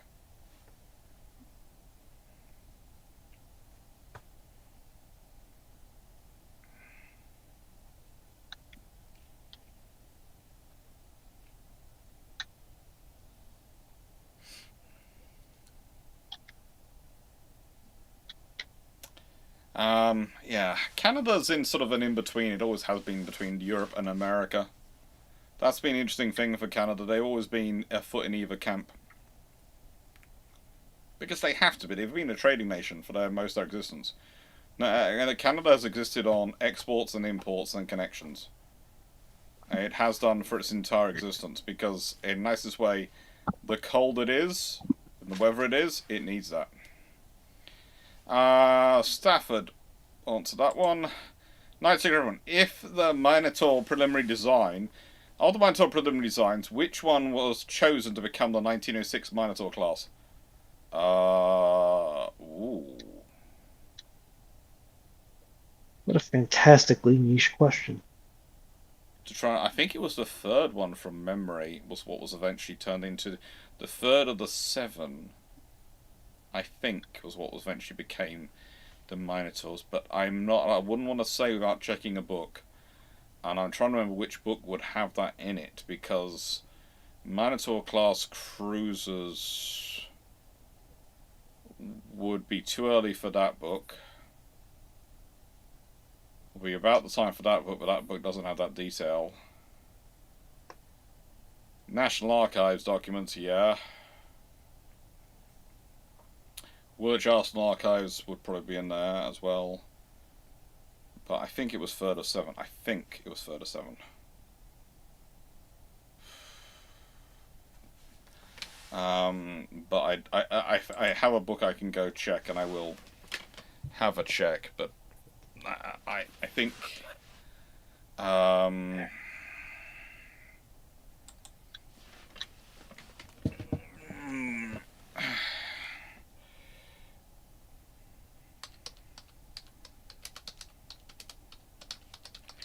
I think you would want.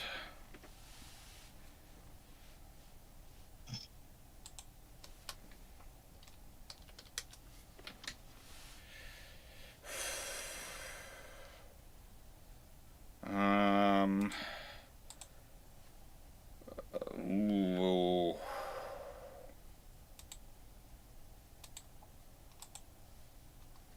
I would say you'd either be looking for. Well, I don't know if that one. Would that one actually have it in there? It might do. It's probably gonna be Cruise of Victorian Era by Norman Freeman, which I've got downstairs somewhere. If you're looking for a book, or Conrad Dixon's Ships of the Victorian Navy and Later. Those are. It's probably going to be Freeman or Dixon if you're going to get that from a book, rather than going into an actual source. That's probably the two authors you have as your options. Freeman or Dixon.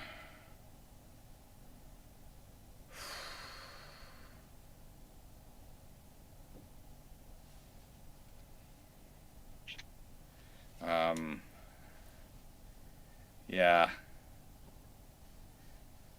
I think you're more likely with Freeman's one because that's got a lot of plans in it, but yeah, Walter Brodos, the German surface navy actually does quite a lot in terms of keeping Royal Navy assets tied down and British assets in general tied down as a counterweight to their mere existence. Yeah, the trouble is, you have to remember, the British have to maintain an advantage in terms of numbers for if they come out to fight them. So if the Germans have 3, they have to have 4 or 5 available to guarantee winning. And the British have to be ready for when the Germans come out, and they don't know when the Germans are going to come out, which means you have to have 5. You have to maintain those availability of 5 hulls. So that's the problem. That's what the Germans are tying down. They're tying down it's a number they're tying down. Yeah, so I'll change the banding. Yes, you're absolutely correct. They don't actually, accomplish any great, massive, meaningful victories for the German forces, but they tie up a lot of steel, they tie up a lot of oil, they tie up a lot of manpower, and just by existing. I mean, how many bomber raids were sent after Tirpitz? Lots and lots of airstrikes. Yeah. That's a lot of raids that aren't going towards the oil fields, that aren't going towards your industrial base, that aren't going towards your rail marshalling yards, and so on and so forth. Yeah. Every aircraft lost there is an aircraft that can't be applied towards those other targets. So yes, they don't win any victories, but they cost a heck of a lot to keep on top of. Yeah.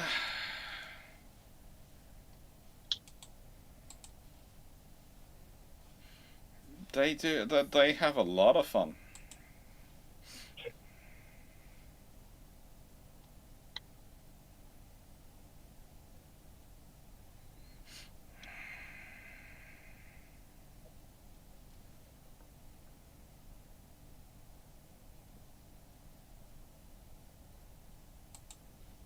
Mm-hmm.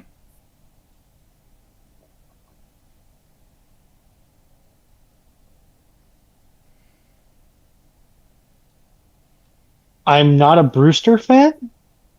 I don't know which Brewsters I'm not a fan of, but I'm sure I'm not a fan of any of them. Brewster Buffalo. I mean, the Brewster. Yeah, I mean the Buffalo. I think is maybe not underrated, but certainly a little bit maligned. I'd say Brewster. The aircraft is actually better than the company which supplies it, which is one of the annoying things. Team 82, is it Holt R90 or some other naval history dimension? No, it's not. Thank you, Stafford. And let me go and do a little bit pushy push. Yep. Night Security Front. In World of Warships Development Blog 15.8, they announced Tier 9 Terrafing and Tier 10 Vandals, both based on the Tre Connor class. Could Sweden really build cruisers like that? Theoretically, yeah. They certainly have the industry, and they have the possibility of the infrastructure, certainly. They have infrastructure which theoretically could be adapted to do that, or could be improved to do that, and yeah, they could have that. The Tre Connor class are good themselves. Improved Tre Connors, yeah, are certainly possible. Stafford Thompson. Would it be beneficial for the Royal Canadian Navy to jump in with the Royal Navy on the Type 83 program as our Type 26 program should be finished when the T-83 plans are released? Nice way the Type 83 program doesn't exist at the moment, okay? But remember how I tell you that these things are always interesting. What's interesting, the Type 83 program office, which was coordinating a lot of different programs, has disappeared. But then it's been recreated as a coordinating of the future air defense force office. Basically the same people seem to have been transferred across to create it. And all the sub-departments will still keep going. So the whole thing is, the idea is now we're going to put this in multiple hulls rather than single hull, but we're still going to be building the same components, so who knows? The decision actually won't be made until the probably early 2030s order, and that's going to be at least after another general election, so we could have a completely different government by then. Is the modern UK political establishment just allergic to having more than two status assets? At the moment, they're allergic to long-term planning. Believe it to that. Okay.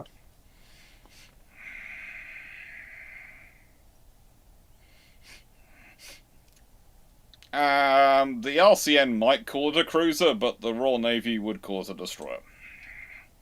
Who knows what the RCN would call it? The RCN might call it a heavy destroyer or a fleet destroyer, just so they have an entire destroyer navy.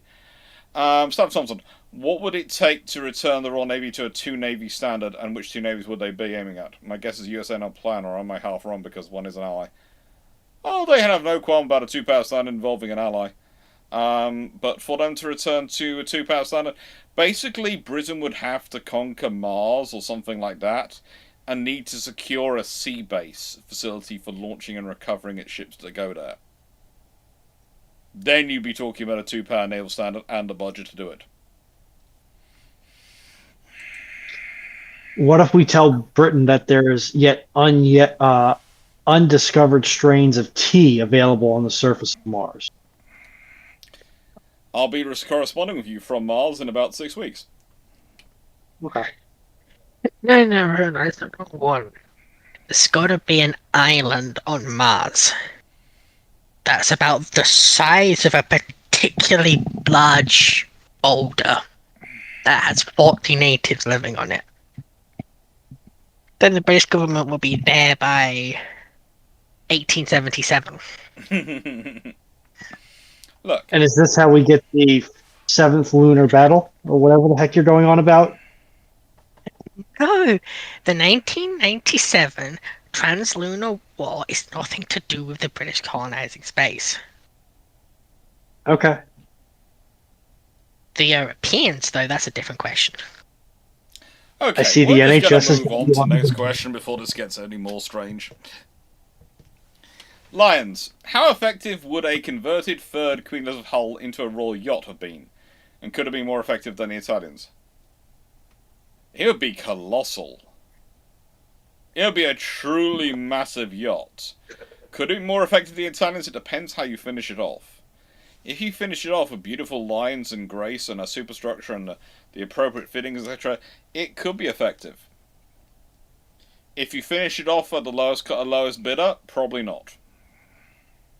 Isn't there a non-negligible political movement in the UK right now that's claiming that the Crown spends more British tax money than it's worth? No, it is negligible. Okay. They are very loyal, allowed, I mean, but how do I put this politely? Last time they did a poll and they actually looked at it, I think they managed to knock up in terms of getting population to support it. They got something like 2% of the population supported it.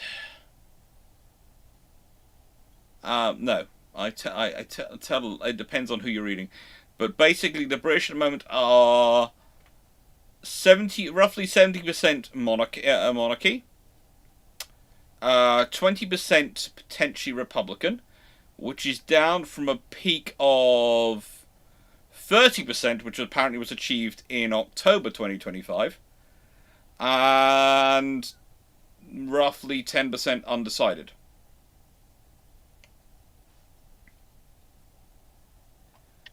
As a rule, keeping the monarchy has had a consistent 40 to 50% lead over getting rid of the monarchy for pretty much the last 30 years. And one of the problems you do have is that the poll sizes are roughly 2,000 people, and about a half to two-thirds of those seem to be come from London as well. Which means London tends to be more Republican than the rest of the country. So if let's say London is actually 50% more Republican than the rest of the country, then that will put average national support about 16%, 16% for Republican for getting rid of the monarchy. And that will mean doing a conservative estimate. Because basically the poll companies run into the same problem and the same reality almost every time they do a poll. They usually do tend to oversample London because it tends to be easier to get people in London to answer the phone for some reason. They're not sure why. And so that's what left to a lot of the supposed national polling being quite so out of range on Brexit and a few other things in UK referendums, because they were oversampling London. And they're still working out how to correct for it. Sample outside of London. This seems to be a very simple thing to figure out how to unduck. Yeah, the trouble is people outside London are less likely to pick up the phone and to answer to you and want to engage in the polling. Ambitious regionalism. Which means that means it costs more money, but also then that takes also more time to make more phone calls, which delays you getting the poll out. And it's often more important for them to get the poll out than it is for the results out than it is for them the results necessary to be as accurate as we'd like them to be. Then cry harder. I'm. And also, there's the whole thing of the royal family's funding is kind of weird, because technically the royal estates, all the money's given to the government, and then the royal grant is made out of the profits from the royal estates. Yeah. And it gets into even more technical funding when you sit at the back, and also it's when you start sitting and going, well, hang on. It also depends on how you judge it, because they say the royal family doesn't account for any of the tourism revenue the UK gets and none of the trade revenue. They don't agree they provide any support or any assistance to making trade deals to actually getting tourist revenue. They think it's just that stuff would all continue completely the same as it is without them. And my argument is it's kind of difficult to quantify the soft power value of the royal family on those grounds, but they are probably factors. Holy shit! Go ahead, Fox. And you also run into the massive issue of for any sort of Republican movement to take off, the general public has to trust Parliament and our current government. And politely, the Brits I've talked to, and myself, wouldn't trust our current government to eat lettuce properly, and not slice themselves up making a Caesar salad. Basically, never mind rewriting a constitution. It's kind of like the rejoining the European Union argument. It comes the rejoining the European Union argument gets all these things in paper, people in favour, and then you tell them, well, hang on, you're going to have to lose the pound because there's no way you can rejoin the EU without joining the monetary union because that's their rules now. So you'd have to convert to the euro, and suddenly the popularity of rejoining the EU goes shoom the moment you come up to that question. Which is why people are very careful in the debate when they're making a case for rejoining the EU to skip over that part as quickly as they can because they don't want to get into that discussion. That's the reality of it. I'm sorry. It's the case of there's always these people going, you could argue, you can make the case, we wouldn't have to do it. And you sit there and go, you're presuming on British exceptionalism. It may be a category, it might not be. But it's kind of like that with the Republican movement. The moment you get the Republican movement sounds really interesting. Right up to get a question of who's going to be the president of the Republic? Or are we going to have the Prime Minister become both head of state and head of government? And suddenly the British public become far less keen on the Republican movement. So those polls are all polls of, would you like a republic? Then you ask the question of, which of the current politicians would you like to become your president? None of them, thank you very much, and move on. Count Binface.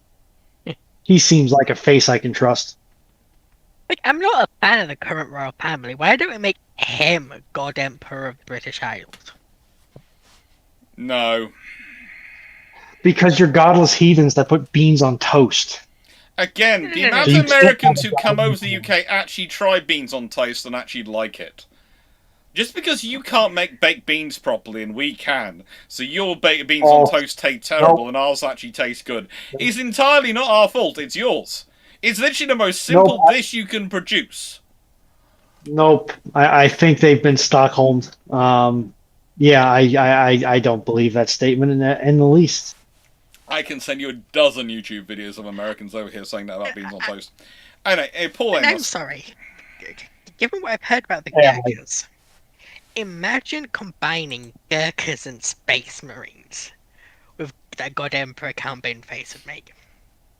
No. Somebody needs to make a Gurkha-based Space Marine chapter. If there is one, already. the White Scars. They're more Mongol, though. Yeah, I would just say they're more Mongols. Mongol Gurkha. I'm a Chagatai Khan stan, but Chagatai is based off the actual Chagatai Khan. Oh yes, but the troops they're basing them off, and Games Workshop are quite nice about this, are part Mongol, part Gurkha. Their love of blades and their infantry tactics and the infantry aggression are pure Gurkha. Their free-flowing cavalry movement are pure Mongol.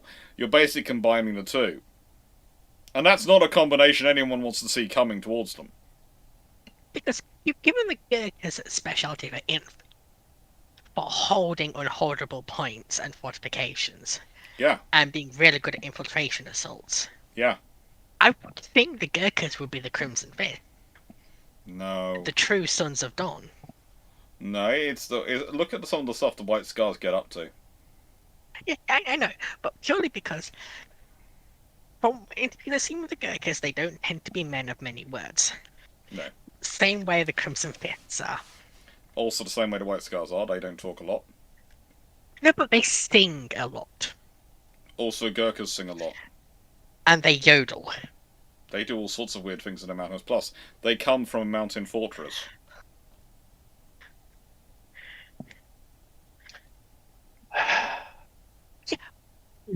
I think Fleet may call his show Random Ramblings, but I'm not quite certain he goes on such random ramblings as we do some days. I would say the thing is, I have a small unfair advantage in that I have enough family lore connected with Games Workshop because of all the sheer number of games that we have over the years discussed this a lot and gone down this route. I have the autism of reading the Horus Heresy novels. So I've read them all as well. They're fun.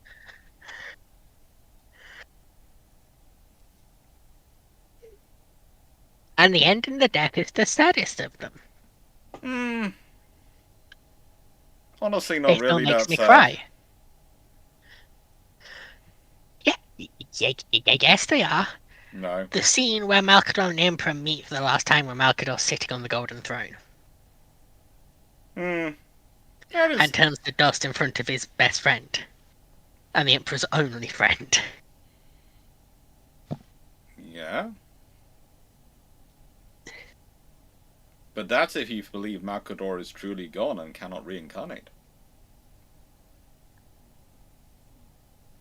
But Magnus did nothing wrong. Magnus was an idiot.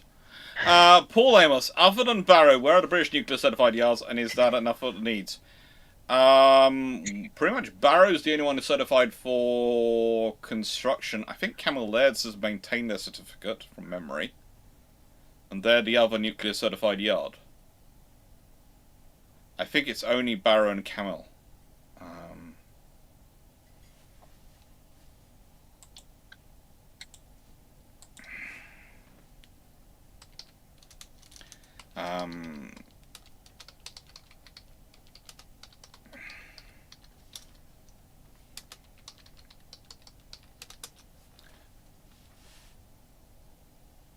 Yeah, Camel Laird's are still nuclear certified. I think.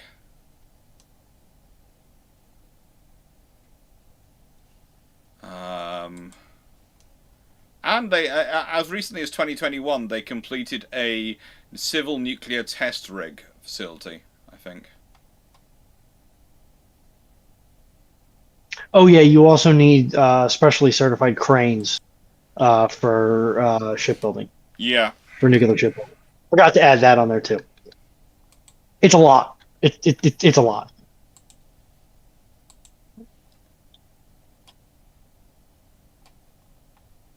Wow. And they built components for the ballistic missile submarines, both the current class and the old ones. So yeah, Camel Laird's is it. Camel Laird's are the other submarine sort of producing facilities.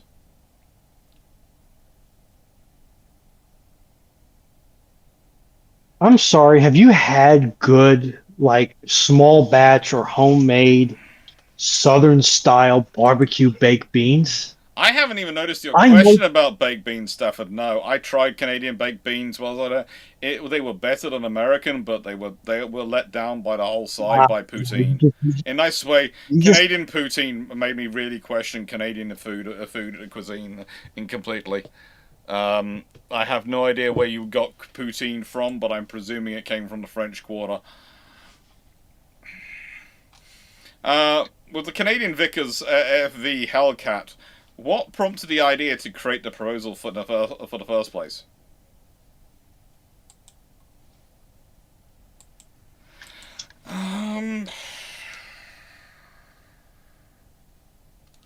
Okay, I'm gonna have to track my notes on this one.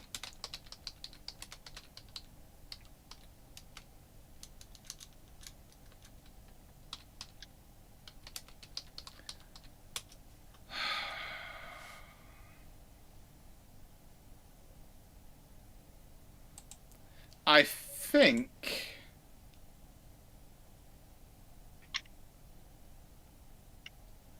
was basically a way of increasing production facilities, building more Hellcats, and I think also originally it probably started out as a way to get increased Hellcat production available for the Allies before America entered World War II.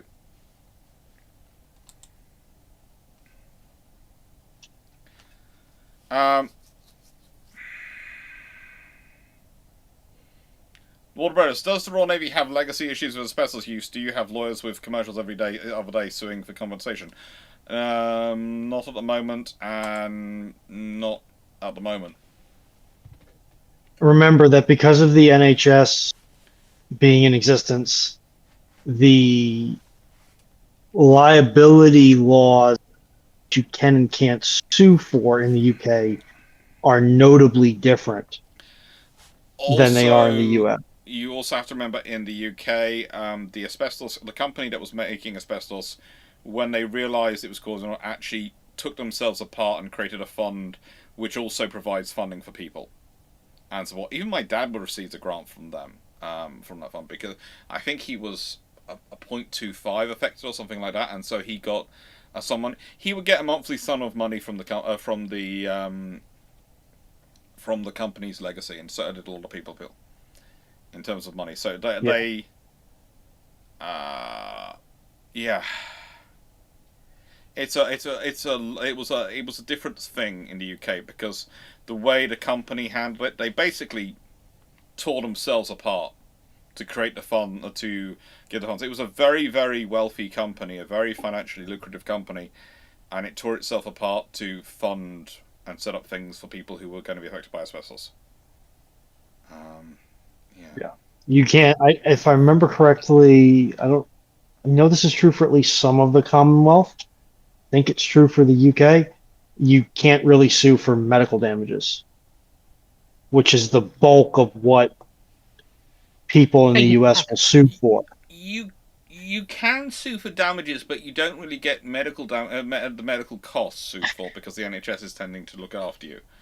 You can still sue for damages and for impact in terms of quality of life affectment. But because of the way the trust was set up and the funds were set up and distributed, that kind of mitigated that anyway. So that kind of meant there was already money coming towards supporting your life, and you just had to certify it with the trust, and they were very happy to give the money. And you had the NHS for healthcare. Some lawsuits were covered, but it didn't become the major thing because of the way it was set up in the first place. Yeah, because in the UK you've got to prove, in best ideal, both, or one of them to a certain degree of malice or negligence. Mm-hmm. So that they have to have known what they were doing was wrong, or against regulations, or was bad for you. Yeah. And did it anyway for whatever reason. And it's very difficult to prove that in the UK because literally the moment it was found out the damage it was causing, the company basically started turning into, as I said, a fund which would support people. Because the way I got taught it in my college with engineering liability for some reason was, unless it's just delivered a baby and has an epileptic fit, she falls and the baby dies. You can't sue her or the hospital for negligence or malice. No. But however, she picks the baby and she throws it at a wall, you can sue both of them for malice. Mm-hmm. Dream example, but it shows the difference. Of course, that's how you would remember it. To be fair, it does get the point across. Yeah, well, I think in this. The teacher even had a little animated GIF of a nurse pointing a child. I think in the States, you can also make let's say the nurse had a diagnosis of epilepsy and that was known to their employer, right?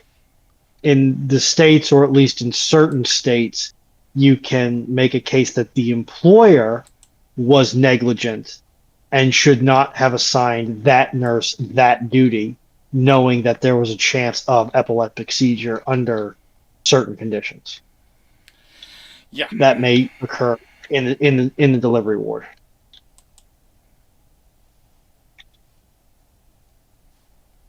It's a fun time.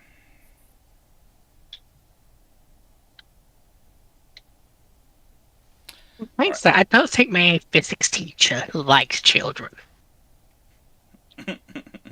He was a gay man.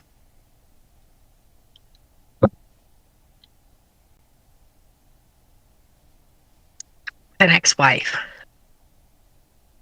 Anyway, sorry. Thinking out loud. Yeah.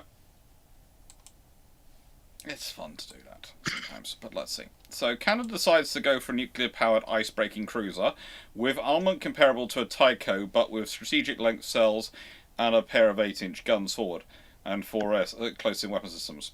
Cool. A little bit underarmed for modern times, and I think the Tychos had strategic length cells for all their Mark 41 VLS. But yeah, not going to be a bad fit system. Not going to be a bad fit.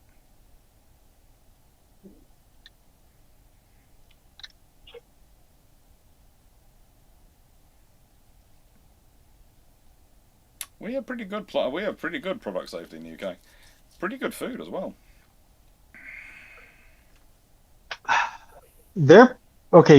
Walter, their workers, work protections, product safety, the food is heavily memed on, but the food is quite good if you're actually going to places that know how to cook, which is a lot of them.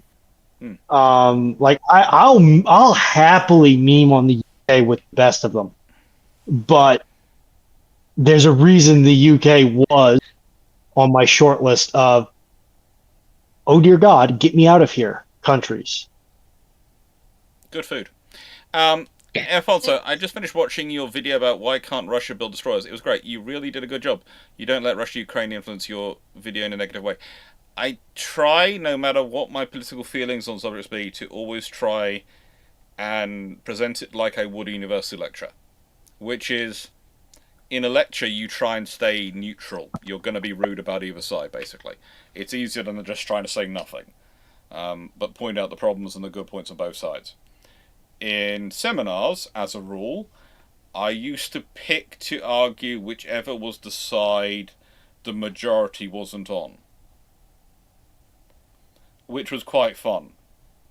Because the students would sometimes have heard me debating stuff with my colleagues, and that's not a seminar, that's just me debating with my colleagues, and they'd hear me arguing one side, and then suddenly they'd be in a seminar with me, and they'd all be taking a certain perspective view, and I would be arguing the opposite. And they'd go, what do you believe? And I go, the point is here, I'm training you to argue. I'm training you to debate. There is...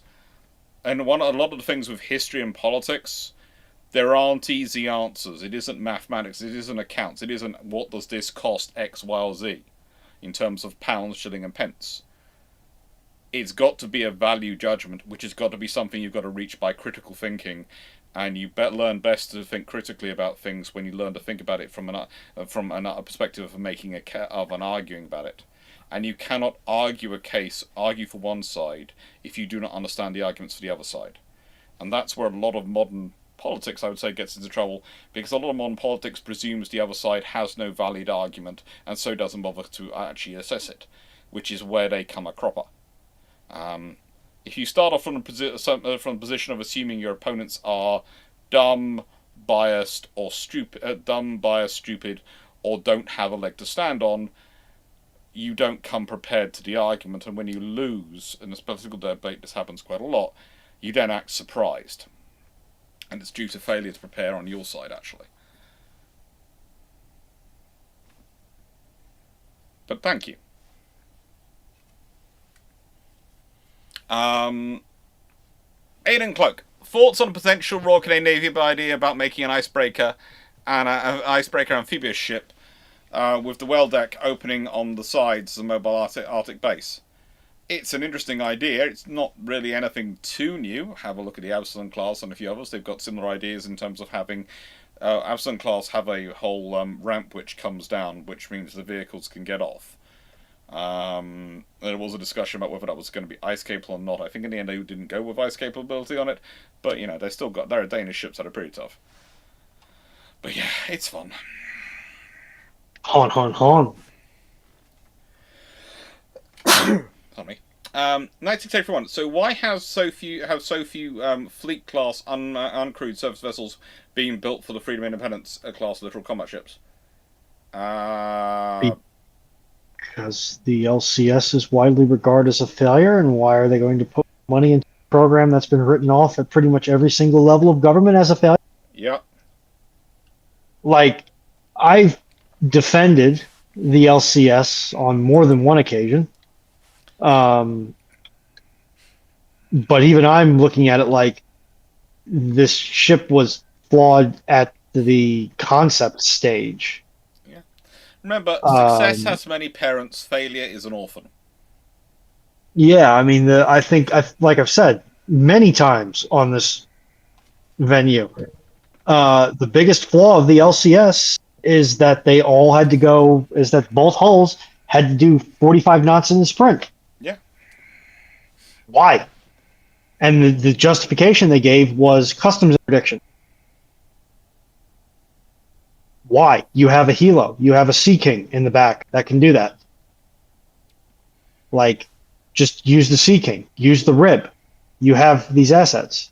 But anyway, if they're not keeping if they're not going to build the full run of the program, which they're not because they've canceled all of them, and they've already got hulls that they've had to retire out of service because of various issues that are related to the design of the vessel, they're not going to build the ancillary crafts that were supposed to go with them. Yeah. Then we go for Steve. Riverine warfare on canals, rivers. I've been seeing a lot of Viking River Cruise adverts and looking at those ships. I couldn't think of a worse military conversion option. What would be worse? A floating crane. Or a dredger. If I needed to move troops in rear to middle areas and for some reason didn't want to fly them or put them on roads, I think a Viking River cruise ship could be suitable, but I wouldn't want it anywhere near the front line. It would be an interesting thing to do in terms of if you needed an extra capacity and you needed to shift some extra personnel and up it with a methodology which the enemy might not be looking for. Having a Viking cruise ship going up and down would be interesting. But it's also going to be, once it's detected, that thing's got virtually no survivability built into it at all. It also might make for a halfway decent Kazivac MASH facility. I could see uses that it would be suitable for, just nothing that is a frontline combatant. Okay. Hey? Attic Snow has just brought up drones again, and I'll just say the same thing I said earlier, but we did discuss this earlier. The thing about drones is actually countering them is not that difficult. We've got electronic countermeasures, we've got the radar itself can fry the cheaper ones, we've got lasers being developed, and we've got rapid firing guns. The problem is that it costs money to put on the ships and it hasn't been built into them because they weren't the threat. The coming threat was big hypersonics, which are still a coming threat. That's a reality. Modern warfare is not going to be a drone swarm, then missiles, then a hypersonic missiles. It's going to be all three coming in at the same time, so you're going to need to be able to deal with all three. And that's also one of the reasons why you tend to attack from range, because, in a nice way, small drones are great. However, they tend to not have a massive range to go out over a long sea a long way. If you're operating several hundred miles offshore, that's a lot of ocean to track down and try and find things in. And you might go, well, satellites, but again, that's presuming satellites are still working at that point in a war, and haven't been blinded, haven't been got rid of, haven't been all this thing. It's a reality of it. It's a case of I'm not the thing I have about drones, and I've said this many times, is I don't think drones aren't going to be part of the future warfare. They are. It's just that the threat of them is mostly being hyped up at the moment, and also the reality is there's a lot of systems in there which are available, which could be attached to ships to deal with them. It's just people are happier to complain about it than they are to actually go, well, hang on, so if the ship costs how many billion or how many 100 million to build, adding on this weapon system which is going to be an extra 20 million, and it's a, let's say it's not a Malera 76mm, that's going to shove out shells and they're going to go boom and they will wipe out a drone swarm. Because let's be honest, chucking 100 3-inch shells downrange that turn into a fragmentation cloud in less than a minute, quite a lot of drone swarms aren't going to survive that. And the thing is, once you start building drones to survive that, to survive the distance, to be able to cope with the electronic warfare, they're going to get a lot more expensive, which is what's happening with drones. The moment you design them to actually deal with the range of threats, they get more expensive. And it's a wonderful thing. Drones added into warfare again. It's just an extra thing. I've made you love the 76mm. Yes, I have made a lot of people fall in love with that gun. The thing is, I haven't yet managed to make the British government fall in love with that gun, as much as I keep trying. I have been trying for many, many years. It's such a good weapon. Foxo, I'm sorry, did you have something you wanted to tack on?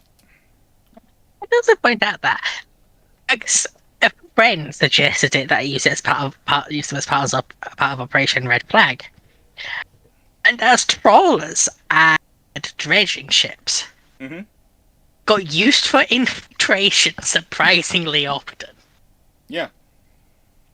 Because from a military perspective, they've got almost perfect cover, even in wartime, to be around large-scale military ports.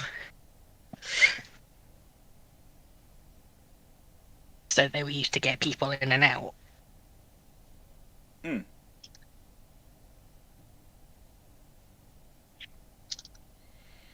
And Castaneda, does anyone know if there is an ongoing effort to develop a cannon caliber Gauss rifle? The answer is yes. The answer is it producing anything interesting at the moment? So far, nothing's been circulated on social media, so I'm going to presume none of them have reached the stage at which they can show something off that looks fancy and cool. And actually crew portable. Please note I said crew portable there. The most effective one I've heard about it that's closest is it apparently requires a 2 to 3 person team to move it around. Or vehicle mounted. We'll see what actually happens. Aren't the Chinese or the Japanese making a deck Gauss gun? Oh yeah, the Japanese. The Japanese have got a railgun, 3-inch railgun coming in, which is absolutely gorgeous. The Chinese have worked on a 5-inch Gauss gun, which they've been testing, which was their equivalent to the American railgun. And the Chinese basically went for the Gauss gun because the Gauss gun is slightly less accurate over longer range, but it's actually easier to cool and cheaper to maintain. So it's something which you could more easily fit onto lots of ships. Railgun gives you a range accuracy advantage, Gauss gun gives you a rate of fire advantage, and cost advantage. But neither side has really progressed, because for both sides it's been barrelware. And it's metallurgy, and it's, in the nicest way, the metallurgy hasn't caught up with the technology yet. And that's another thing for the Trump battleships with their railguns, is that honestly, the metallurgy is developing, and there is a chart. It should be when you look at it, it's getting a lot better, and it might be available by the time they come into service, but it might not be. It's one of those things of it's getting a barrel. And by the way, please notice, you can design a barrel which fires the guns. That's fine, but if the gun lining needs to be replaced every 50 shots. It's not worthwhile. The gun's never going to be available for operations unless you can start replacing and repairing barrels at the barrel, the inner barrel at sea, the barrel liner at sea. That's not going to happen. We'll see what happens, but it's the barrel lining which is the difficult thing for all these weapon systems, which is one of the reasons why the Japanese have gone with a 3-inch gun, because the barrelware is just that much easier to manage. And the Japanese are going, look, it's going to be a viable system. When for your next frigates? Probably not. Probably for the possibly for the cruisers they were building. And suddenly people go, oh, not Mogami's because they don't have the power generation. Not the next generation of escort destroyers. Probably the next generation, probably next generation of destroyers, and the cruisers. That will get the 3-inch gun. We'll see though.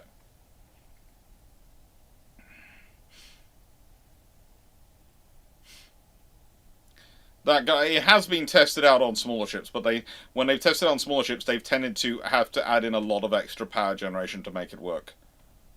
But we'll see what they actually do with it in the end. It's going to be interesting. That 3-inch gun is looking really sweet. I like a nice 3-inch gun. Oh, last question, I think. And it is midnight, so we will call it a day because we have been live for 5 hours and my colleagues are actually humans and do need to sleep. I got a quick question. But we'll probably be on Discord afterwards. We will be probably chatting on Discord for a bit afterwards. Yes, Foxo? I was just asking Stafford what his Discord name was. It's Stafford. Steve Gar. Yeah. Stevegar, I think. Or something, yeah. Stevgar too. He's got it in the YouTube chat. Yeah. Yeah, I forgot it wasn't a rugby punt, it was a basketball throw. Okay. Kingdom of Vinland. Question. How would World War II have changed if the Kriegsmarine got KM-40 dual-purpose guns based on the Flak 40, and the Graf Zeppelin got navalized F-190s? They'd be a far more capable force in terms of air defense, and in terms of having a carrier, they'd be far more useful. The odds are, though, if the Germans have a carrier, then the British don't pause their carrier construction, and the Navy still loses their capital ship construction paused, but doesn't have their carrier construction paused, which means you're going to find the Royal Navy having the 4 Illustriouses all entering service in 1940 or thereabouts, and the Implacables ending service probably 41, 42, possibly 41, because it's actually easier to shift people from battleship construction to carrier construction than it is to shift them from battleship, carrier, and cruiser construction down to corvette construction. And yeah, it'll be interesting to see what happens, but it probably means you have a lot more British carriers in service, and the Germans have a carrier, and if they have the F-190s coming into service as well, then honestly you might also get the Seafire built, which was the actual naval version of Spitfire, not the Seafire, which was the converted Spitfire. We're talking the gull-wing Spitfire design, which is sort of goes around, and people go, there is a debate constantly as to whether it was or wasn't the basis for the Seafire design that the Supermarine were proposing to the Royal Navy. To me, it's the only design tree which fits, and it's the only one which maintains some of the Spitfire's performance, but can actually take the landing on the decks, and that was what Supermarine had been testing for. Supermarine knew about the stress of landing on decks more than pretty much any other aircraft manufacturer, other than maybe Fairey. In terms of their experience in studying and how many they'd done it. So, yeah, it would have been an interesting one. It would have been an interesting time.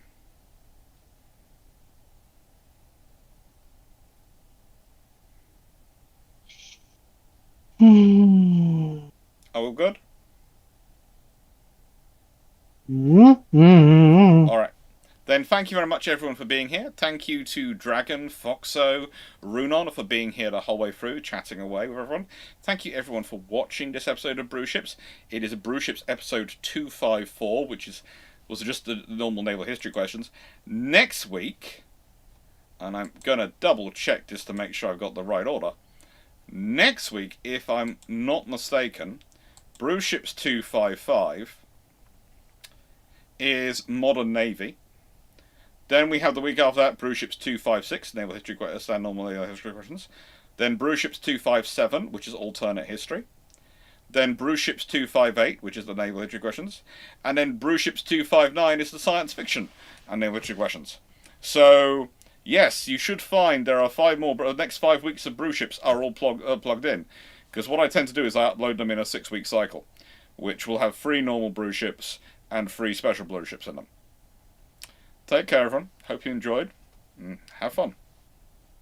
Thank you again to all my admins. Thank you to Paul for all his work during this live, sorting out everything. Thank you for Stafford, Leslie, everyone else who's been turning up and who's been chatting away in the chat and sorting out everything. And just thank you everyone for being here. It's been really fun having you all.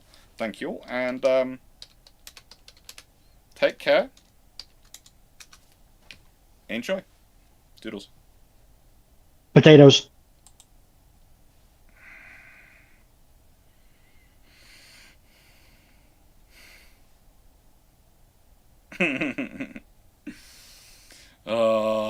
Nightbot managed to get another person in.